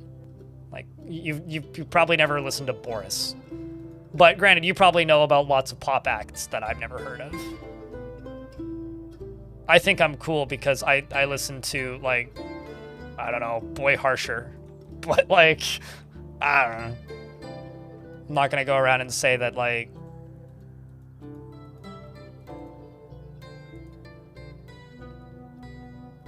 that throat singing is cool. King Gizzard has some throat singing songs. You know of the metal bands, but you haven't listened to them? Gotcha. Right. That's me with a lot of rappers, actually. Like, I know of a lot of rappers. I don't listen to a lot of rap. Which, like, actually is something that I've been trying to fix, because I really like a lot of hip-hop and rap. And R&B.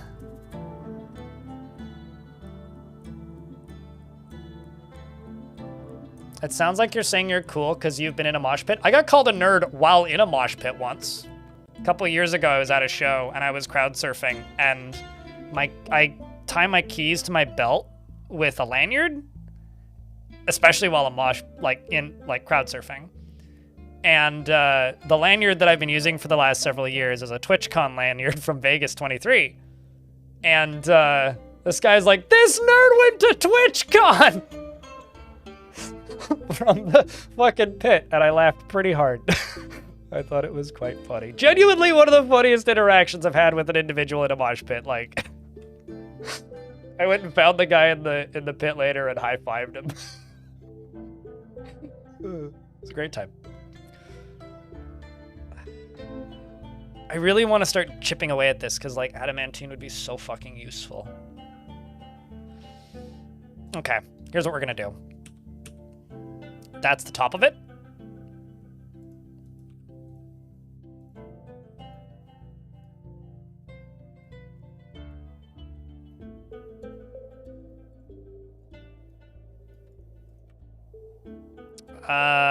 Green glass. Where's most of them? Oh, well, that's helpful. Thanks, game. Green.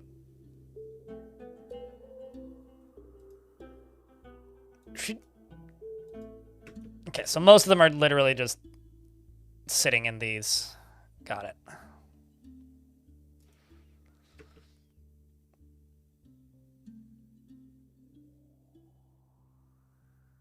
Oh, no, I mean, like, I've said this for years. I think that Nickelback is extremely fucking boring.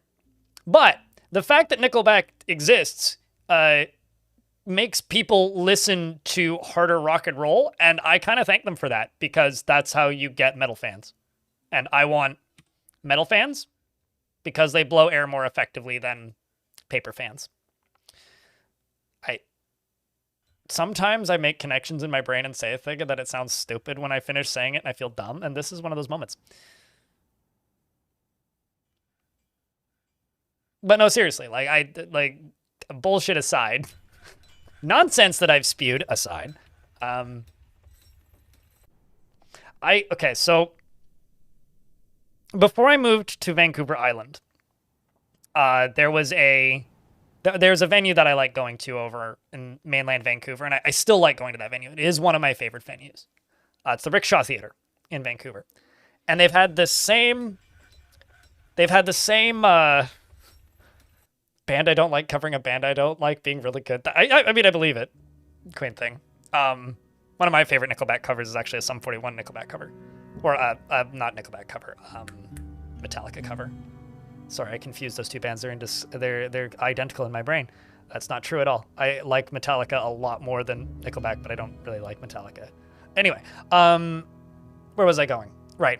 So there's this venue that I used to go to a lot, and I still go to pretty frequently. It's like maybe three times I've been this year, instead of like every other week. And there was a week, and the bouncer working there would like stopped IDing me at a point because like he just would see me like every third or fourth show.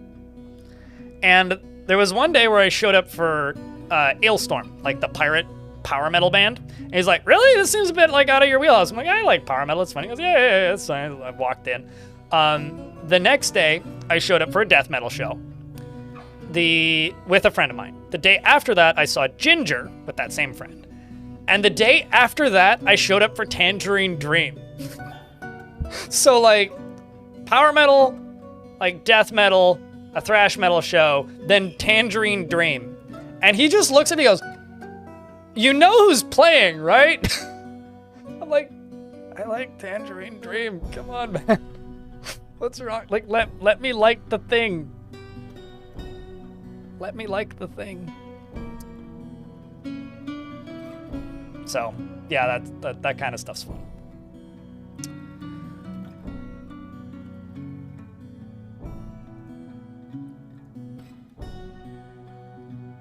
Also, for those of you who don't know who Tangerine Dream is, it's like down-tempo electronic / dance music ensemble that's been around for like since the late 60s, and none of the original members are still in because, well, the founder died, and I think everybody else has passed away at this point or just like retired. So it's like his like student took over, and so it's like guy with way too many keyboards and Mozart hair and glass of wine and very loud bass.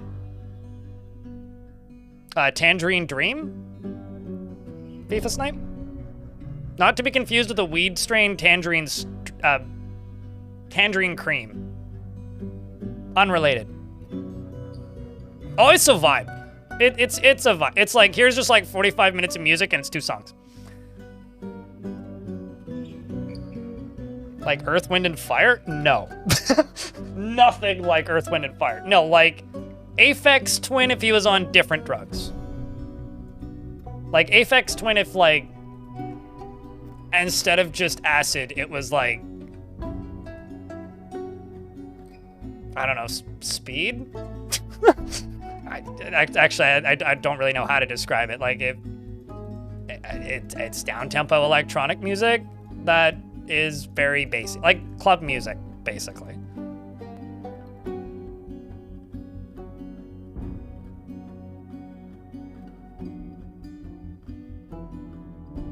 Used to be Trouble in the Mars Colony music, and now it's the Ship of Theseus situation. I have no idea what any of these words are, but sure.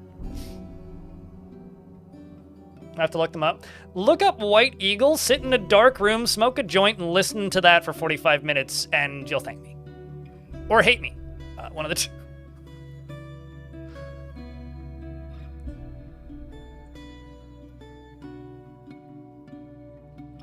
Although you've probably seen a movie with a Tangerine Dream soundtrack.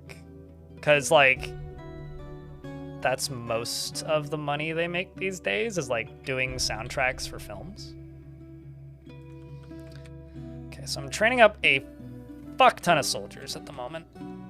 Slowly building out some of these. Chinese Town forbid that. Those have been built out as well. I'm actually going to widen this, I think.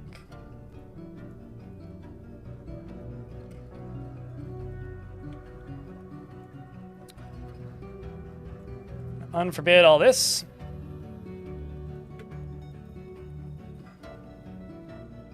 That needs to be breakable.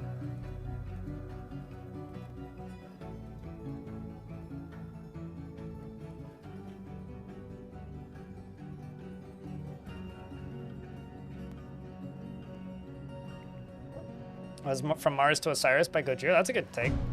I'd go for that. I mean, I completely agree with you, Spotted, but I will also add this.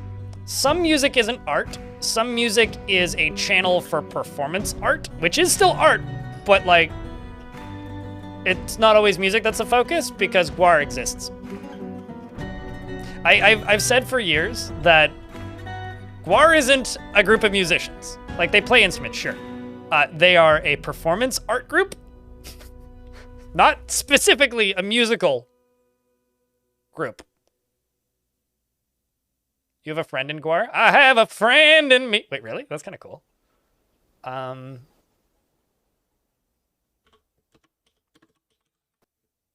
still burying bodies? That's fucked up.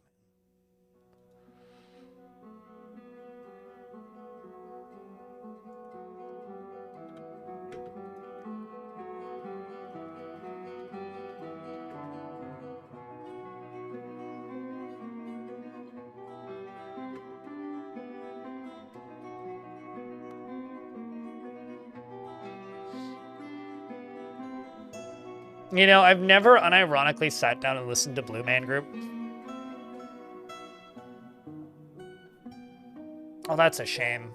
I'm sorry that you feel that way. The surgeon dictator. I disagree with that take. There is 100% good country out there. There's bad country out there, and a lot of it's the stuff that's played on the radio. It's just like the people who like absolutely like hate on hip hop or R&B. That are just like, oh, you know, it all sounds the same, or it's like only 3 topics and all that stuff. It's like, okay, well, all you're listening to is like peak popularity, like the top of the top. It's like, you're just, at that point, it's not even state propaganda that you're mad at. It's like, decision-making algorithms that are deciding what music to promote to you. I'm never a big fan of like writing off an entire genre purely based on the fact that like, some of it sucks, which, yes, there's a lot of shit country out there. I'm not going to deny that. But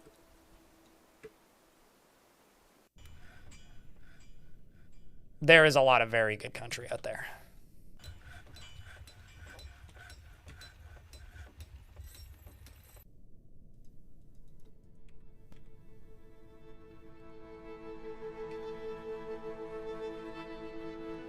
Like, some truly excellent music.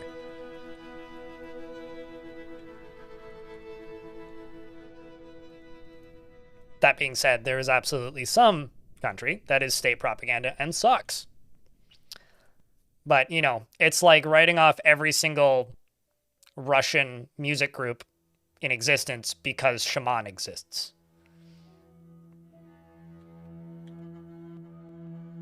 To the 3 people who know what I'm talking about, you know.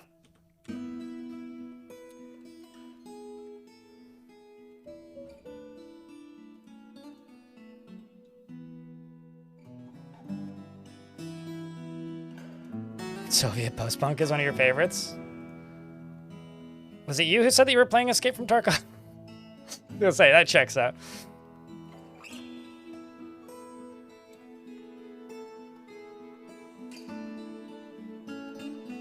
Okay, fair.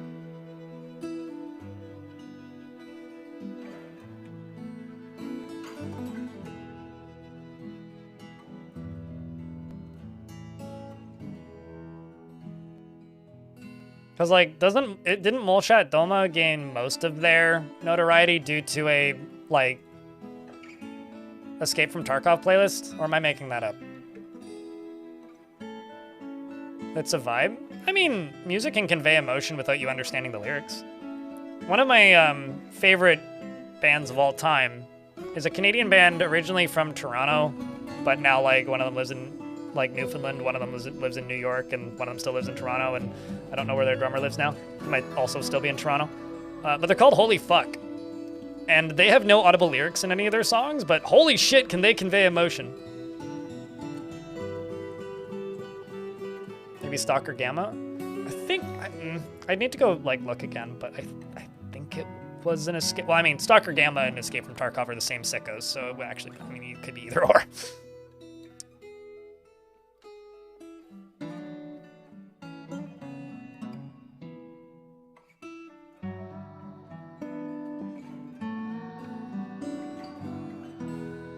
In the middle of the phrase, state propaganda, they got me, man! They're coming for me! Yeah, no, absolutely. I mean, modern marketable country is the exact same can of beans as, like, imagine dragons. A vile force of darkness has arrived. And the army is commanded by the goblins, Sombridge-voiced, a competent commander. Beware the skilled goblin maceman. Well, I don't think this one brought a demonic overlord, so that's good. Time to lock the dwarves inside and scream incessantly. Ah! Okay, let's see. So this goes.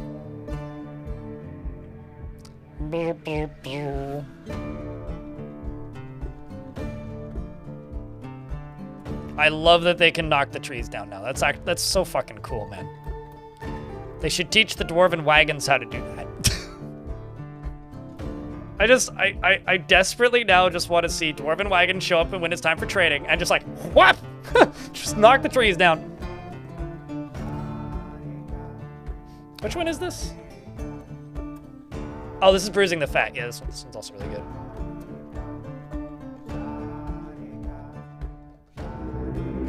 Ah, shit.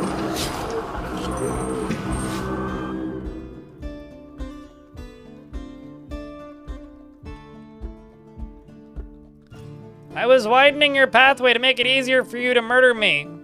And this is how you treat me? That's true, I was. Well, not specifically, but... I'm gonna go places. Siege engines. Plunk.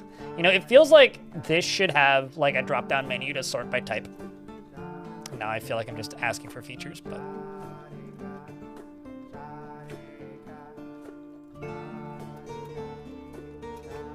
Oh, you are so dead. Jump, keep moving backwards. Keep running. There you go! Now we're talking! Ha! That goblin just got unexisted. Beautiful. I'm just gonna do something real quick, because I think this will actually make my life a lot easier if I do this. Don't forbid my dead. Don't claim my death items. Don't claim other dead. Don't claim other death items. Or forbid other death items during sieges. Don't allow trap unit farming during sieges.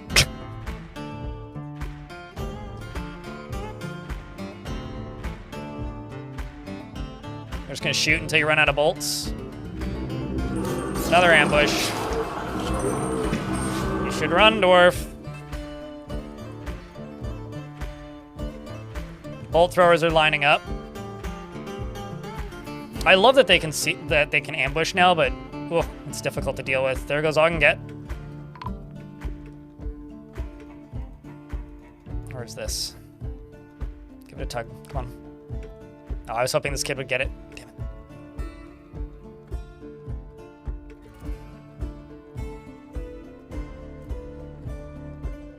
So these are just goblin bowmen.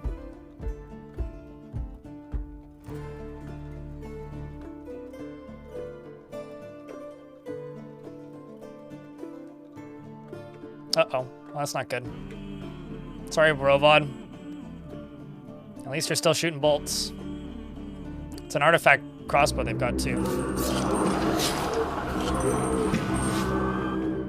Where is this one?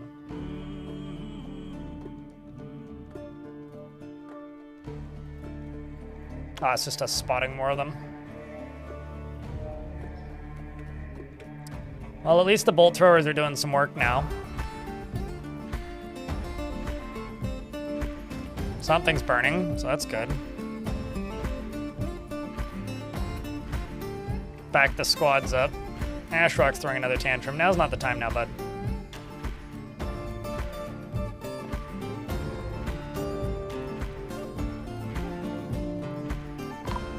Uh-oh.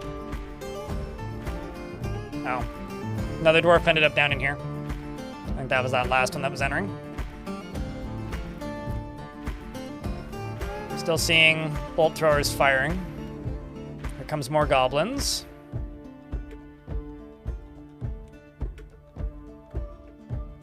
They're all bringing boulders. I really need to set up a boulder stockpile for them down there. Look at all of these, like, sharp shards. You know, actually, I don't really have the land to do this at this point. It would be really neat to set up a little minecart stockpile that stockpiles sharp shards, and then shoots those out of a minecart shotgun. I wonder if you can stockpile those. Presumably. Cosmon Auto, but trust me, I'm chopping down way more trees than they are, so... It certainly ain't gonna be the thing what breaks the camel's back, you know what I mean? If the elves go to war with me, it is absolutely my fault and my fault alone.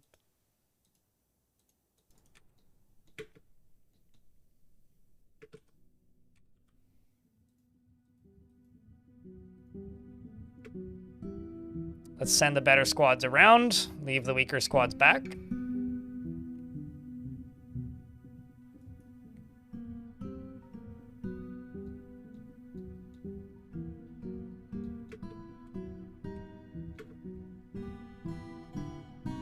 Dwarves are lining up. You got fancy shirt on. What's that? It's a mixture of apricot bark dye and cherry leaf dye. Well, that's cool. Chat, I got one more snooze left to use on the ads, so I'm going to snooze them for 5 minutes. Let's see how much, if we can get through this siege. Actually, how much is left that we're aware of? Quite a lot. Jesus Christ. Okay, well.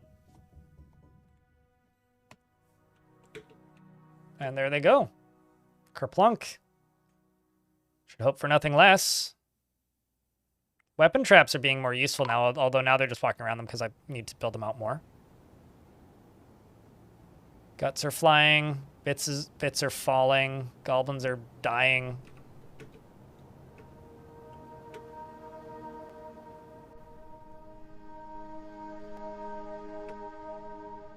I did lose a militia captain.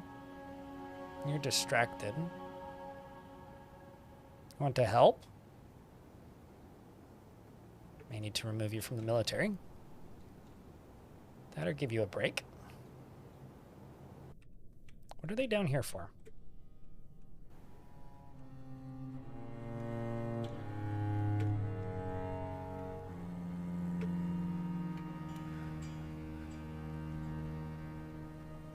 We're out of bolts again. Oh boy. Bronze bolts it is, 20.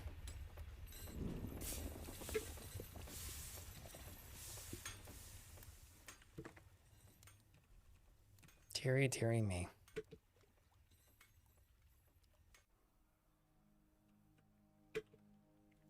Send the top 3 better squads in here.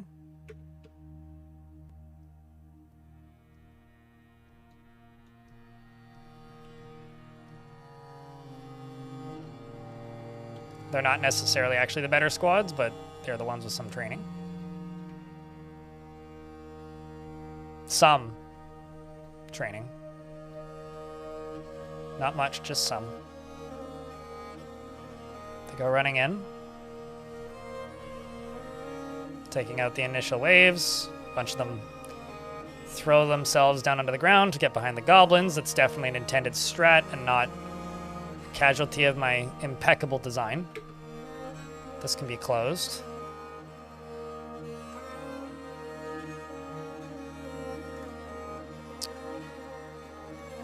Send all these dwarves back to training.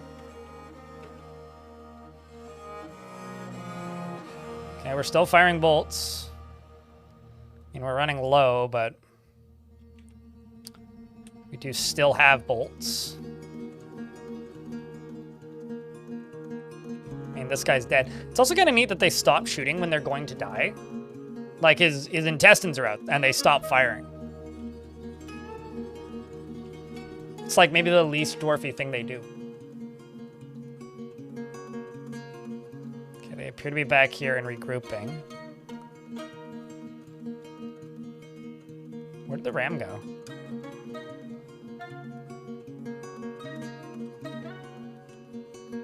Oh, there they are.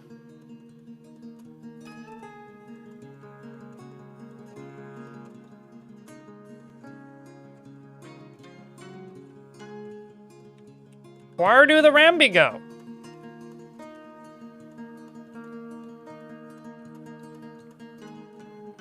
Yes, another siege. Casualties haven't been that bad. We've only lost maybe 5 dwarves. Which, oh. Never mind, it's about to get worse again.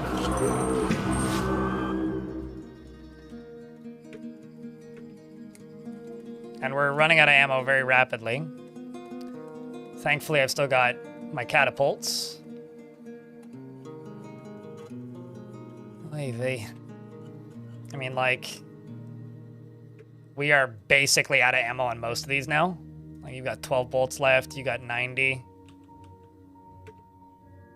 All right, I gotta go down to here. Send all the squads up to here. And turn on this burrow briefly. So we can go get those bolts. Oh wait, most of those are arrows. Shit. Okay, turn that back off then.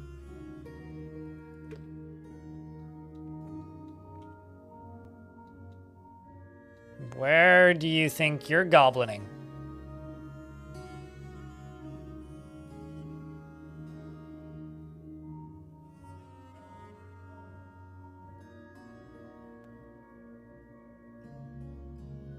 Hey chat, can I get a round of beers for good luck? So I feel like I may need it.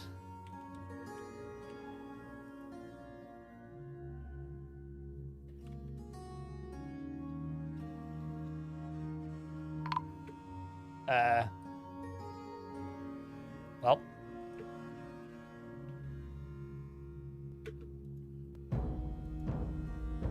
There goes one of my dumber recruits.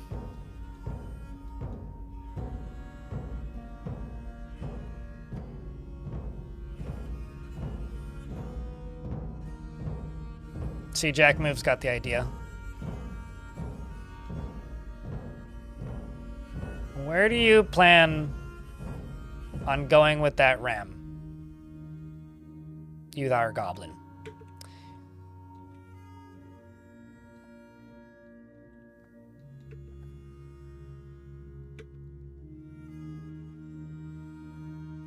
Sorry, dwarf. You won't get a proper burial. Now will you?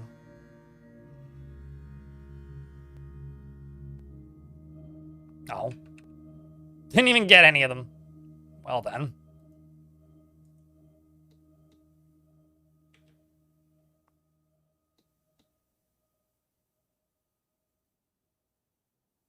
Not gonna make it much further there, are you, goblin? Well, maybe you will.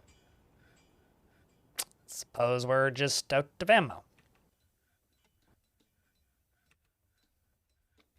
Not these dwarves, though. Huh? Where'd he go? I presume he's dead?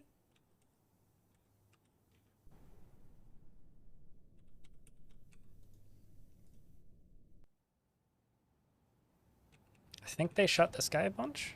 Maybe they did, maybe they didn't.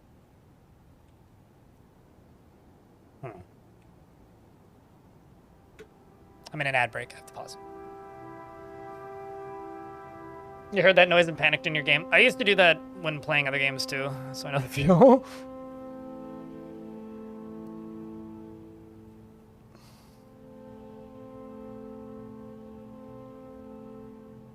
Also, YouTube chat wanted to point out that we were talking about country, and then a Vile Force of Darkness arrived, so maybe they're right. Maybe a country is just, you know, a problem.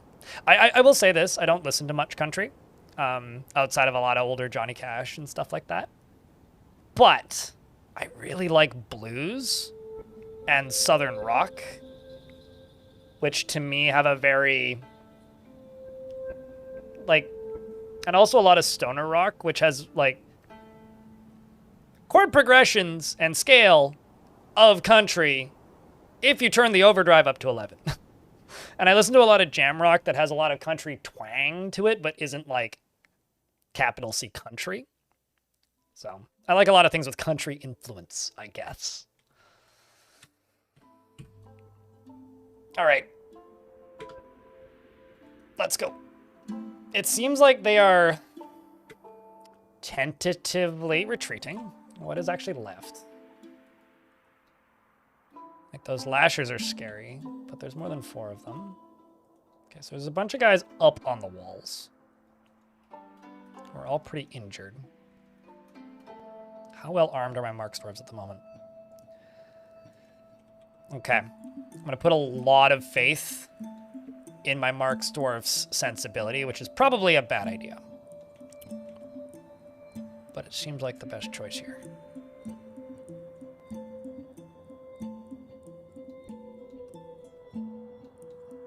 It's one goblin dead.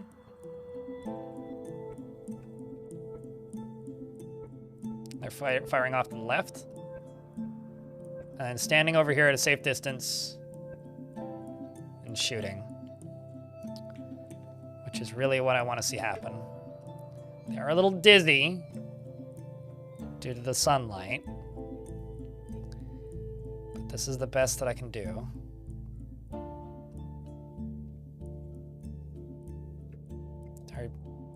Oh, you ran out of ammo. Well, this ain't gonna end well for you then. You should go get more. Or trip him? I guess. What even just happened? The Goblin Spearman stabs him. All right. So you got stabbed and the Goblin just went whoop. How did... Okay. What happened here? Did you... Oh, he's just like gone. Okay. There goes two. There is lava mist there, so if this dwarf catches fire, I will be sad. What even happened to you? Did you dodge? Wrestler attacks the goblin, but she rolls away. They literally, yeah, they just dodged into lava, and this dwarf can't dodge because super injured. Also, that was bad enough that they're gonna suffocate now. Oh, that's a bummer. Literally gets stabbed in the eye, and the injured part was cloven asunder. You poor dwarf.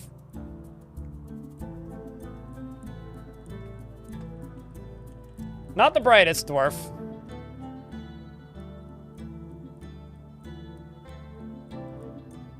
But a hero in their own right. Let's see, I can't rescue you. There's no fucking way in hell I'm gonna be able to rescue you. You fighting?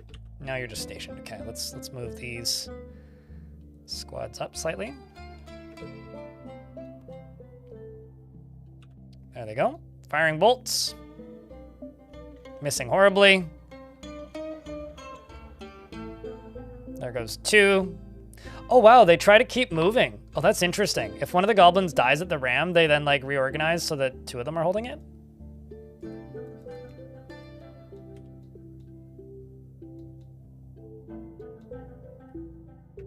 Do you have bolts still? Or are you out? You're out of ammo. Gonna go back behind them. Just unforbid all this.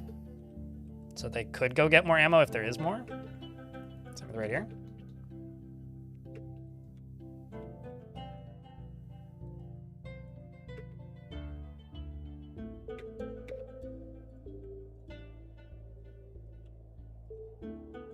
Probably gonna go try and go get more ammo now. Can't dodge due to injuries? Yeah, and they tried to dodge against him for no real reason and then fell into lava because of it. Really? There has to be, like, ammo back. Yeah, there's tons of ammo. There's tons of bolts. Okay, hold up. I'm just going to go place his siege engines off.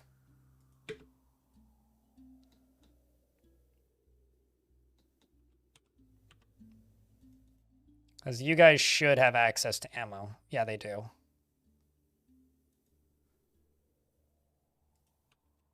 Kind of fucked up by telling them to go get more ammo, but I'm going to take a risk here. I'm going to risk it for the dog biscuit because that's worked so well for me most of today.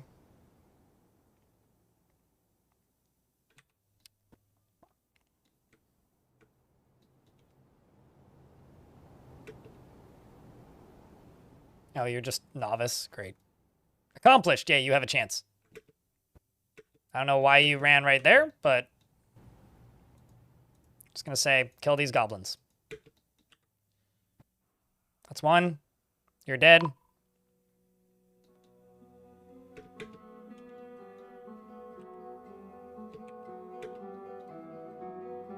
That's 2 dead. Oh. 3 goblin dead. Oh, well. Ah, jeez. You can't fix stupid, I suppose.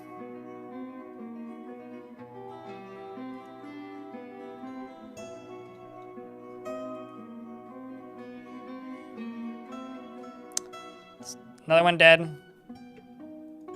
Maybe you'll get a martial trance. It's 2 more down. Martial trance. 3 more. 4 more. Come on, Aiden. You got this. The flame of ankles. Well, you're about to be flaming and have no ankles if you don't fucking run right now.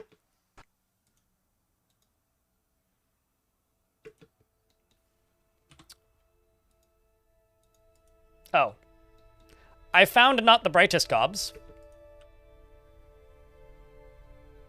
You know, just for everybody's sanity. No. We'll let them figure it out. I found an edge case where they still break.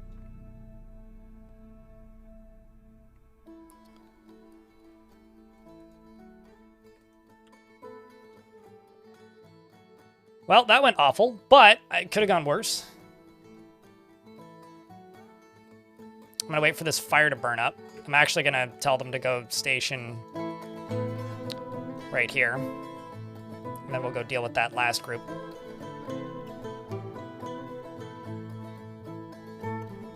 I mean, they can't actually get to the gate, Spotted Tango.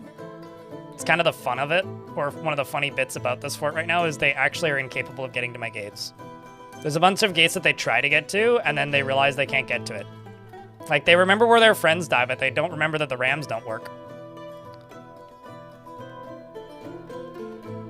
Like, there's part of me that's like, they should have more, like, weaponry options, but at the same time, I'm like, they have too many already and are already too strong. I don't know if you guys feel that way as well, but I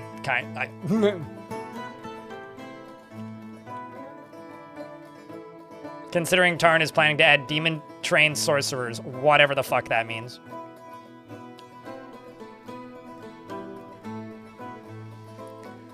All right, with the burning done,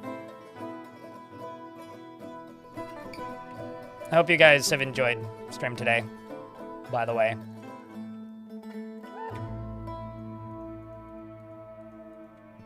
The cadence for this week is mostly planned to be dwarfs. Oh, I see why. They literally can't cross this creek. So I'm just gonna send the Marks dwarves over here. I'm going to unassign these dwarves. I'm just gonna do this.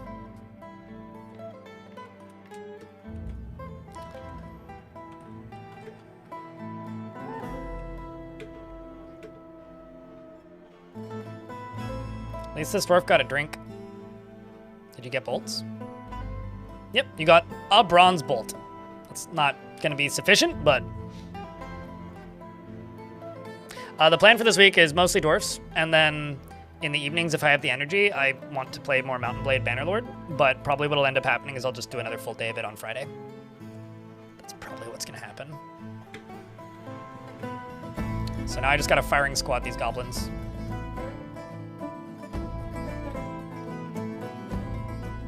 Oh, never mind, actually. I need to do more than just firing squad these goblins.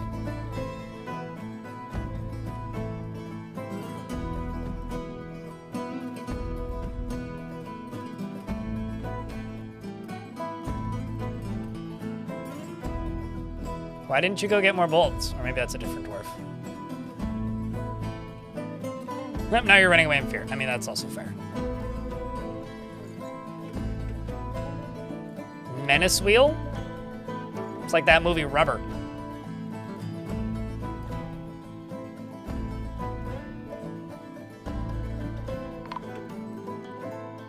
What? Oh. Apparently we're finding more people dead.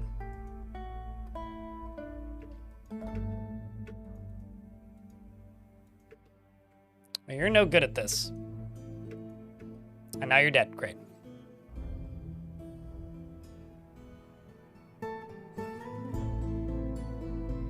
Well, you were able to kill a singular dwarf. Oh my fuck.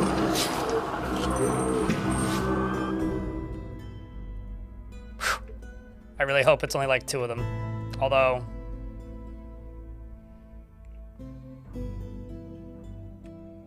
Come on, dwarf. Chat room, I want to cry.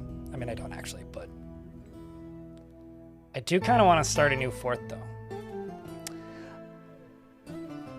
Chat, what do you think? Do we continue this fort? Or do I throw everything at ending this siege and start a new fort tomorrow? I have probably more underground than this one. I don't really have any other ideas other than that. What do you think? I mean, it's not surrender, it's retiring.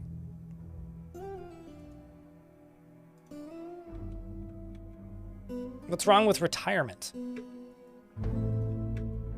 I mean, we just ended the siege, by the way.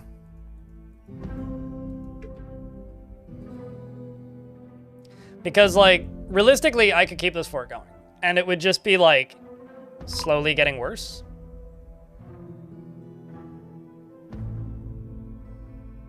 You guys think new fort tomorrow? New fort, new fort, new fort? I don't know what CCR means. Controlled credit rating? Credence Clearwater Revival? Is that where we're going? Why are we talking about Credence? Anyway, Credence is cool. I like Credence. I guess I was talking about like Southern Rock. Yeah, sure, that's Credence. Sorry, I got there. Just it took a few seconds. But I think that'll be the plan for tomorrow. I think we are going to retire this fort. I'm just gonna do one more save and call it Trumpet Final Save.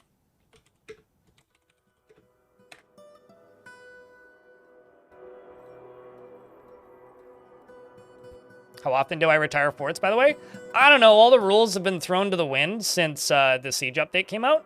Way more frequently than I have historically. I mean, I've started more forts in, like, the last month than I think I've started in the last 3 months. So, historically, not super often. Recently, quite often. Usually a fort lasts for about 2.5 weeks. To a month. But this fortress was a lot of fun, just as like a proper goodbye.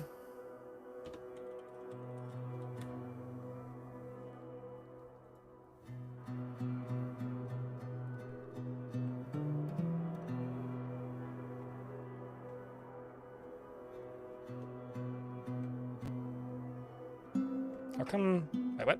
Am I like... Oh, that's the tool I'm looking for.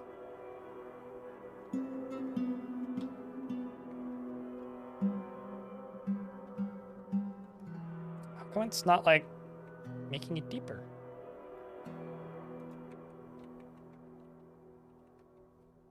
You know what, Spotted Tango? I'll take it. That was the front gate at the end. I will give this fort a 3 out of 10 2 square.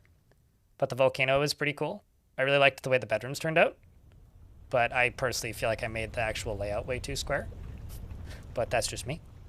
I think the tavern turned out real well over there. I think many of these dwarves will continue to live on. I think equal numbers of these dwarves are going to...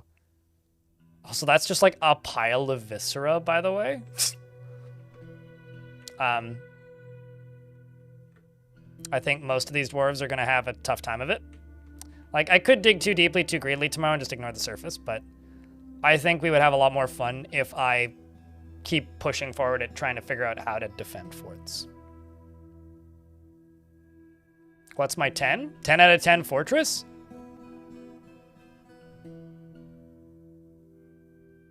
In hindsight, or at the time?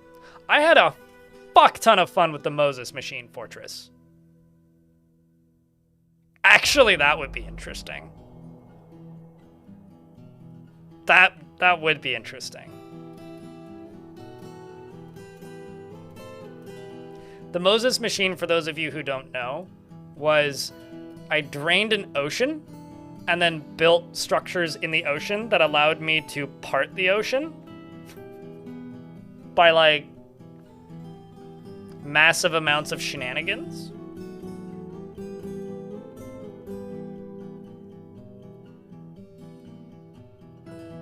I think, like, if you go to my YouTube channel and you just look up the Moses Machine, you'll see it. Here, I'll just go grab it.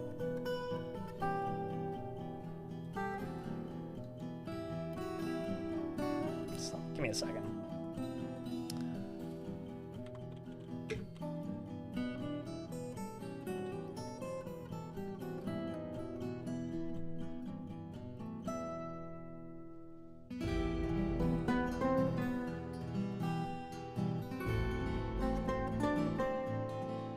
Pardon my old camera angle and shitty editing. This was when I was uploading a video per day, so my speed was the primary thing that I cared about. This is what I did, basically. Okay, that part's irrelevant. Basically, what it did was it could do that.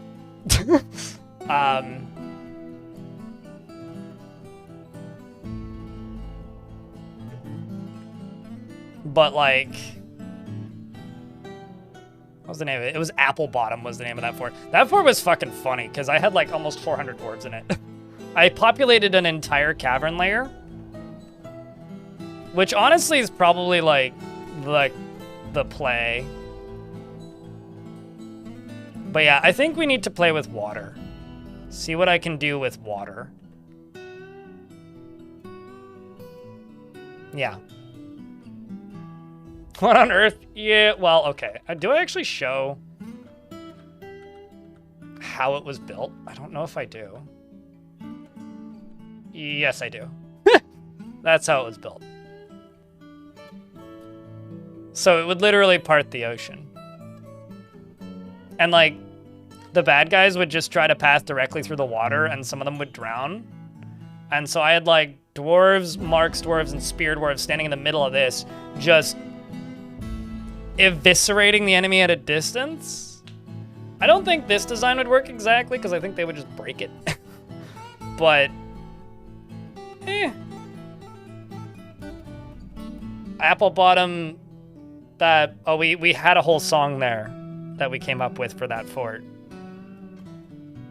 It was Apple Bottom something, but high boots with the fur.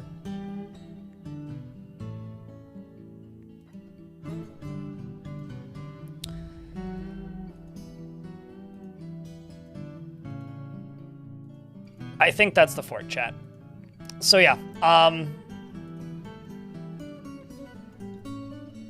goodbye, Trumpet Murdered. You were fun, but I think I've found the limit of what this fortress's defenses can handle.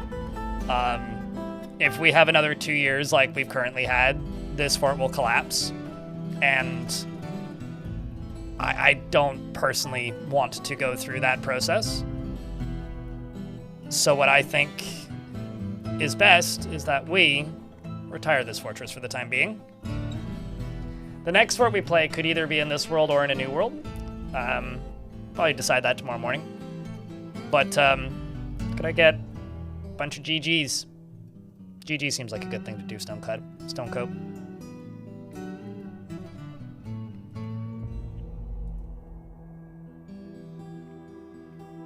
And finally installing, and finally starting to stream after 15 odd years? If you have anxiety about streaming, don't stream. Do things that are fun. And if you get anxiety about streaming, don't use a microphone. Just type in chat. But do whatever it takes to make it fun for you. Try and figure out the source of the anxiety and avoid that. Or just don't do it. Like, if you just want to play so a few friends can watch, just go, like, locally stream in a Discord server that's private. Otherwise, like, you know, mute the stream, have a friend in Discord that you can chat with, or just don't do it. I think that's, like, kind of my main advice is, like, if streaming isn't fun, it's not worth it. If you make it into a job, it'll stop being worth it immediately because you will just ruin your favorite hobby. Don't treat it like a job. Just do it when it makes sense and when you feel like doing it. And The two biggest pieces of advice I would give is either have a friend in voice chat, or have a friend in chat who you know who will hang around for the duration of whatever your stream is. So, that's it. Or just, like, have no mic and just, like, type in chat, you know?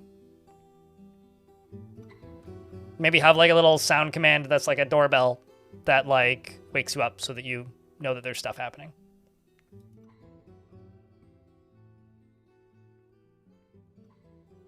All right, folks, I've been live for 8 hours and 40 minutes. Ding dong! Yeah, exactly. Wake up, streamer! Kind of thing. But, Oi. And then if you don't want to run a bot, there's, like, plugins and stuff that you can use for that you can just make free. But people might just ring your doorbell a bunch, so you may have to, I don't know, you have to figure out some way to put a cooldown on it. But YouTube chat, I'm shutting you down first. Twitch chat, stick around. We'll go raid somebody. Tomorrow's New Fort. And we'll figure out if it's New World and New Fort or just New Fort tomorrow. Thanks for watching, YouTube folks. If you want to raid somebody, pop over here onto Twitch. Otherwise, we will see you tomorrow with the New Fort vibe. Later's